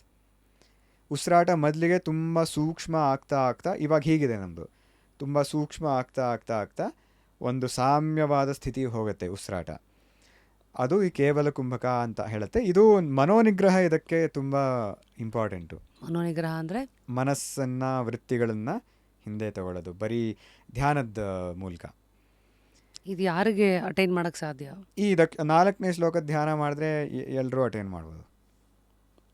So fine, rapid fire continues. The foundation is the science of silence anta, because since Dakshinamurti is all about knowing your truth in silence. Guru na Google? Guru, obviously. Telescope or third eye? Third eye is the telescope. ನಮ್ಮ ಇದಕ್ಕೆ ಸ್ವಲ್ಪ ವಿವರಿಸ್ತೀನಿ. ಗುರುಗಳು ಒಂದು ನನಗೆ ಉಪದೇಶ ಮಾಡಿದ್ದೇನೆಂದರೆ, ಈ ಇಡೀ ಪ್ರಪಂಚ ಒಂದು ಟೆಲಿಸ್ಕೋಪ್ ಥರ. ಟೆಲಿಸ್ಕೋಪ್ ಇಟ್ಕೊಂಡು ನಾವು ಒಂದು ನಕ್ಷತ್ರವನ್ನು ನೋಡ್ತೀವಿ, ಹಾಗೆ ಈ ಪ್ರಪಂಚನೇ ಆ ಟೆಲಿಸ್ಕೋಪು, ಯಾವ್ದ್ರ ಮೂಲಕ ಆ ಸಾಕ್ಷಿನ ನೋಡ್ತೀವಿ. ಈ ದಕ್ಷಿಣಾಮೂರ್ತಿ ಇದೆ, ಇದರದ್ದು ಯುಕ್ತಿಗಳು ತಗೊಂಡು ಇದು ಮಾಡ್ಬೋದು. ನೀವು ರಿವರ್ಸ್ ಎಂಜಿನಿಯರ್ ಮಾಡಿದ್ರಿ ಅದನ್ನು. ಟೆಲಿಸ್ಕೋಪ್ ಹಾಗೆ ನಕ್ಷತ್ರ ನೋಡೋಕ್ಕೆ ದ್ವಾರ, ಅದು ಇದರ ಮುಖಾಂತರ ನಕ್ಷತ್ರ. ಹಾಗೆ ಪ್ರಪಂಚವೇ ಆ ಸಾಕ್ಷಿ ಗಮನಿಸಕ್ಕೆ ಒಂದು ಸಾಧನ ಅದು. ಬ್ಯೂಟಿಫುಲ್. ಸೊ ಥರ್ಡ್ ಐ ಅಂತ ಇದೇನು ಹೇಳ್ತೀವೋ, ಈ ಮನಸ್ತತ್ವ ಅಂತ, ಈ ಆಜ್ಞಾಚಕ್ರ ಅಂತ ಹೇಳೋದು, ಆ ಹಂತಕ್ಕೆ ಯೋಗಿ ಬಂದಾಗ ಆ ಸಮಷ್ಟಿ ಮನಸ್ಸಂತ ಏನು ಹೇಳ್ತೀವಿ, ಅಥವಾ ಆ ಸಾಕ್ಷಿಗೆ ತುಂಬ ಹತ್ತಿರವಾದ ಸ್ಥಿತಿ ಅದು. ಅದೇ ಮೊನ್ನೆ ಒಬ್ಬರು ಡಾಕ್ಟರ್ ನನಗೆ ಹೇಳಿದರು, ಇಲ್ಲಿ ಕೆಲವು ಡಿಫೆಕ್ಟ್ಸ್ ಇರುತ್ತೆ, ಕಾರ್ಟಿಕಲ್ ಡಿಫೆಕ್ಟ್ಸ್ ಅಂತ. ಅದೇ ಡಿಫೆಕ್ಟು ಈ ಪೀನಿಯಲ್ ಗ್ಲ್ಯಾಂಡಲ್ಲೂ ಆಗತ್ತೆ ಅಂತ ಹೇಳಿದ್ರು ಅವರು. ಅಂದರೆ ಈ ಡಿಫೆಕ್ಟ್ ಇಲ್ಲಾಗೋದು ನಮ್ಮ ನೋಡೋದು ಸೈಟ್ಗೆ ಸಂಬಂಧಪಟ್ಟಿದ್ದು, ಆ ಬಯೋಲಾಜಿಕಲ್ ಡಿಫೆಕ್ಟು, ಆ ಡಿಸೀಸ್, ರೋಗ, ಅದು ಈ ಪೀನಿಯಲ್ ಗ್ಲ್ಯಾಂಡಲ್ಲೂ ಅದೇ ರೋಗ ಕಂಡು ಹಿಡಿದಾರೆ. ಅಂದರೆ ಅಲ್ಲೂ ಅದೇ ಆಗತ್ತೆ ಅಂತ. ಅಂದರೆ ಇದಕ್ಕೇನೋ ಒಂದು ನೋಡೋ ಪ್ರಕ್ರಿಯೆ ಇರ್ಬೋದೇನೋ ಅಂತ ಅವರು ನಂಗೆ ಹೇಳಿದ್ದು. ನಾನು ಅದ್ರ ಬಗ್ಗೆ ಅಷ್ಟೊಂದು ತಿಳ್ಕೊಂಡಿಲ್ಲ. ಅಂದರೆ ಪಾಯಿಂಟ್ ಬೀಯಿಂಗ್ ಇಲ್ಲೇನು ಆದರೂ ಇಲ್ಲಿಗೆ ಎಫೆಕ್ಟ್ ಆಗುತ್ತೆ ಹಾಗಲ್ಲ, ಇಲ್ಲಿ ಯಾವ ಸೈಟ್ ಫಂಕ್ಷನಾಲಿಟಿ ಮೆಕ್ಯಾನಿಸಮ್ಸ್ ಇದೆಯೋ ಅದಕ್ಕೆ ಸಂಬಂಧಪಟ್ಟಿದ್ದು ಒಂದು ಡಿಫೆಕ್ಟು ಈ ಪೀನಿಯಲ್ ಗ್ಲ್ಯಾಂಡಲ್ಲೂ ಅದೇ ಕಂಡು ಹಿಡಿದ್ದಾರೆ ಅಂತ ಹೇಳಿದ್ದಾರೆ. ಅಂದರೆ ಇದಕ್ಕೂ ಇದು ವೆಸ್ಟಿಜಲ್ ಆರ್ಗನ್ ಅಂತ ಇವಾಗ ಅದಕ್ಕೇನು ಉಪಯೋಗ ಇಲ್ಲ ಅಂತ ನಂಬ್ಕೊಂಡು ಬಂದಿದ್ದಾರೆ. ಅದೇ ಇಲ್ಲ, ಅದಕ್ಕೇನೋ ಉಪಯೋಗ ಇರ್ಬೋದೇನೋ ಅಂತ. ಸೊ ಈ ಮೂರನೇ ಕಣ್ಣನ್ನು ಬೇರೆ ಬೇರೆ ಥರ ನೋಡಿದೆ ಸಮಾಜ. ಹ್ಮ್ ಹ್ಮ್ ಹ್ಮ್. ಶಿವ ಮೂರನೇ ಕಣ್ಣನ್ನು ಹೌದು, ಹೌದು, ತೆರೆದ, ಅಥವಾ ಇವತ್ತೆಲ್ಲ ನಾವುಗಳೇ ಮೆಡಿಟೇಷನ್ ಮೂಲಕ ಹಾ ಕೆಲವರು ಕುಂಡಲಿನಿ ಅವೇಕ್ನಿಂಗೋ ಇನ್ನೇನೋ ಇದ್ರ ಮೂಲಕ ಥರ್ಡ್ ಐ ಓಪನ್ ಆಗುತ್ತೆ ಅಂತ. What is the truth behind third eye? Is it for everybody? Should they run behind it or is it a natural progression it one attains? ನಾನು ಈ ಸಂದರ್ಭದಲ್ಲಿ ಉತ್ತರ ಕೊಡ್ತೀನಿ. ಈ ದಕ್ಷಿಣಾಮೂರ್ತಿ ಸಂದರ್ಭದಲ್ಲಿ ಅದನ್ನು ಅಟ್ಟಿಸ್ಕೊಂಡು ಹೋಗೋದು ಏನು ಬೇಡ. ಥರ್ಡ್ ಐ ಅಂತ ನಾವು ಏನು ಹೇಳ್ತಾ ಇದ್ದೀವಿ, ಆಜ್ಞಾ ಚಕ್ರಕ್ಕೆ ಯಾವಾಗ ಕುಂಡಲಿನಿ ಮೀರ್ಕೊಂಡು ಅಲ್ಲಿ ಬರುತ್ತೋ ಆವಾಗ ಈ ಮನಸ್ತತ್ವ ಅಂತ ಏನು ಹೇಳ್ತಾನೋ ಅದನ್ನು ಗೆಲ್ತಾನೆ ಯೋಗಿ. ಮನಸ್ತತ್ವ ಅಂದರೆ ಈ ಇಡೀ ಒಂದು ಪ್ರಪಂಚ ಅದು ಮನಸ್ಸೇ, ಅಷ್ಟೇ ಸಮಷ್ಟಿ. ಅದು ನನ್ನ ಮನಸ್ಸು ನಿಮ್ಮ ಮನಸ್ಸು ಅಂತ ಬೇರೆ ಬೇರೆ ಇಲ್ಲ, ಇಡೀ ಒಂದೇ ಮನಸ್ಸು. ಅದನ್ನು ಹಿರಣ್ಯಗರ್ಭ ಅಂತಾನೂ ಹೇಳ್ತೀವಿ ನಾವು. ಆ ತತ್ವವನ್ನು ಗೆಲ್ತಾನೆ ಅವನು, ಅಂದರೆ ಆ ಜ್ಯೋತಿ ಹತ್ರ ಹೋಗ್ತಾನೆ. ಸೊ ಈ 4ನೇ ಶ್ಲೋಕ ಇದೆಯಲ್ಲ, ತಮೇವ ಭಾಂತಂ ಅನುಭಾತಿ ಸರ್ವಂ ಅಂತ, ಅಂದರೆ ಈ ತಮೇವ ಭಾಂತಂ ಅನುಭಾತಿ ಏತತ್ ಸಮಸ್ತಂ ಜಗತ್ ಅಂತ 4ನೇ ಶ್ಲೋಕ ಹೇಳೋದು. ಈ ಧ್ಯಾನದ ಮೂಲಕ ಆ ಜ್ಯೋತಿ ಹತ್ರ ಹೋದರೆ ನಾವು ನ್ಯಾಚುರಲ್ ಆಗಿ ಈ ಥರ್ಡ್ ಐ ಇದೆಲ್ಲ ಪ್ರಕ್ರಿಯೆಗಳು ಅವನಿಗೆ ಆಗತ್ತೆ. ಅದನ್ನು ನಟ್ಟಿಸ್ಕೊಂಡು ಹೋಗೋದು ಏನು ಬೇಡ, ಕಷ್ಟ ಸಾಧ್ಯನೂ. ಧ್ಯಾನದ ಮೂಲಕ, ವಿಚಾರದ ಮೂಲಕ, ವೇದಾಂತ ವಿಚಾರದ ಮೂಲಕ ಅದೆಲ್ಲ ಅವನಿಗೆ ಒದಗಿಸುತ್ತೆ. ಧ್ಯಾನ is the door. Dakshinamurthy dhyana is the gateway to all of this. ಮತ್ತೆ ಇದು ಲೈಫ್ ಲಾಂಗ್ ಜೊತೆಗಿರುವಂಥದ್ದಲ್ವಾ? ಹೌದು, ದಕ್ಷಿಣಾಮೂರ್ತಿ ಲೈಫ್ ಲಾಂಗ್ ಅಷ್ಟೇ ಅಲ್ಲ, ಎಲ್ಲ ಜನ್ಮಗಳಿಂದ ಅವನು ಬಂದಿದ್ದಾನೆ. Samskara, not just this. What is your ಕಿವಿ ಮಾತು? ಯಾರೋ ನಾನು ಹೋದ ಜನ್ಮ ಮುಂದಿನ ಜನ್ಮ ಇದೆಲ್ಲ ನಂಬಲ್ಲಪ್ಪ, ಇವತ್ತಿಂದ ಅಷ್ಟೇ ಅಂತ ಅನ್ನೋರಿಗೆ ತಮ್ಮ ಕಿವಿ ಮಾತು. ನನ್ನ ಮಾತಿಗಿಂತ ಶ್ರೀ ಸುರೇಶ್ವರಾಚಾರ್ಯರು ಏನು ಹೇಳ್ತಾರೆ ಅಂತ ಹೇಳ್ತೀನಿ. ಮಾನಸೋಲ್ಲಾಸ ಟೀಕಾದಲ್ಲಿ 7ನೇ ಚಾಪ್ಟರಲ್ಲಿ ಒಂದು ಹೀಗೆ ಬರುತ್ತೆ. ಇದು ನಾನು ಹೇಳಿದ್ನಲ್ಲ, ನಾನು ಅಂತ ಚೈಲ್ಡ್ಹುಡ್ ಟು ಓಲ್ಡ್ ಏಜ್ ಅದೇ ನಾನು ಅಂತ ಬರ್ತೀವಿ. ಅಷ್ಟೇ ಅಲ್ಲ, ಅದೇ ನಾನು ಹಿಂದಿನ ಜನ್ಮಗಳಲ್ಲೂ ಅದೇ ಹರ್ಕೊಂಡು ಬರ್ತಿದೆ ಅಂತ ಅಲ್ಲಿ ಬರುತ್ತೆ ವಿಷಯ. ಅದಕ್ಕೆ ಶಿಷ್ಯ ಪ್ರಶ್ನೆ ಮಾಡ್ತಾನೆ, ಇದಾಗಿ ಹೇಳ್ತೀವಿ, ನಾನು ಹುಟ್ಟಿನೇಲಿಂದಾನೇ ತಾನೇ ಈ ನಾನು, ಅದಕ್ಕಿಂತ ಹಿಂದೆ ಅದು ಹಾಗೆ ನಾನು ಇದ್ದೆ ಅಂತ ಹೇಳ್ತೀರಿ ನೀವು ಅಂತಕ್ಕೆ ಒಂದು ಉದಾಹರಣೆ ಸುರೇಶ್ವರರು ಕೊಡೋದು. ಒಂದು ಕರು, ಆ ಕರು ಹುಟ್ಟಿದ ಕ್ಷಣ ಏಳತ್ತೆ ಹೋಗಿ ಹಾಲು ಕುಡಿಯುತ್ತೆ ಅಮ್ಮ ಕರು ಹಸುವಿಂದ. ಹೇಗೆ ಗೊತ್ತಾಯ್ತು? ಟ್ರೈನಿಂಗ್ ಕೊಟ್ರ ಯಾರು ಅದಕ್ಕೆ? ಮನುಷ್ಯರಿಗೆ ಟ್ರೈನಿಂಗ್ ಕೊಟ್ಟರು ಮಾಡಲ್ಲ. ಆ ಕರು ಹೇಗೆ ಮಾಡ್ತು ಅದು ಅಂದರೆ ಸಂಸ್ಕಾರ ಅಂತ ನಾವು ಒಪ್ಪಲೇಬೇಕು. ಈಗ ಸಂಸ್ಕಾರ ಅಂದರೆ ಏನು? ಸಂಸ್ಕಾರ ಅಂದರೆ ಒಂದು ಇನಿಷಿಯಲ್ ಕಂಡೀಷನ್ ಅಂತ ಮ್ಯಾಥಮೆಟಿಕ್ಸಲ್ಲಿ ಹೇಳ್ತೀವಿ. ಹುಟ್ಟ ತಕ್ಷಣ ಒಂದು ಇನಿಷಿಯಲ್ ಕಂಡೀಷನ್ ಇರುತ್ತೆ. ಆ ಇನಿಷಿಯಲ್ ಕಂಡೀಷನ್ಗೆ ಒಂದು ಕಾರಣ ಇರಬೇಕು. ಆ ಕಾರಣ ಹಿಂದಿನ ಜನ್ಮಗಳಿಂದ ಬಂದಿದ್ದು ಕರ್ಮಗಳಿಂದ ಅಂತ ವೇದ ಹೇಳೋದು. ತೀರಾ ಒಬ್ಬ ನಾಸ್ತಿಕ ಇಲ್ಲ ನಾನು ಒಪ್ಪದೇ ಇಲ್ಲ ಅಂತ ಹಠ ಇಟ್ಕೊಂಡು ಕೂತಿದ್ರೆ ಸರಿ ಆಯಿತು, ಆ ಸಂಸ್ಕಾರ ಅಂತಾದರೂ ಒಪ್ಪು ಅಂತ ಅಷ್ಟಕ್ಕೆ ಬಿಡ್ತೀವಿ ನಾವು. ಆದರೆ ಬೇರೆ ಬೇರೆ ಯುಕ್ತಗಳಿಂದ ಈ ಪೂರ್ವಜನ್ಮ ಇದರ ಮುಂದಿನ ಜನ್ಮ ಇದೆಲ್ಲ ನಾವು ಒಪ್ಪಲೇಬೇಕಾಗತ್ತೆ. ಯುಕ್ತಿಗಳಂದರೆ ಲಾಜಿಕ್. ಯುಕ್ತಿ ಅಂದರೆ ಲಾಜಿಕ್ಕು, ಶಾಸ್ತ್ರದಲ್ಲಿ ಬರೋ ಲಾಜಿಕ್ ಉಪಯೋಗಿಸ್ಕೊಂಡು ಇದು ಒಂದು ಉದಾಹರಣೆ ಕೊಟ್ಟಿದ್ದು ಈ ಕರುವುದು. ಸೊ ಈ ಥರ ತುಂಬ ಇವಾಗ ಒಂದು US ಅಲ್ಲೂ ಈ ಇನ್ಸ್ಟಿಟ್ಯೂಟ್ಸ್ ಎಲ್ಲ ಇದೆ ವಿಚ್ ಸ್ಟಡಿ ರೀಇನ್ಕಾರ್ನೇಷನ್. ಇದೆಲ್ಲ ಡಾಕ್ಯುಮೆಂಟ್ ಮಾಡಿದ್ದಾರೆ, ಹಲವಾರು ಕೇಸಸ್ಸು ಎಲ್ಲ ಬಂದಿದೆ. ಈಗ ಇದ್ದಕ್ಕಿದ್ದಾಗೆ ಬೇರೆ ಲ್ಯಾಂಗ್ವೇಜು ಮಾತಾಡ್ತಾರೆ. ಹುಟ್ಟಿದ ತಕ್ಷಣ ಜಾಪನೀಸ್ ಮಾತಾಡ್ತಾನೆ, ಕೊರಿಯನ್ ಮಾತಾಡ್ತಾನೆ. ಯಾರು ಹೇಳ್ಕೊಟ್ಟಿದ್ದ ಅವನಿಗೆ? ಇದಕ್ಕೆಲ್ಲ ಉತ್ತರಗಳಿಲ್ಲ. ಈ ಪೂರ್ವಜನ್ಮ ಅನ್ನೋ ಪ್ರಕ್ರಿಯೆ ಒಪ್ಪದೇನೆ ಉತ್ತರ ಹೇಳೋಕ್ಕಾಗಲ್ಲ. ಸೈನ್ಸ್ ಹಾಗೆ ತಾನೆ, ಆ ಪ್ರಕ್ರಿಯೆನೇ ನಾವು ನೋಡೋಕ್ಕಾಗಲ್ಲ. ಆ ಪ್ರಕ್ರಿಯೆ ಒಪ್ಕೊಂಡು ಇದನ್ನೆಲ್ಲ ನಾವು ಎಕ್ಸ್ಪ್ಲೇನ್ ಮಾಡ್ಬೋದು. ಒಕ್ಯಾಮ್ಸ್ ರೇಸರ್ ಅಂತ ಸೈನ್ಸಲ್ಲಿ ಹೇಳ್ತಾರೆ. ಅಂದರೆ ಆ ಪ್ರಕ್ರಿಯೆ ತುಂಬ ಸರಳವಾಗಿರಬೇಕು, ಎಷ್ಟು ಕಡಿಮೆ ಅವಯವಗಳಿರುತ್ತೋ ಅಷ್ಟು ಕಡಿಮೆ ಇರಬೇಕು, ಅಷ್ಟೇ ಎಲ್ಲ ಎಲ್ಲದನ್ನು ಎಕ್ಸ್ಪ್ಲೇನ್ ಮಾಡೋಕ್ಕಾಗಬೇಕು. ಅದಕ್ಕೆ ಶಾಸ್ತ್ರದಲ್ಲಿ ಇರೋ ಪ್ರಕ್ರಿಯೆ ಒಂದು ಈ ಒಕ್ಯಾಮ್ಸ್ ರೇಸರೇ. ವಾವ್, ಎಷ್ಟು ವಿಚಾರಗಳಿದೆ. ಮುಂದೆ ಮೆಡಿಟೇಷನ್ ಆ್ಯಪ್ ಅಥವಾ ಮೌಂಟೇನ್ ರಿಟ್ರೀಟ್ ಯಾವುದು ಆ ಸಮಸ್ಥಿತಿಗೆ ತುಂಬ ಹೆಲ್ಪ್ ಆಗುತ್ತೆ? ಒಬ್ಬರು ಸ್ವಾಮಿ ವಿವೇಕಾನಂದ ಹತ್ರ ಬಂದು ಕೇಳಿದ್ರು, Swamiji I want to do Vedanta dhyana ಅಂತ. ಸ್ವಾಮೀಜಿ ಅವ್ರಿಗೆ ಹೇಳಿದ್ದು ಗೋ ಆ್ಯಂಡ್ ಪ್ಲೇ ಫುಟ್ಬಾಲ್ ಅಂತ. ಇದರಿಂದ ನಿಮ್ಗೆ ಆನ್ಸರ್ ಬಂತು ಅಂತ ಅನ್ಕೋತೀನಿ. ಸ್ವಲ್ಪ ಮೈಯೆಲ್ಲ ಗಟ್ಟಿ ಇರಬೇಕು ಧ್ಯಾನಕ್ಕೆ ಕೂತ್ಕೊಳ್ಳೋಕ್ಕೆ. ಸ್ವಲ್ಪ ಮೌಂಟೇನಿಯರಿಂಗ್ ಎಲ್ಲ ಮಾಡ್ಕೊಂಡು ಆಮೇಲೆ ಸ್ವಲ್ಪ ಧ್ಯಾನಕ್ಕೆ ಬನ್ನಿ ಅಂತ ಹೇಳೋದು. ಡ್ರೀಮ್ ಅಥವಾ reality which is more of us? ಓಹೋ ವಿ ಆರ್ ರಿಯಾಲಿಟಿ. ಸತ್ ಪದಾರ್ಥ, ಸನ್ಮಾತ್ರ ಅಂತ ಹೇಳೋದು. We are the reality and we dream this whole world, we dream up this whole world. ನಾವು ಇನ್ ದಟ್ ಕೇಸ್ ಕೆಲವರಿಗೆ ಡ್ರೀಮ್ಸಲ್ಲಿ ಸಖತ್ ಒಳ್ಳೇದೇನೇನೋ ಬರುತ್ತೆ, ಇನ್ನು ಕೆಲವರು ಕೆಟ್ಟದೇನೇನೋ ಬರುತ್ತೆ. ಅದು ಯಾಕೆ? ಒಂದು ಸ್ವಪ್ನಶಾಸ್ತ್ರ ಅಂತಾನೆ ಇದೆ, ಅಷ್ಟು ನಾನು ಅದು ಅಧ್ಯಯನ ಮಾಡಿಲ್ಲ.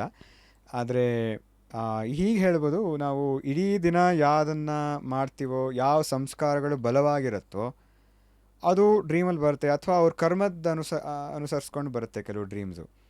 ಕೆಲವು ಸತಿ ಹೀಗೆ ಹೇಳ್ತಿದ್ರು ನಮ್ಮ ಮನೆಯಲ್ಲಿ, ಅಂದರೆ ಕೆಟ್ಟ ಡ್ರೀಮ್ ಬಂದರೂ ಯಾವುದೋ ಒಂದು ಪಾಪ ಕಳೀತು ಅಲ್ಲಿ ಅಂತ ಅಂದ್ಕೋಬೇಕು ನಾವು. ಹೌದಾ? ತುಂಬ ಅದರ ಬಗ್ಗೆ ನಾವು ಹಿಂದೆ ಹೋಗಿ ಅದರ ಅರ್ಥ ಏನು ಅದೆಲ್ಲ ತಲೆ ಕೆಡಿಸ್ಕೊಳ್ಳೋದು ಬೇಡ. ಡ್ರೀಮಿನ ತತ್ವ ಏನು, ದಕ್ಷಿಣಾಮೂರ್ತಿ ಅಷ್ಟಕದ ಪ್ರಕಾರ ಅದರ ಹತ್ರ ಹೋಗೋಣ ನಾವು. ಆವಾಗ ಯಾವುದೇ ಥರ ಡ್ರೀಮ್ ಆದ್ರೂ ಆನಂದವಾಗಿರ್ತೀವಿ ನಾವು. ಸೊ ಈಗ ಕೆಟ್ಟ ಕನಸು ಬಿದ್ರೂ ದಕ್ಷಿಣಾಮೂರ್ತಿ ತತ್ವದ ಕಡೆಗೆ ಅದನ್ನು ಹೇಗೆ ತಿರುಗಿಸ್ಕೋಬೇಕು? ಕನಸು ಎಲ್ಲಿಂದ ಬಂತು ಇದು ಅಷ್ಟೇ ಅಲ್ಲ, ಹೀಗೆ ಮಾಡ್ಬೋದು. ಆ ಕನಸಿನ ಸಂದರ್ಭದಲ್ಲಿ ನೀವು ಎಲ್ಲಿದ್ರಿ ಅಂತ ಪ್ರಶ್ನೆ.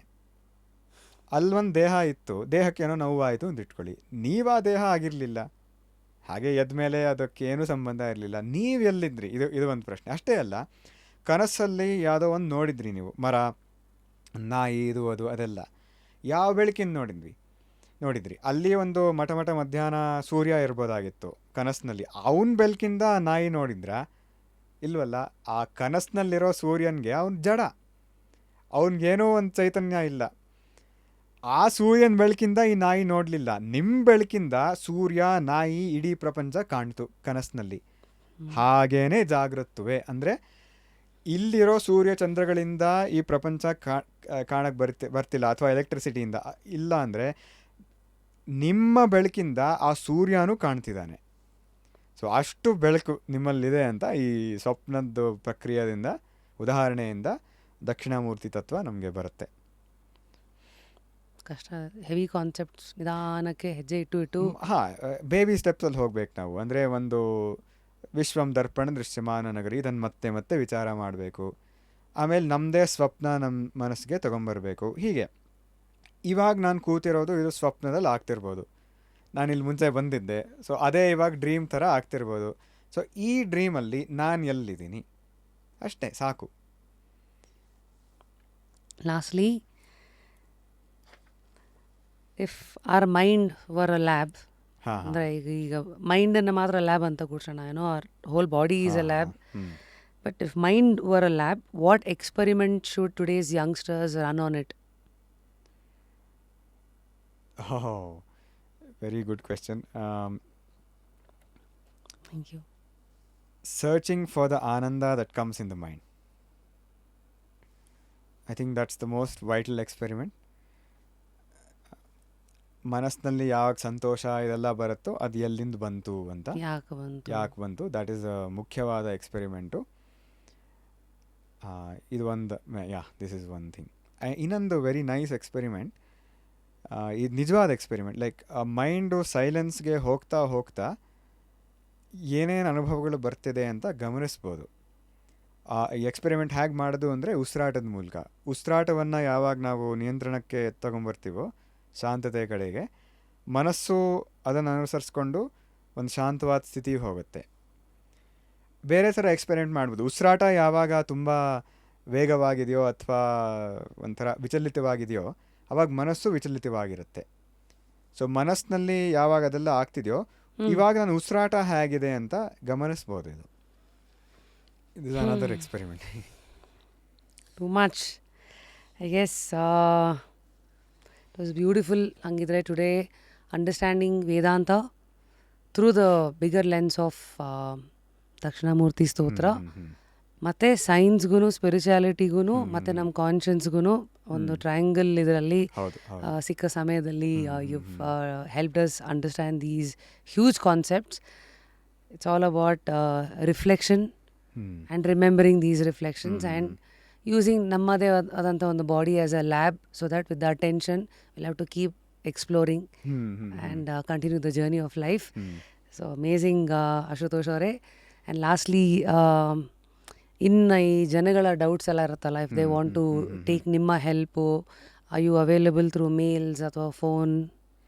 ಸೊ ನಮ್ಮ vivekadipti.org ಅಂತ there is a website, Viveka VIVEKADEEPTI.org. ಅದರಲ್ಲಿ ಹೋದರೆ ನಮ್ಮ ಗುರುಗಳ ಉಪದೇಶಗಳು ಅವ್ರಿಗೆ ಸಿಗುತ್ತೆ, ಕನ್ನಡದಲ್ಲೇ ಇದೆ, ಕೆಲವ್ದು ಇಂಗ್ಲೀಷ್ನಲ್ಲೂ ಇವಾಗ ಬಂದಿದೆ. ಅಷ್ಟೇ ಅಲ್ಲ, ಒಂದು ಈ ದಕ್ಷಿಣಾಸ್ಯ ದರ್ಶಿನಿ, ಈ ಸೈನ್ಸ್ ಆ್ಯಂಡ್ ವೇದಾಂತಿಕ್ ಹ್ಯಾಕಥಾನ್ ನಾನೇನು ಹೇಳಿದ್ನೋ ಅದಕ್ಕೊಂದು ಟ್ಯಾಬ್ ಇದೆ ದಕ್ಷಿಣಾಸ್ಯ ದರ್ಶಿನಿಯಿಂದ. ಅಲ್ಲಿ ಹೋದರೆ ಅವ್ರಿಗೆ ಈ ಎಲ್ಲ ನಾವು ಎಕ್ಸ್ಪೆರಿಮೆಂಟ್ಸ್ ಪ್ರಪೋಸ್ ಮಾಡಿರೋದು ಅಷ್ಟು ಬರುತ್ತೆ ಅಲ್ಲಿ. ಆ್ಯಂಡ್ ಅಲ್ಲಿ ಅವರು ಸೈನ್ ಅಪ್ ಮಾಡ್ಬೋದು, saying we are interested in this, multiple entries ಮಾಡ್ಬೋದು ಅಲ್ಲಿ. They can sign up for this amazing journey, this very unique hackathon. We welcome everybody to join us on this journey. ಅದರಿಂದ ನಮ್ಮ Vedant ಭಾರತಿದು contact information ಎಲ್ಲದು ಅಲ್ಲಿ ಸಿಗುತ್ತೆ. And ನಂದು of course ಯೂಟ್ಯೂಬಲ್ಲಿ ಸಿಗುತ್ತೆ. Every one is free to reach out to Vedant Bharati for any doubts or knowing how to continue further on this journey. But my strong request and words of encouragement ಎಲ್ಲ ಯುವಕರಿಗೆ ಏನಂದರೆ, ಈ ದಕ್ಷಿಣಾಸ್ಯ ದರ್ಶಿನಿ ಇದರ ಬಗ್ಗೆ ಖಂಡಿತ ನಮ್ಮ ಜೊತೆ ಬನ್ನಿ. ನಮ್ಮದೇ ಟೀಮ್ ಆಫ್ ಸೈಂಟಿಸ್ಟ್ಸ್ ಇದೆ who will guide them. And ನಮಗೆ we also have work spaces. ಈ ಹ್ಯಾಕಥಾನ್ ಕಂಡಕ್ಟ್ ಮಾಡೋಕ್ಕೆ ವರ್ಕ್ಶಾಪ್ಸು ಎಲ್ಲ ಅಲ್ಲಿಗೆ they can come and do it. Or ಅವ್ರ ಕಾಲೇಜ್ಗಳಲ್ಲೇ ಆರ್ಗನೈಸ್ ಮಾಡ್ತಿದ್ದೀವಿ. ಇವು 3 ಹ್ಯಾಕಥಾನ್ಸ್ ಪ್ಲ್ಯಾನ್ ಮಾಡಿದ್ದೀವಿ ನಾವು. ಯಾವಾಗಿದು? Starting from end of November going all the way up to week of the Jan 20th.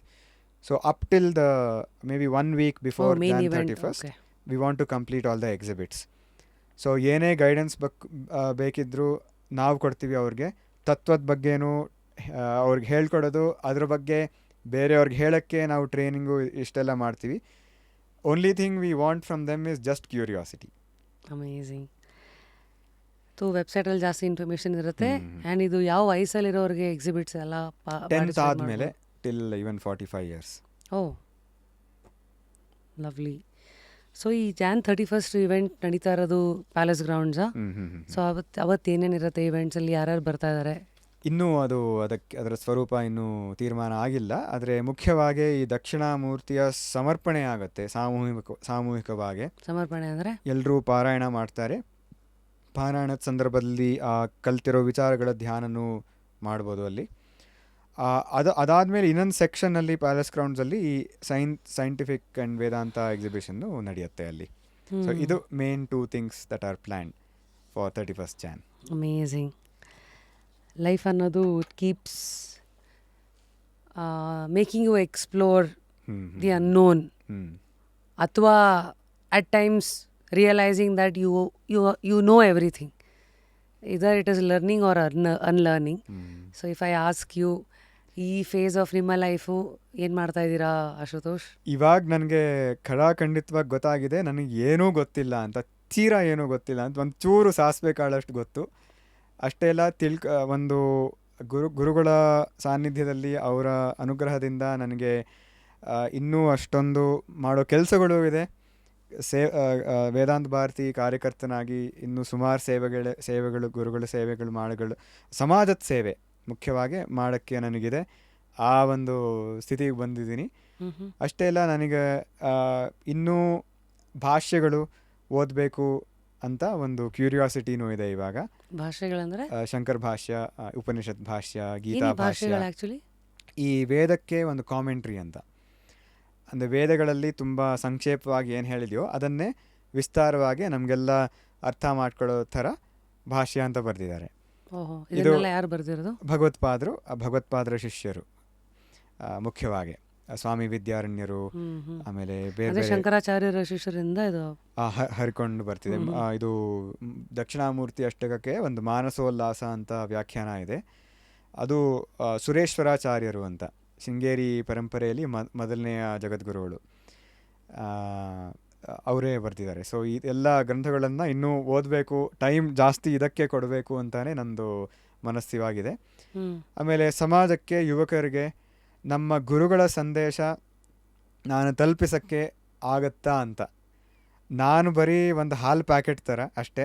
ನನ್ನಲ್ಲಿರೋದು ನನ್ನ ಗುರುಗಳ ಉಪದೇಶ ಮಾಡಿರೋ ಅಮೃತ.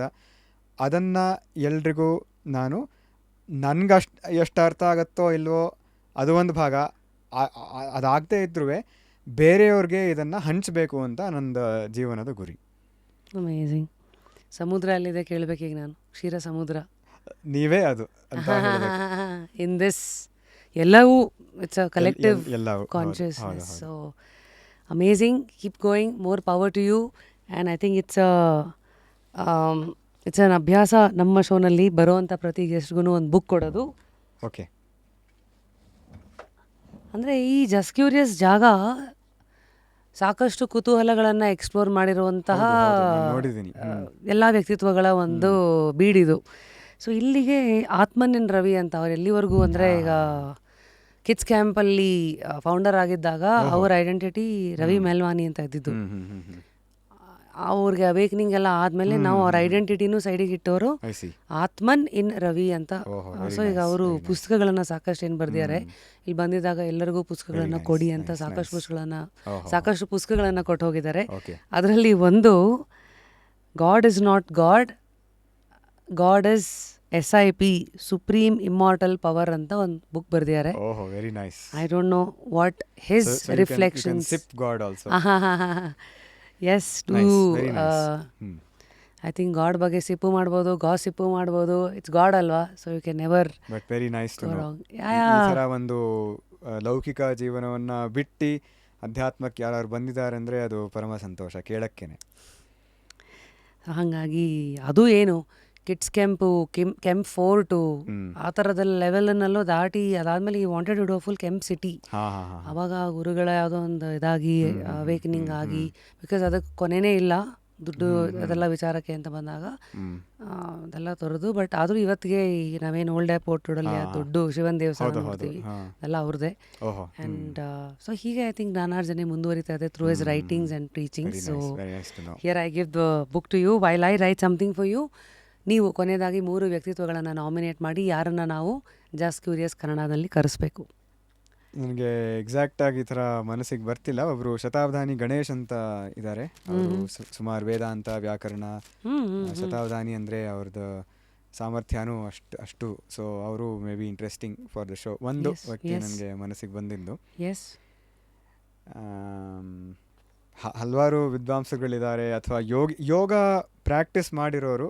ಅಂದರೆ ನಮ್ಮ ವ್ಯಕ್ತಿಗಳು ಇವಾಗ ನನ್ನ ಮನಸ್ಸಿಗೆ ಬರ್ತಿಲ್ಲ, ಆದರೆ ಶಾಸ್ತ್ರ ಮೀರ್ದೇನೆ ಯೋಗಾಭ್ಯಾಸ ಮಾಡಿರೋರು ಯಾರು ಬರೋಕ್ಕೆ ಒಪ್ಪಿದ್ರೆ ನನಗೆ ತುಂಬ ಸಂತೋಷ ಆಗುತ್ತೆ. ಇದನ್ನು ಸ್ವಲ್ಪ ಹುಡುಕಬೇಕು.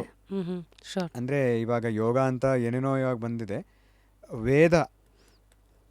ವೈದಿಕ ಮಾರ್ಗ ಹಿಡ್ಕೊಂಡು ಯಾರು ಯೋಗಾಭ್ಯಾಸ ಮಾಡಿದಾರೋ ಅಂಥವರು ಶೋ ಮೇಲೆ ಬಂದು ಎಲ್ರಿಗೂ ಏನಾದ್ರು ನಮಗೆ ಜ್ಞಾನ ಜ್ಯೋತಿ ಬೆಳಗಕ್ಕಾದರೆ ತುಂಬ ನಾನು ಸಂತೋಷ ಪಡ್ತೀನಿ. So finally 11/11/2025. Now you all know when we shot this. So there you go. ಧನ್ಯವಾದ. But you wanted to give this book ಅಲ್ಲ? ವೇದಾಂತ ಭಾರತಿ ಕಡೆಯಿಂದ ನೀವು ಇಷ್ಟೊಂದು ದಕ್ಷಿಣಾಮೂರ್ತಿ ತತ್ವ ಪ್ರಚಾರಕ್ಕೆ ಇಷ್ಟೊಂದು ಪ್ರಯತ್ನ ಮಾಡ್ತಿದ್ರಿ. ಇದು 3ನೇ ಸತಿ ಅಂದ್ಕೋತೀನಿ ಈ ಥರ ಶೋ ಆಗ್ತಿರೋದು. ಇನ್ನೂ ಮಾಡೋಕ್ಕೆ ಪ್ರವೃತ್ತಿನೂ ಇದೆ. ಸೊ ಅದಕ್ಕೆ ವೇದಾಂತ ಭಾರತಿಯಿಂದ ನಿಮಗೆ ಒಂದು ಕೃತಜ್ಞತೆ ಭಾವ ಇಂದ ಇದು ಸರ್ವ ವೇದಾಂತ ಸಿದ್ಧಾಂತ ಸಾರ ಸಂಗ್ರಹ ಅಂತ ಎಲ್ಲ ವೇದಾಂತದಲ್ಲಿರೋ ವಿಷಯಗಳು ಅದರದ್ದು ಸಾರ ಅಂತ ಹೇಳ್ಬೋದು. ಸೊ ಇದು ತುಂಬ ಒಂದು ಉಪಯೋಗನೂ ಆಗುತ್ತೆ and very interesting read also. So ಭಗವತ್ಪಾದರು ಬರೆದಿದ್ದು. Would like to present it to you on behalf of Vedanta Bharati. Thank you so much. Also a music pillow from Repose. Nice.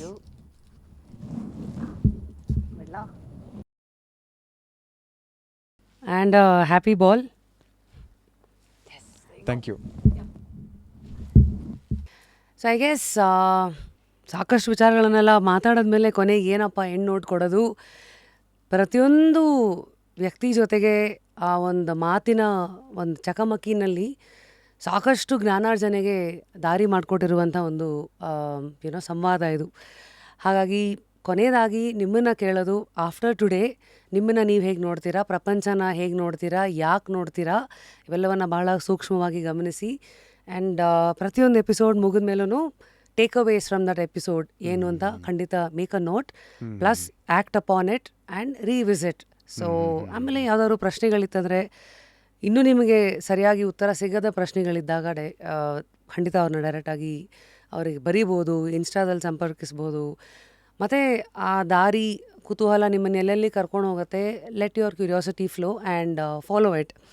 And lastly, I think today I want to end this session with this beautiful line. In the end, ನೀವು god ಆಗಿರಲಿ, universe ಆಗಿರಲಿ, consciousness ಆಗಿರಲಿ, ಏನೇ ಆಗಿರಲಿ, ಇವೆಲ್ಲ it is not a point to prove, but it is a presence to perceive ಅಂತ. So we have to connect to it as a radio. Metaphorically ಹೇಳೋದಾದರೆ ಆ ಆ್ಯಂಟನ ತೆಕ್ಕೊಂಡು ಇವಾಗ ನಾವು ಆ ಫ್ರೀಕ್ವೆನ್ಸಿಗೆ ಕನೆಕ್ಟ್ ಆಗಬೇಕು. ಈಗ ಅದೇನೇ ಟಿ ವಿ ಅಂದರೆ again tune in to that particular channel ಅಂತ. ಸೊ ಕೊನೆ ಪ್ರಶ್ನೆ is, do you know how to use your own self as a right tool to connect to the unknown ಅನ್ನೋದು. ಅನ್ನೋನ್ ಆಚೆನ ಒಳಗ, that is for you to always question and keep that curiosity alive till the time you are alive. I think that is what keeps us alive. So thank you Ashutosh. Until next time, take care. And next time ಸಿಕ್ಕಿದಾಗ ಈ ಇಡೀ ಪುಸ್ತಕದ ಸಾರ ನಿಮ್ಮನ್ನೇ ನಾನು ಕೂಡಿಸಿ ಮಾತಾಡಿಸಿದ್ರೆ ಇನ್ನೂ ಶ್ರೇಷ್ಠವಾದ ವಿದ್ವಾಂಸಗಳಿದ್ದಾರೆ, ಅವರನ್ನ ಸಂಪರ್ಕ ಮಾಡ್ಬೋದು. ಅಫ್ಕೋರ್ಸ್ ಅವರು ಬರಲಿ ಅಂತ ಹೇಳದೆ ಬೇರೆಯವ್ರಿಗೆ ಒಂದು ಸಂತೋಷದ ವಿಷಯ. Looking forward to host you again hopefully. Last thing ಹೇಳಿದ್ದು ಒಂದು ರೇಡಿಯೋ ಬಗ್ಗೆ, ಈ ಗುರು ಅನುಗ್ರಹ ಆ ರೇಡಿಯೋ ಚಾನೆಲ್ ತರ ಯಾವಾಗ್ಲೂ ಬ್ರಾಡ್ಕಾಸ್ಟ್ ಆಗ್ತಿದೆ. ಅದು ನಾವು ಅದಕ್ಕೆ ಟ್ಯೂನ್ ಆಗಬೇಕು, ಅವಾಗ ನಾವು ಗುರು ಅನುಗ್ರಹವನ್ನ ಪಡ್ಕೊಳ್ತೀವಿ. Tip to tune is through ಧ್ಯಾನ, ದಕ್ಷಿಣಾಮೂರ್ತಿ ಅಭ್ಯಾಸ. Thank ನೇರವಾಗಿ ಗುರು ಬಗ್ಗೆ ಹೇಳ್ತಿದೆ. ಸೊ ಎಲ್ರಿಗೂ ನಮ್ಮ ಗುರುಗಳ ದಕ್ಷಿಣಾಮೂರ್ತಿ ಭಗವತ್ಪಾದರ ಅನುಗ್ರಹ ನಿರಂತರವಾಗಿ ಅನುಭವಕ್ಕೆ ಬರಲಿ ಅಂತ ನನ್ನ ಪ್ರಾರ್ಥನೆ. ಖಂಡಿತ. ಈ ಜನಗಳ ಒಂದು ಅಭ್ಯಾಸ ಇದೆ, ಈ ಫೋಟೋಗಳು ಇಟ್ಕೊಳ್ಳೋದು, ಪೆಂಡೆಂಟ್ಸ್ಗಳು ಹಾಕೊಳ್ಳೋದು. ಆ್ಯಕ್ಚುಲಿ ಅದು ಯಾಕೆ ಬಂತು ಕೊನೆದಾಗ ಅದನ್ನು ಹೇಳ್ಬೋದಾ? ಅದು ಭಗವಂತ ಯಾವಾಗಲೂ ನನ್ನ ಜೊತೆ ಇದ್ದಾನೆ ಅಂತ ಮನವರಿಕೆ ಮಾಡೋಕ್ಕೆ. ಹಾಗೆ ನೋಡಿದರೆ ಈ ಇಡೀ ದಕ್ಷಿಣಾಮೂರ್ತಿ ಒಂದೊಂದು ಶ್ಲೋಕನೂ ಒಂದೊಂದು ಪೆಂಡೆಂಟ್ ಥರ, ಒಂದೊಂದು ವಜ್ರದ ಪೆಂಡೆಂಟ್ ಥರ ಅಂತ ಹೇಳ್ತೀನಿ ನಾನು. Amazing. So whichever face your in, photo reminders ಬೇಡ, ನನ್ನ ಅರಿವೇ ನನಗೆ ಒಳ್ಳೆ ಗುರು ರಿಮೈಂಡರ್ ಅಂತಂದರೆ I think all of this is not required. ದಕ್ಷಿಣಾಮೂರ್ತಿದು ಸ್ವರೂಪ ಇದೆ, ಧ್ಯಾನ ಮೂರ್ತಿ. ಅದನ್ನು ತುಂಬ ಶ್ರೇಷ್ಠವಾದ ಉಪಾಸನೆ ಸಗುಣ ಧ್ಯಾನ, ಅದನ್ನು ಇಟ್ಕೊಳ್ಬೋದು. ಸಗುಣ ಧ್ಯಾನ ಅಂದರೆ ಪಿಕ್ಚರ್ ಫಾರ್ಮ್ನ 4 ಕೈ, ಅದಕ್ಕೂ ತಾತ್ವಿಕ ಅರ್ಥಗಳಿದೆ. ಬೇರೆ ಬೇರೆ ಸಂದರ್ಭದಲ್ಲಿ ಅದನ್ನು ತಿಳ್ಕೊಳ್ಬೋದು. ನಾವು ಆ್ಯಕ್ಚುಲಿ ಇಂಗ್ಲೀಷ್ ಪಾಡ್ಕಾಸ್ಟಲ್ಲಿ ಅದು ಜಸ್ಟ್ ಕ್ಯೂರಿಯಸ್ ಇಂಡಿಯಾದಲ್ಲಿ ಫುಲ್ ಮಾತಾಡಿದ್ದೀವಿ. ಹೌದು, ಈ ಭಗವಂತನಿಗೆ ಡಿಪಿಕ್ಷನ್ನಲ್ಲಿ ಸಾಕಷ್ಟು ಆಯುಧಗಳು, ತುಂಬ ಕೈಗಳೆಲ್ಲ ಇರುತ್ತಲ್ಲ, ಇದ್ರ ಬಗ್ಗೆ ಒಂದೇ ಒಂದು ಲೈನಲ್ಲಿ ಉತ್ತರ ಕೊಡೋದಾದ್ರೆ ಯಾಕೆ ಇರುತ್ತೆ ಥರ? ಒಂದೊಂದು ತತ್ವ ಹೇಳುತ್ತೆ. ಇವಾಗ ಒಂದು ಹೇಳಿದ್ನಲ್ಲ, ಈ ಜ್ಞಾನ ಮುದ್ರ ರೈಟ್ ಹ್ಯಾಂಡಲ್ಲಿ ದಕ್ಷಿಣಾಮೂರ್ತಿ, ಅದು ನಾನು ನಿನ್ನ ಒಟ್ಟಿಗೆ ಯಾವಾಗಲೂ ಇದ್ದೀನಿ, ನಿಂದೇ ಆನಂದ ಸ್ವರೂಪವಾಗಿದ್ದೀನಿ, ಬೇರೆ ಚಿಂತನೆ ಎಲ್ಲ ಬಿಡು ಅಂತ ಹೇಳೋ ಈ ಮುದ್ರ ನಮ್ಮ ಗುರುಗಳ ವಾಕ್ಯದಿಂದ. ಈ ವೆಂಕಟೇಶ್ವರ ಇದರಲ್ಲೂ ನೋಡಿರ್ತೀವಿ, ಇದು ಹೀಗಿರೋದು ಅಭಯ ಅಂತ. ಭಯ ಯಾವಾಗ ಬರೋದು? ಎರಡನೇ ವಸ್ತು ಇದ್ದಾಗ. ಸೊ ಅಭಯ ಮುದ್ರ ಅಂದರೆ ನಿನ್ನ ಬಿಟ್ಟು, ಅಂದರೆ ನಾನೇ ನೀನು, ಅದಕ್ಕೆ ಬಿಟ್ಟು ಇನ್ನೊಂದು ವಸ್ತು ಇಲ್ಲ ನಿಂಗೆ ಭಯ ಪಡ್ಸೋಕ್ಕೆ, ಅದೇ ಅಭಯ ಮುದ್ರ. ಇದು ವರದ ಅಂದರೆ ನಮ್ಗೇನಾದ್ರು ಪಡ್ಕೊಳ್ಬೇಕಾದ್ರೆ ಚಾಕ್ಲೇಟು ಇದು ಅದು ಏನೇನೋ ಕೇಳ್ತೀವಲ್ಲ ದೇವರಿಗೆ, ಅದನ್ನೆಲ್ಲ ಕೊಡೋದು. ಅಂದರೆ ಈ ಮುದ್ರೆ ಏನು ಹೇಳೋದು ಅಂದರೆ ಅದಷ್ಟು ಒಂದೇಟ್ಗೆ ಕೊಡ್ಬೋದು ಇಂದ. ಸೋಷ್ಣುತೆ ಸರ್ವಾನ್ ಕಾಮಾನ್ ಸಹ ಬ್ರಹ್ಮಣ ವಿಪಶ್ಚಿತ ಅಂತ ಉಪನಿಷತ್ ಹೇಳೋದು. ಅದು ಅಭಯ ಮುದ್ರ. ಯಾವಾಗ ನಾವು ದಕ್ಷಿಣಾಮೂರ್ತಿ ಕೈ ಹಿಡ್ಕೋತೀವೋ ಇಡೀ ಕಾಮನೆಗಳು ಒಂದೇಟ್ಗೆ ಪೂರೈಸ್ಬೋದು ನಾವು, ಧ್ಯಾನದ ಮೂಲಕ ಕೈ ಹಿಡ್ಕೊಳ್ಳೋದು Dakshinamurthy. Thank you again. Thank you so much. See you. ನಮಸ್ತೆ.